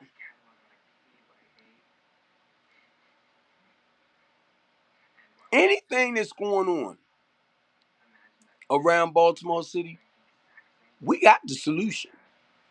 Or at least to slow it down tremendously. But it's a lot of them don't want it to slow down or stop. That's how they make their money. That's why I do this. So a lot of y'all running around, he this, he that, he this, he that. It was to help slow the setup down. Calvin. And I'm gonna tell you this: the Arnolds, Laura and John Arnolds, was the one that was paying for the plane to be here to reduce, to help reduce what was going on in Baltimore City. Their goal was to pay for it for a year. When we went to court, the Arnolds, there you go. There you go. He said a high crime rate, right? Wait a minute. Means more money. Think about it. I know. That's why I speak out. Look, the Arnolds, it went from a year they was gonna pay for it to be here for 3. They changed it to 3. And I don't know, Calvin, if you remember this. Governor Hogan said if they accept that plane back, he'll put $20 million towards helping build back up in the inner city communities. They brought the plane back. Where's the 20 million?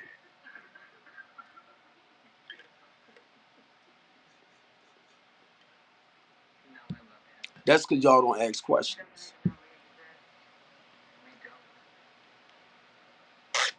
And then they turned around and let it go 6 months later.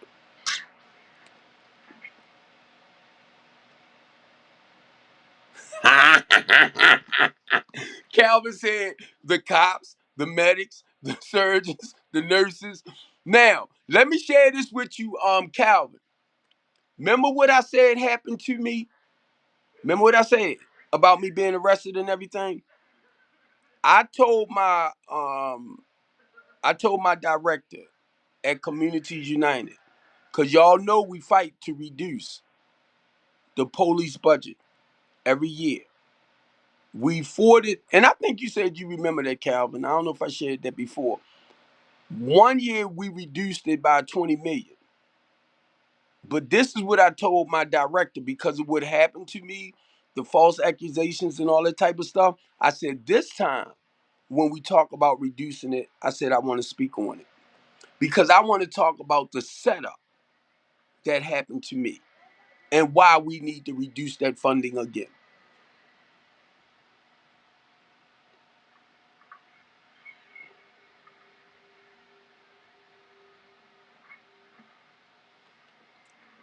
My director, Calvin, at Communities United did not know I was gone. My director, Calvin, told me to go down to the budget meeting that Brandon Scott was having. That was March the 11th, Calvin, of 2023. That's when I seen Brandon. What's up, nephew? Gave him a hug and everything and sat down. I said, I need to talk to you about the Eastern District Street Police officers. That was March the 11th, Calvin. March the 12th, I got arrested. So if I say something to Brandon Scott and he act like he don't remember it, I'm gonna say, bro, you remember when I was at that budget meeting? Don't even try it. I didn't even have a chance to tell my director of Communities United what was the budget meeting all about. And he mentioned how this money was going everywhere else except in the inner city. And that's when I raised my hand in front of everybody in the news people and said, Brandon Scott, because I got a team of people that I'm working with where we're going to start rehabbing and revitalizing houses for the inner city people. So basically what I was saying, we got their backs. He was talking about everywhere else that money was going, even in some of the county areas, mainly your conservative areas. But he never mentioned like a certain amount was going to build up. I didn't even have a chance to talk with my director about that budget meeting until I came back home. I said, yeah, you know I got locked up. She was like, no, I was wondering what happened to you. Mackenzie Frost didn't know. Isabel Cummins, I reached back out to her. Ivan Bates, I told him. Pastor Hathaway, they didn't know. Calvin, they didn't know I was off the street. They kidnapped me and hid me.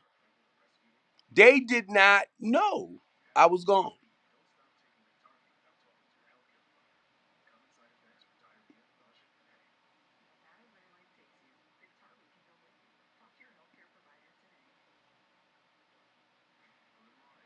And you know what, Calvin?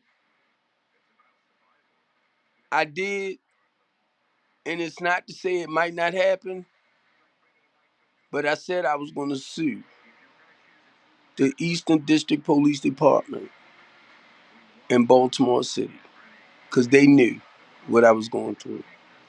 And not only that, Calvin, and I'm going to say his goddamn name, I even talked to the Eastern District Commander in Chief to tell them what the street officers was doing.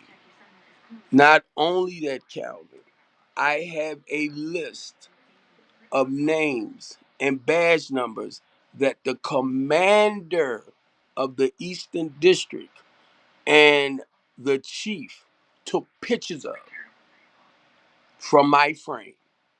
And I was telling them it was the street officers that was coming for me They didn't know at the Eastern District of stuff I was going through out there. But they got to know me from them talking about me. And because I had to go to the Eastern District itself, because I was complaining about them out there. And a lot of them told me, Calvin, a lot of officers told me, Calvin, to report them to internal affairs.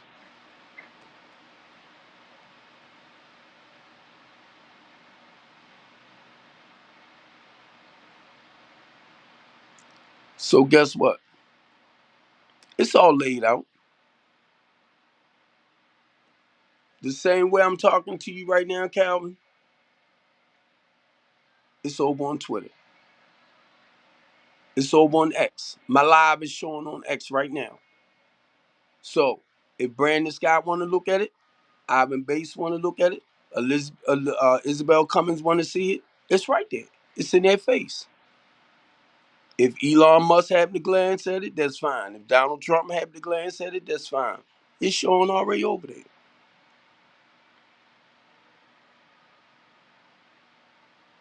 And I'm disappointed. I'm disappointed. And the reason why I'm saying I'm disappointed, and I shared this the other day, I'm looking at the human beings. Y'all stole 2 years of my life from me. My daughter graduated from getting her bachelor's of art degree. I wasn't there to watch my daughter walk across the stage. My grandbaby was born December.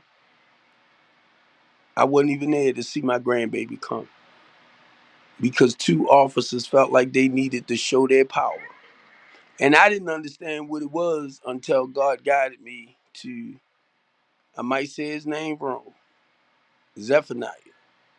I want to make sure I say it right. Z for Zephaniah, chapter 3. And God told me through that chapter everything I was going through. And said, I'm gonna raise your name. When I'm ready for you, I'm gonna bring you home. February the 16th, he brought me home. Calvin, when I came home, bro, it took me some weeks to realize I wasn't still in prison. It took me some weeks, bro, to realize I was home. That's why I cannot understand how y'all brothers can do it. I can't. I cannot. Because I would go to sleep and I would feel like I'm home and I wake up and I look around and I'm still in this freaking place.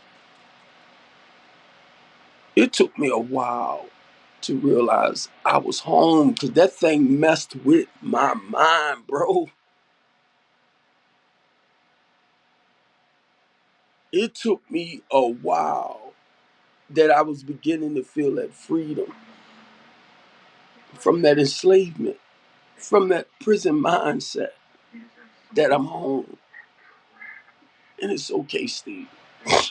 And I'm just saying this, man, because I'm about to get mad at y'all brothers. I'm about to get mad. I don't know how in the world you feel like it's okay.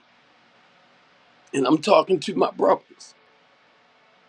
I'm talking to my brothers and the women, y'all understand this, but I'm talking to my brothers. Why in the hell would you keep doing stuff? And you all right with being behind them bars? That thing fucked me up.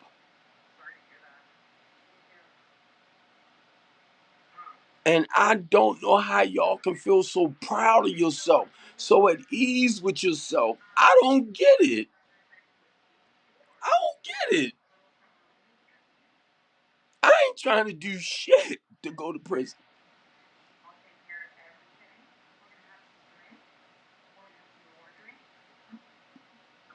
And I don't understand how y'all feel like it's okay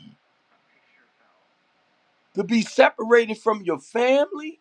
You got children, you got a wife or you got a girlfriend, and you know they need you, and they depend on you, is that your coward way of ducking your responsibilities?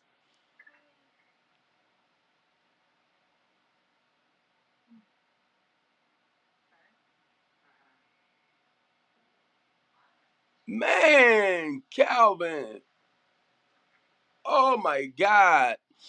Calvin said you live your life a certain way so long that you can't find your way back into society. He ain't lying. He ain't lying. And I'm trying to keep my composure. I can't understand how y'all feel like that. I can't. I can't, man. That's why I understand it's so important to change your old ways of thinking, your old behaviors. Why do you feel like it's okay to go behind these freaking bars? And Calvin, it took me. I'm telling you.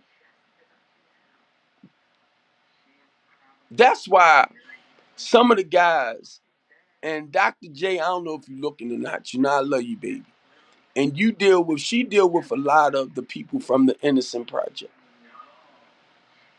And these guys been locked up for 20, 30, 40 years since they was like 16, 17, and stuff like that. And they home, Calvin. They home. And I can't understand the adjustment. You get me? I can't understand it. Y'all been gone for the longest time. Since you look, they had brick phones when y'all was gone. They had brick phones. They got cell phones now. Or I gotta say something stupid, right? Y'all know them boots phones, the phones you go in. They had them out. Now they got cell phone. They're like, what this right here? But I'm only saying that how y'all bounce back into society the way y'all do. Oh God, Calvin, the way y'all bounce back. I'm like, whoa. Understand?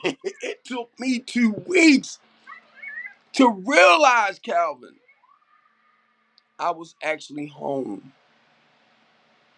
And I'm gonna tell y'all, I had that box on. And I wore the box for 13 months.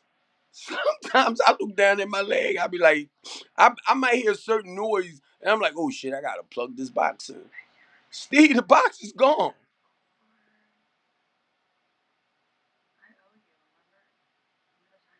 You see what I'm talking about? I'm talking about the mental state, the conditioning, y'all.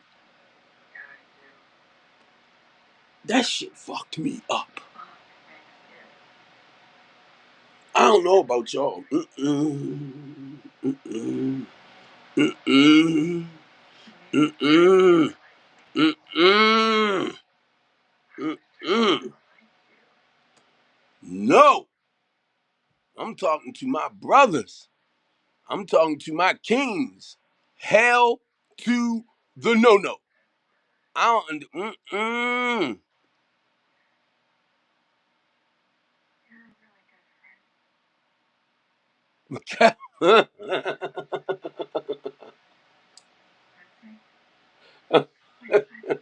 Calvin said, "Look, Calvin said, at some point you have to realize life isn't long at all. We pass through life quickly. You ain't lying now. But look, I'm 61, Calvin, over there, right? And I'm like, what in the hell?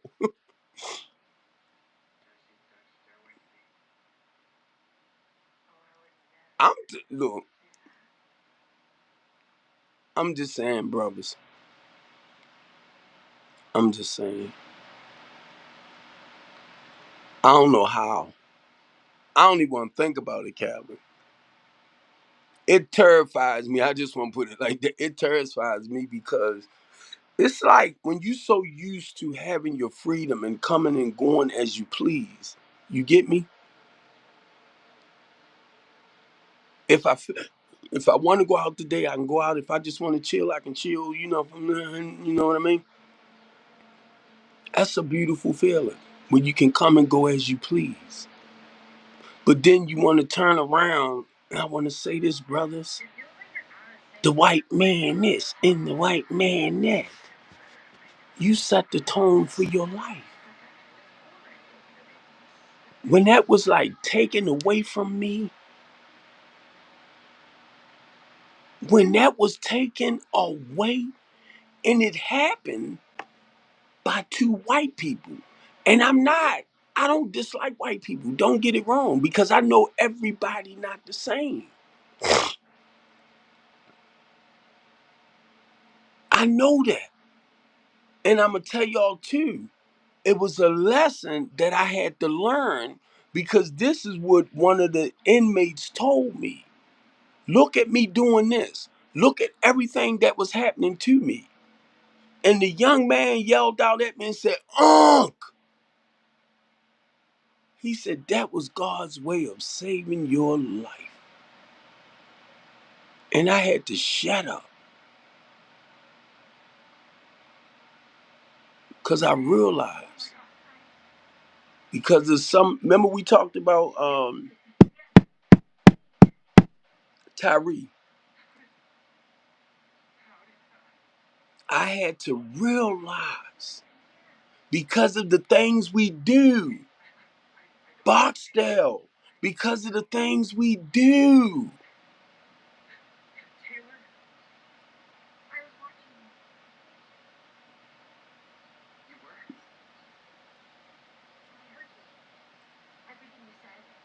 Trying to make a difference. And when he told me that, he yelled at me, Unc, that was God's way of saving your life. And it hit me, bing. That was his way of putting me in safety, putting me somewhere safe.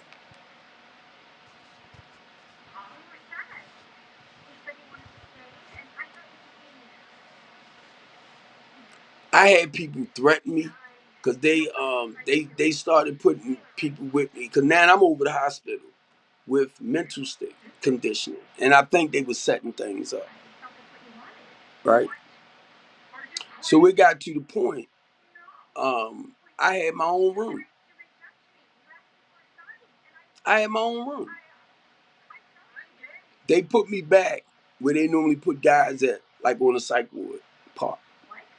I had my own room. Had my tablet sitting in there, because I was like private, because I didn't want to be around a bunch of that bull crap. Then we got some guys that's coming in that's closer near my age, and they was like, Mr. Copeland, do you want to come back and such and such and such? Because most of the guys there your age, and you better relate to people your age. So I goes back into another space, right? And I might have went back to a room I came out of, because they put somebody sicker in there. This way I meant. And they're not giving them the proper help they need. Next thing I know, they tell me, I will punch you in your face. I'm like, what? And I realized what was happening. Then by this time, Calvin, I got a boot on my leg, because I done had my feet operated on, so I can't go back in the population, because I got this boot. And be honest with you, I could take that boot and hurt you. So we was talking about it, I think one day, Calvin, where sometimes when people know you about to go home, or they know you about to leave, they will do certain things to cause you to add time. No, I wasn't playing that too, because I recognized that bull crap. So I would do this, because I knew I was being set up for certain things. Get me out of here. So they would move me. Then here comes somebody else. Because if you put your hands on me, I'm going to take you down. Get me out of here. It got to the point they start laughing. I said, this ain't funny. Because I felt like they was setting me up after a while, right? Because they will do that. If you're not careful, they will do that. Right? Now, I'm over the hospital. So anyway, they start laughing. I'm yelling at the correction officers and stuff. Because they like, there you go again. I'm like, get me out of here, because I ain't trying to do nothing. So anyway, they put me in my own room. I was all right with that, because it was privacy. And I got my food, I got my little stuff, and I got my little TV thing. I'm all right. If I wanted to take a shower, I could take a shower. It was like I was in my own hotel, right, room. And some of the nurses and stuff, they would tease me about that because it was like I was in my own private space. I ain't give a, and they would laugh. I'm telling you, they would laugh. But for me, I had to get away from a lot of it. And then I didn't like the way some people needed professional help mentally, emotionally. So I would encourage them to actually talk to a therapist or a psychiatrist. If you had medication and you stopped taking your medication, and as a result of that, this will cause you to be here. And then I found out too, Calvin, for a lot of the guys that wanted to get off of out of population, they would fake a sickness to be away. You get me? So they taught me a lot. They taught me a lot being over there, and most of all, a lot of the younger guys, cause I'm OG. You get me? I'm pop or unk, so they had my back for any stupid stuff. I'm just saying. So it wasn't all that because they knew, like when I was in the dorm, you got your Muslim guys, different religion. So they with each other. I'm with the Christian brothers, right? But still, they knew it out of respect. They knew OG. Most of them was younger than me. That's why I said OG. Most of them was younger because they tried to put me in the area where it was mostly seniors to keep us away from, the rugged ones. But I want to say this too, and this what kind of broke my heart, Calvin. You have a lot of the younger crew that's in the juvenile facility, right? And the moment they turn 18, they down in the area with the adults. And I watched this young guy, right? He was about 18. And I watched the young guy came in the area I was in because he wanted to look out the window. And I watched this kid. He was a kid, y'all. For whatever reason he was in prison for, it didn't matter. He was a kid. He should have been out enjoying himself. You get me? He was a kid. Now he down there with the adults.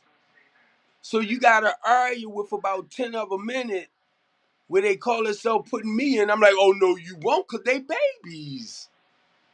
Find somewhere else for me to go. And they moved me. But they kids.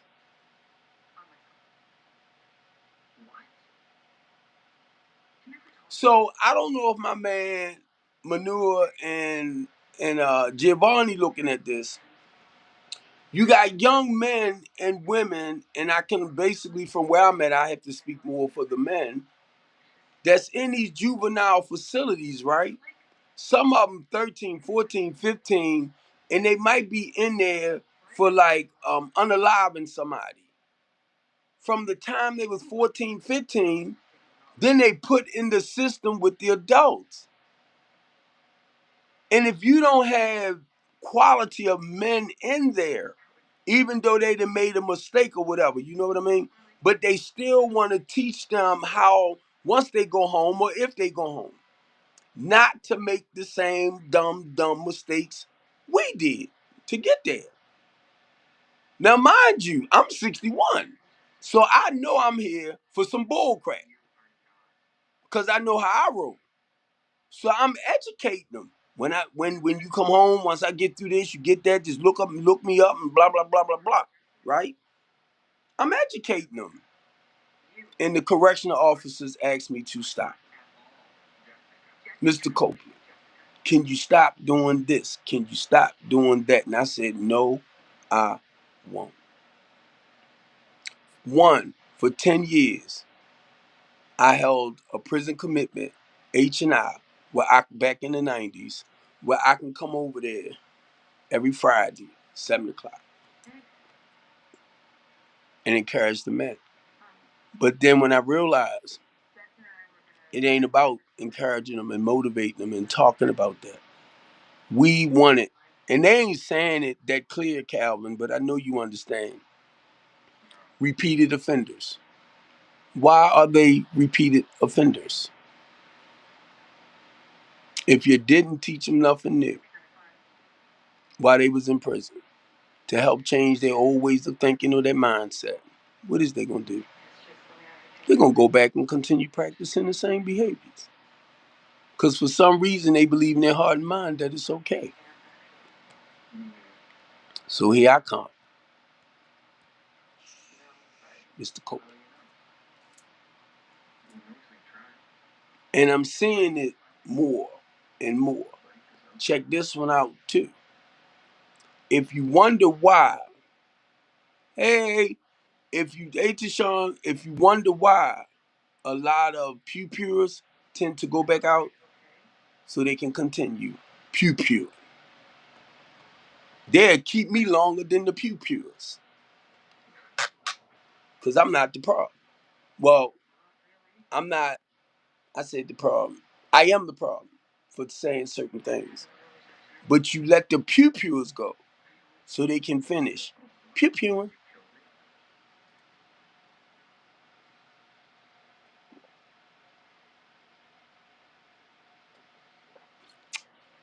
So when I started seeing how it was designed, once again, I become the problem.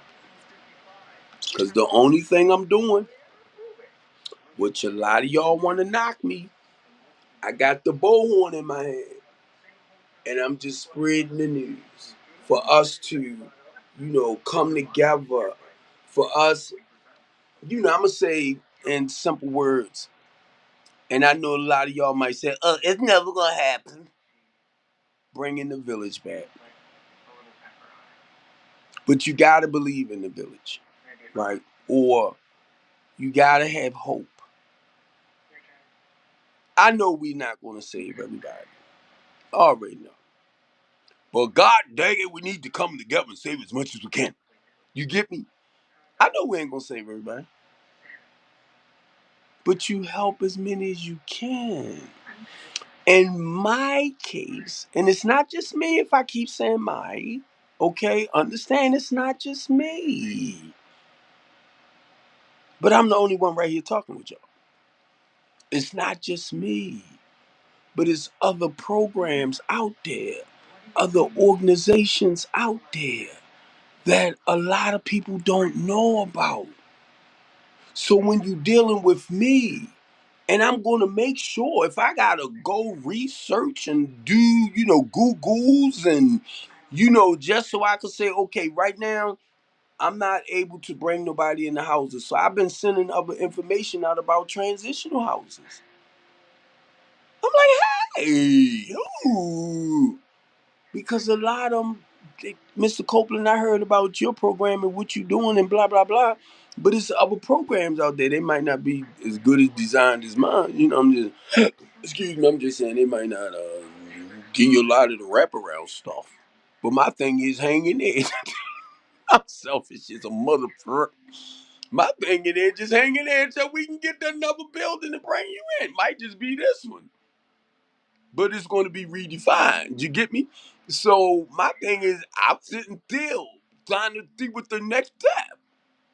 Because I know God got some amazing things. So in that process, I have to do more research on other transitional housing programs from temporary to permanent. And see a lot of them that profess temporary to permanent, you might not get to permanent. Sometimes it's just to keep you there, because eventually they if they get money off it, it's to hold you, because it's the body that counts as far as you being there. They get paid for your physical part. And the only reason why I can say this, y'all, because I'm into my own business. When I hear other people say they was over here, they was over there, and they don't have nothing like what you offer. or they'll tell you that they're doing such and such and such, but they don't actually provide such and such and such. And it's not to knock none of them. It's not to knock them. I just know most people, programs, they get money, and it doesn't have to be true to fact. Okay, they get paid basically for housing the body, physical. Look at the two hotels that Brandon Scott and them supposed to purchase. Now, I would definitely, personally, me, if they would let me get that hotel to run the temporary housing program out of it. Because the goal is I'm bringing programs in, and you have to participate in those programs because the goal is not to keep you too long. So thank you, Pastor Common Sense. And the reason why I'm saying that because there are programs out there like the Red Cross, like oh God, I hate when I get the brain freeze when I can't get them together. But the Red Cross, charities that gets the $100 million, government money or federal money. And the reason why I'm saying that, because they have more money. Where the way Common Sense explained it to me, and I would have to find a human resource worker because she actually know that's taking it to another level. Like from what she explained to me as a human service worker, they can get you if they going to help you get a job and everything, right? So if your rent will be say like 1,200 a month, they'll bring you into the permanent housing part of it. But the way they do it, they start you with $100 this month, next month, this month, and work you up to the 12. You get me? But now by this time, you're going to be working and you're going to be doing the necessary things to be able to afford it. So from what I got out of it, and I loved it because it helps me to understand why it's so important to work with the women from 12 to 24 months. No, what was it? 18 to 24 months because of the mindset of women that's on these government funding programs and they're so comfortable. So you have to do the necessary work to help change that mindset as well, right? And when she said it the way she did it, I was like, wow. Because that is, the temporary to where the permanent. And not only that, what I was reading today, right? Once again, you have programs like transitional housing programs that will put you into a permanent house, but it's still considered as transitional to help work with you to make it permanent. Wow. And they are in Baltimore City. But what tends to happen, and I'm going to say in my case, I'm focusing on what I do. But to be honest with y'all, I have to get more programs involved. You get me? Because there's some of them slipping through the cracks. So because they're slipping through the cracks, I can take you here. And then I have to reach out to those other programs that can actually take you to the next. And I'm looking at, I didn't copy some of the stuff down today. I screenshot stuff because basically I'm right here. So you have your shelters. You have your shelters. The next step from a shelter, if you can't go straight into permanent housing, you in the shelter. So the next step from shelter is the temporary. See, I'm not in the shelter, so I don't know. But I'm just saying, because I don't think they have wraparound services. Because you have to leave like a certain time in the morning and you come back at a certain time. So once you're out of the shelter itself and you graduate, say, to a temporary housing program, which is me, once you graduate there, The goal is to help you towards the next level of getting a permanent house, but or apartment, studio place. Some of them want rental property. Some of them want to become home buyers. So this is where I come in at with a lot of the other transitionals to make you permanent. So now, so what God is showing me, to be honest with y'all, I need to get more involved with those other programs too. That will give you more of an opportunity to speed up the process. But I'm understanding how important it is too. And I got to go back to you, Queens. I got to go back because I wasn't looking at it like that. Because some of y'all that's on, and I'm not talking about the ones that's being responsible. Please don't, because I know how on TikTok. Well, I ain't talking about me. I ain't talking about you. I'm not talking about the ones that's doing all the right things financially and stuff like that, right? Who doesn't, who are not relying on state funding. Okay, I'm not talking about you.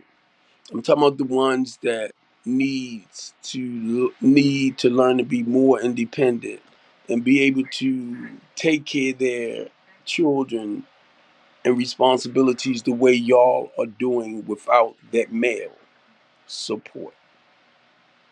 Okay, because that's where I'm trying to guide a lot of the women at, where they can be independent more for their families. But I'm gonna tell you, this what gets me too. For a lot of the women that have, I'm gonna say maybe three, four, five, or a little bit more, children wise, and you trying to take care of a household by yourself like that, and then it's not for you to rely on like state or government funding. I realize some of y'all still have to receive that extra assistance. Because if you got like five or six kids, and I know you making real good money, I'm just saying in a sense now. But when it comes to the food, when it comes to the clothing, when it comes to the necessities, right? You might not make that money to cover everything. And then you got a father out there that knows you need that extra finances. First thing in his mind, oh, she gonna pay the gas and electric. She gonna do this. She gonna do that. Either way, she making sure your kids okay. All right, because I said the same things too. I paid over $1,000 a month, and my kids right now to this day, if they still call and say, "Dad, can you help me with this? Dad, can you help me with that?" And they got their own money. But the thing is, they're my children. See, a lot of y'all men get one-sided. You done made the baby, and you think the mother's supposed to take care of everything by herself. That's your child too. I don't care how you and her might be getting along together. I don't care how y'all feel about each other. Y'all laid down, you made the baby. It was good at the moment. Let it continue being good because you created it. They did not ask for you to lay with their mama and drop your seed and run. You can blame it on the system. You can blame it on the FBI. You can blame it on the CIA, but you produced it. Take care of your responsibility. If you and her can work things out where you're taking care of your responsibility, you doing what you got to do, guess what? Child support ain't got to be involved in it. The same with you, bro. If you go to get her on, if you want the money, I'm just saying that extra funding, right? My kings. If you able to take care of that child by yourself without her financially, then that's great. That's wonderful. But if you feel as though you putting out everything, and I'm just saying, and it's stressing you out and you need that little extra money, number one, make sure she working to pay money. And that's vice versa, ladies. If you want to take that man downtown, make sure he working to pay some money. Cause if you call yourself being smart and he ain't working and he ain't doing nothing, and you want to take him down to child support, but they gonna make him get a job. They gonna do this. They ain't gonna make him do nothing. They might make him pay you $10. And how much is that going to do for you? Just the point of you saying I took him downtown for $10.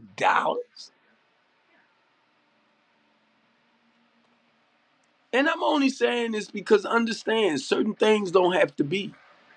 The point is taking care of your responsibilities.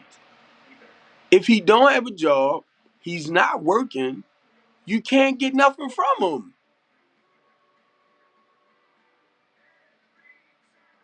So I'm just saying this, brothers and sisters,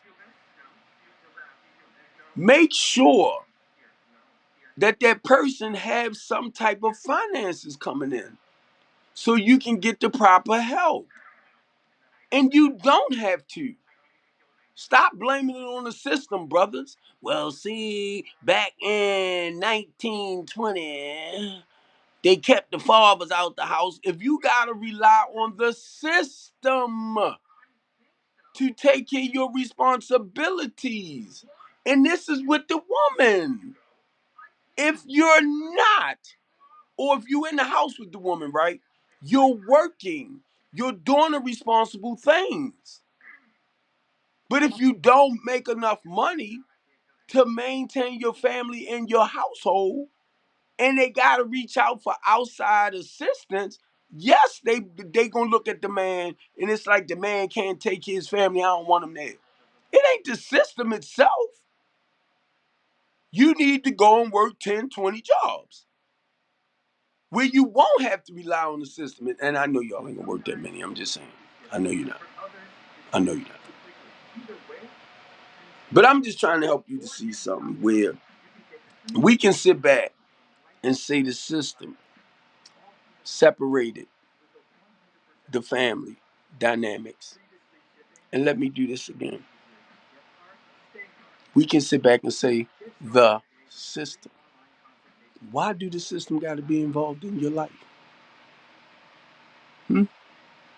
Why is the system involved in your life? Why is the system? What the freak? Somebody been in my room.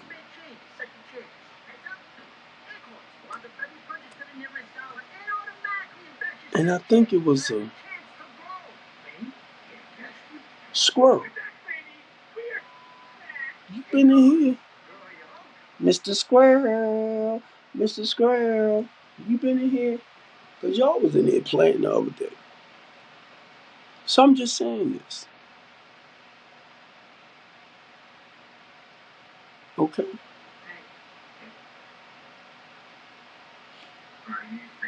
The system does not have to be in your life as long as you're doing what you need to do, taking care of your responsibilities. And a lot of y'all want to go back, right? And I get you, but I'm just saying a lot of y'all want to go back. And I'm thinking about good times. I'm thinking about how, the queen with the baby wives. And then you got that male.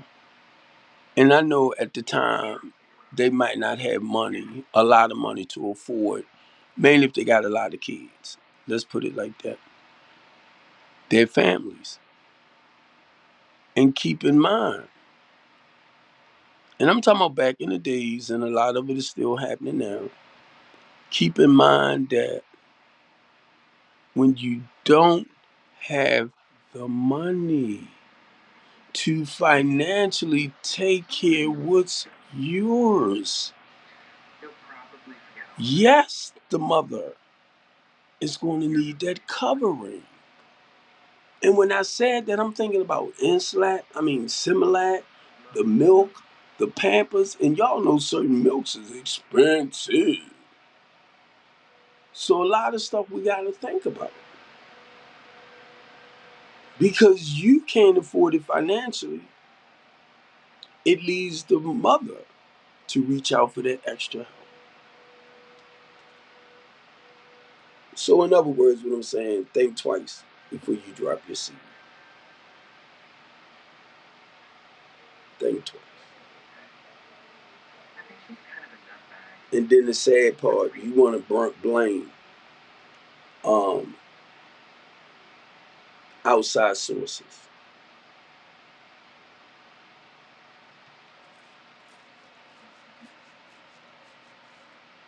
And I hope y'all pay attention. Because I'm going to hear a lot of y'all just go there again. Da did them there, da did them there. I'm going to hear you do it again and again.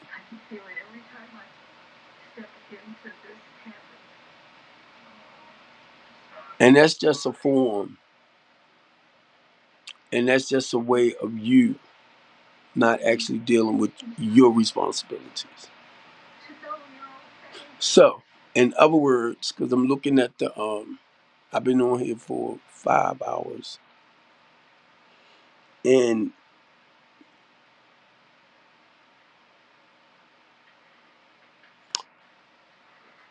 Dr. David, and I just want to say this, family. Um, I know I'm known as the big mouth boy, black dude. It's a reason and it's a purpose why I do what I do. That's why I try to throw at y'all. I'm a community activist. I'm a human rights advocate. I'm a homeless advocate. And the only reason why I'm saying that because I speak out for the people. And I am not talking about the ones that's doing very well for themselves. So don't put yourself over here. I'm talking about the ones that's normally being neglected, that's slipping through the cracks of getting the proper help and assistance that they need. If that's not where you at with your life, stop taking what I say out my mouth and make yourself feel like I'm talking about you. I'm not talking about you, but I'm sharing a message to people that's you know down and understanding. Oh, I can reach out to Mr. Copeland to get the proper help that I need. So when you come back with something negative, a lot of times you're cutting them out. You are sending message to them that has no sense of hope in it. Is to continue turn them down and make them feel like why it's not worth it. And my thing is, please stop. Please stop. My message is not for everybody. So please stop. You want to come up just to have something to say, or you post negative comments just to have something to say, not realizing, I'm sorry, not realizing, real, realizing that you're discouraging other people. And my thing is stop.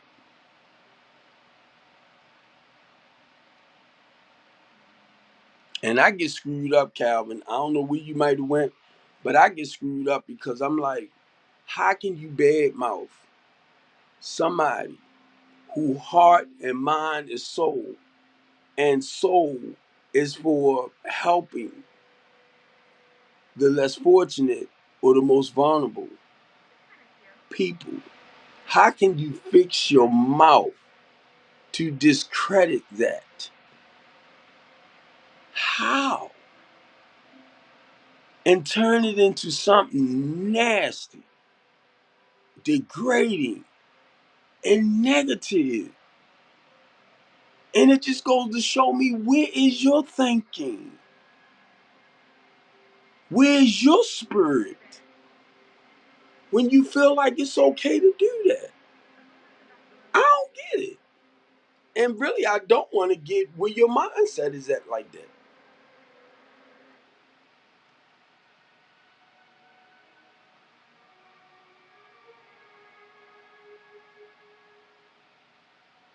And if I go too deep, it helps me understand your mental state.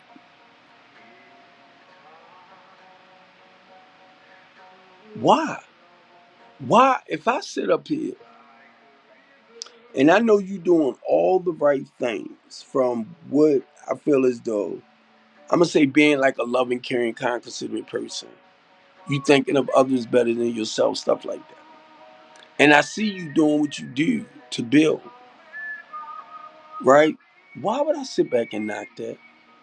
Why would I cut that?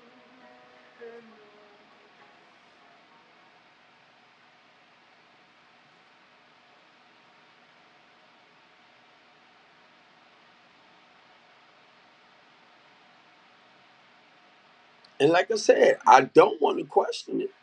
I don't want to ask because I feel like this, if your heart is really for helping the people, even if you can't or you don't have it to contribute, why would you knock what somebody else is doing as far as building up? I can't even twist my mouth to say it and be all right with it. And a lot of you do it and be all right with it. I don't get it. And if you call it Jesus, if you call it the creator, I don't know what Jesus you talking about. I don't know what creator you talking about. When I see you talk against, that's why sometimes if somebody sends something and I don't catch it or read it right, I be like, oh my God, I apologize. And I know you didn't mean to say nothing in a negative way. I'm apologize if I happen to glance it or took it that way.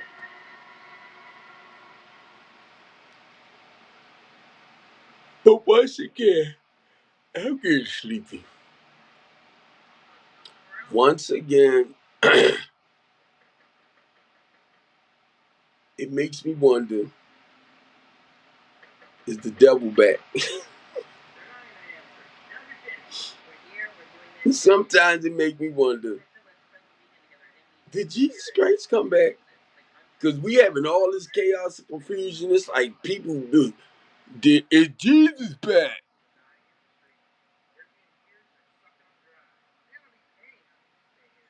And that's why too. Um, I'm messing with my feet. That's why too, family. It's like I can't help from going there. Cuckoo, cuckoo. Let me get off here because I'm seriously getting sleepy too. But let me get off here. Oh, it's 8 o'clock. Cause I don't want to go to sleep too early, and then I be up so early in the morning. Just can't late at night though, but too early in the morning. So I'm trying to stretch the time. So I love y'all, and I appreciate y'all. Rocket lawyer. All right.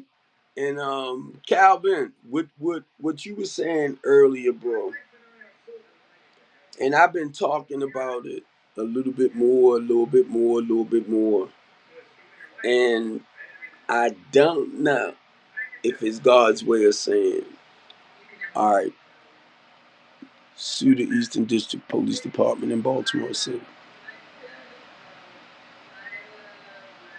Because I'm going to tell you, bro, and I understand where a lot of y'all at when you say, let it go, let's do this, let it do that.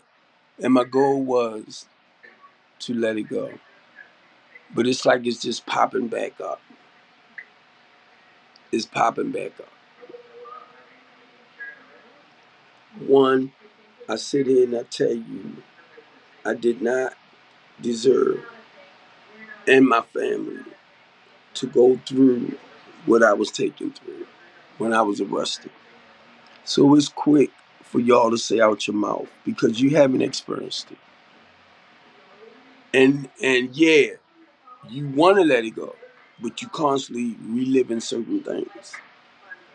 You don't actually relive it, but it comes.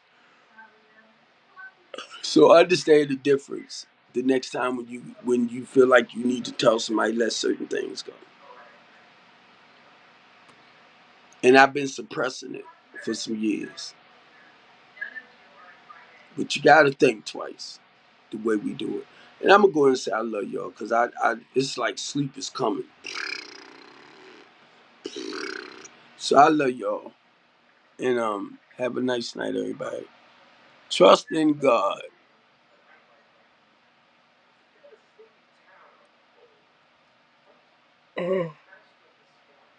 Come on.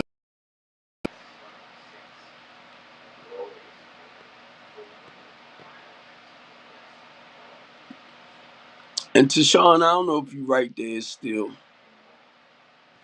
but I am going to have to talk with Mr. Allen to find out what's actually going on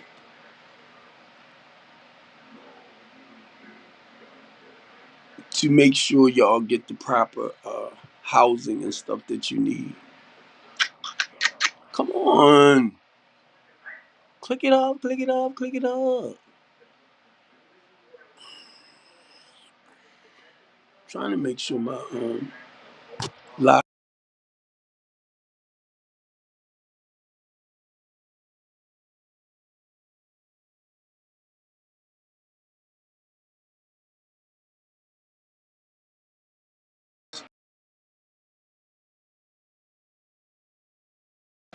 end.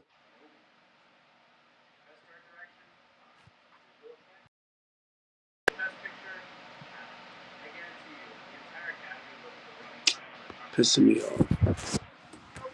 I have to wait for it to send me that little box.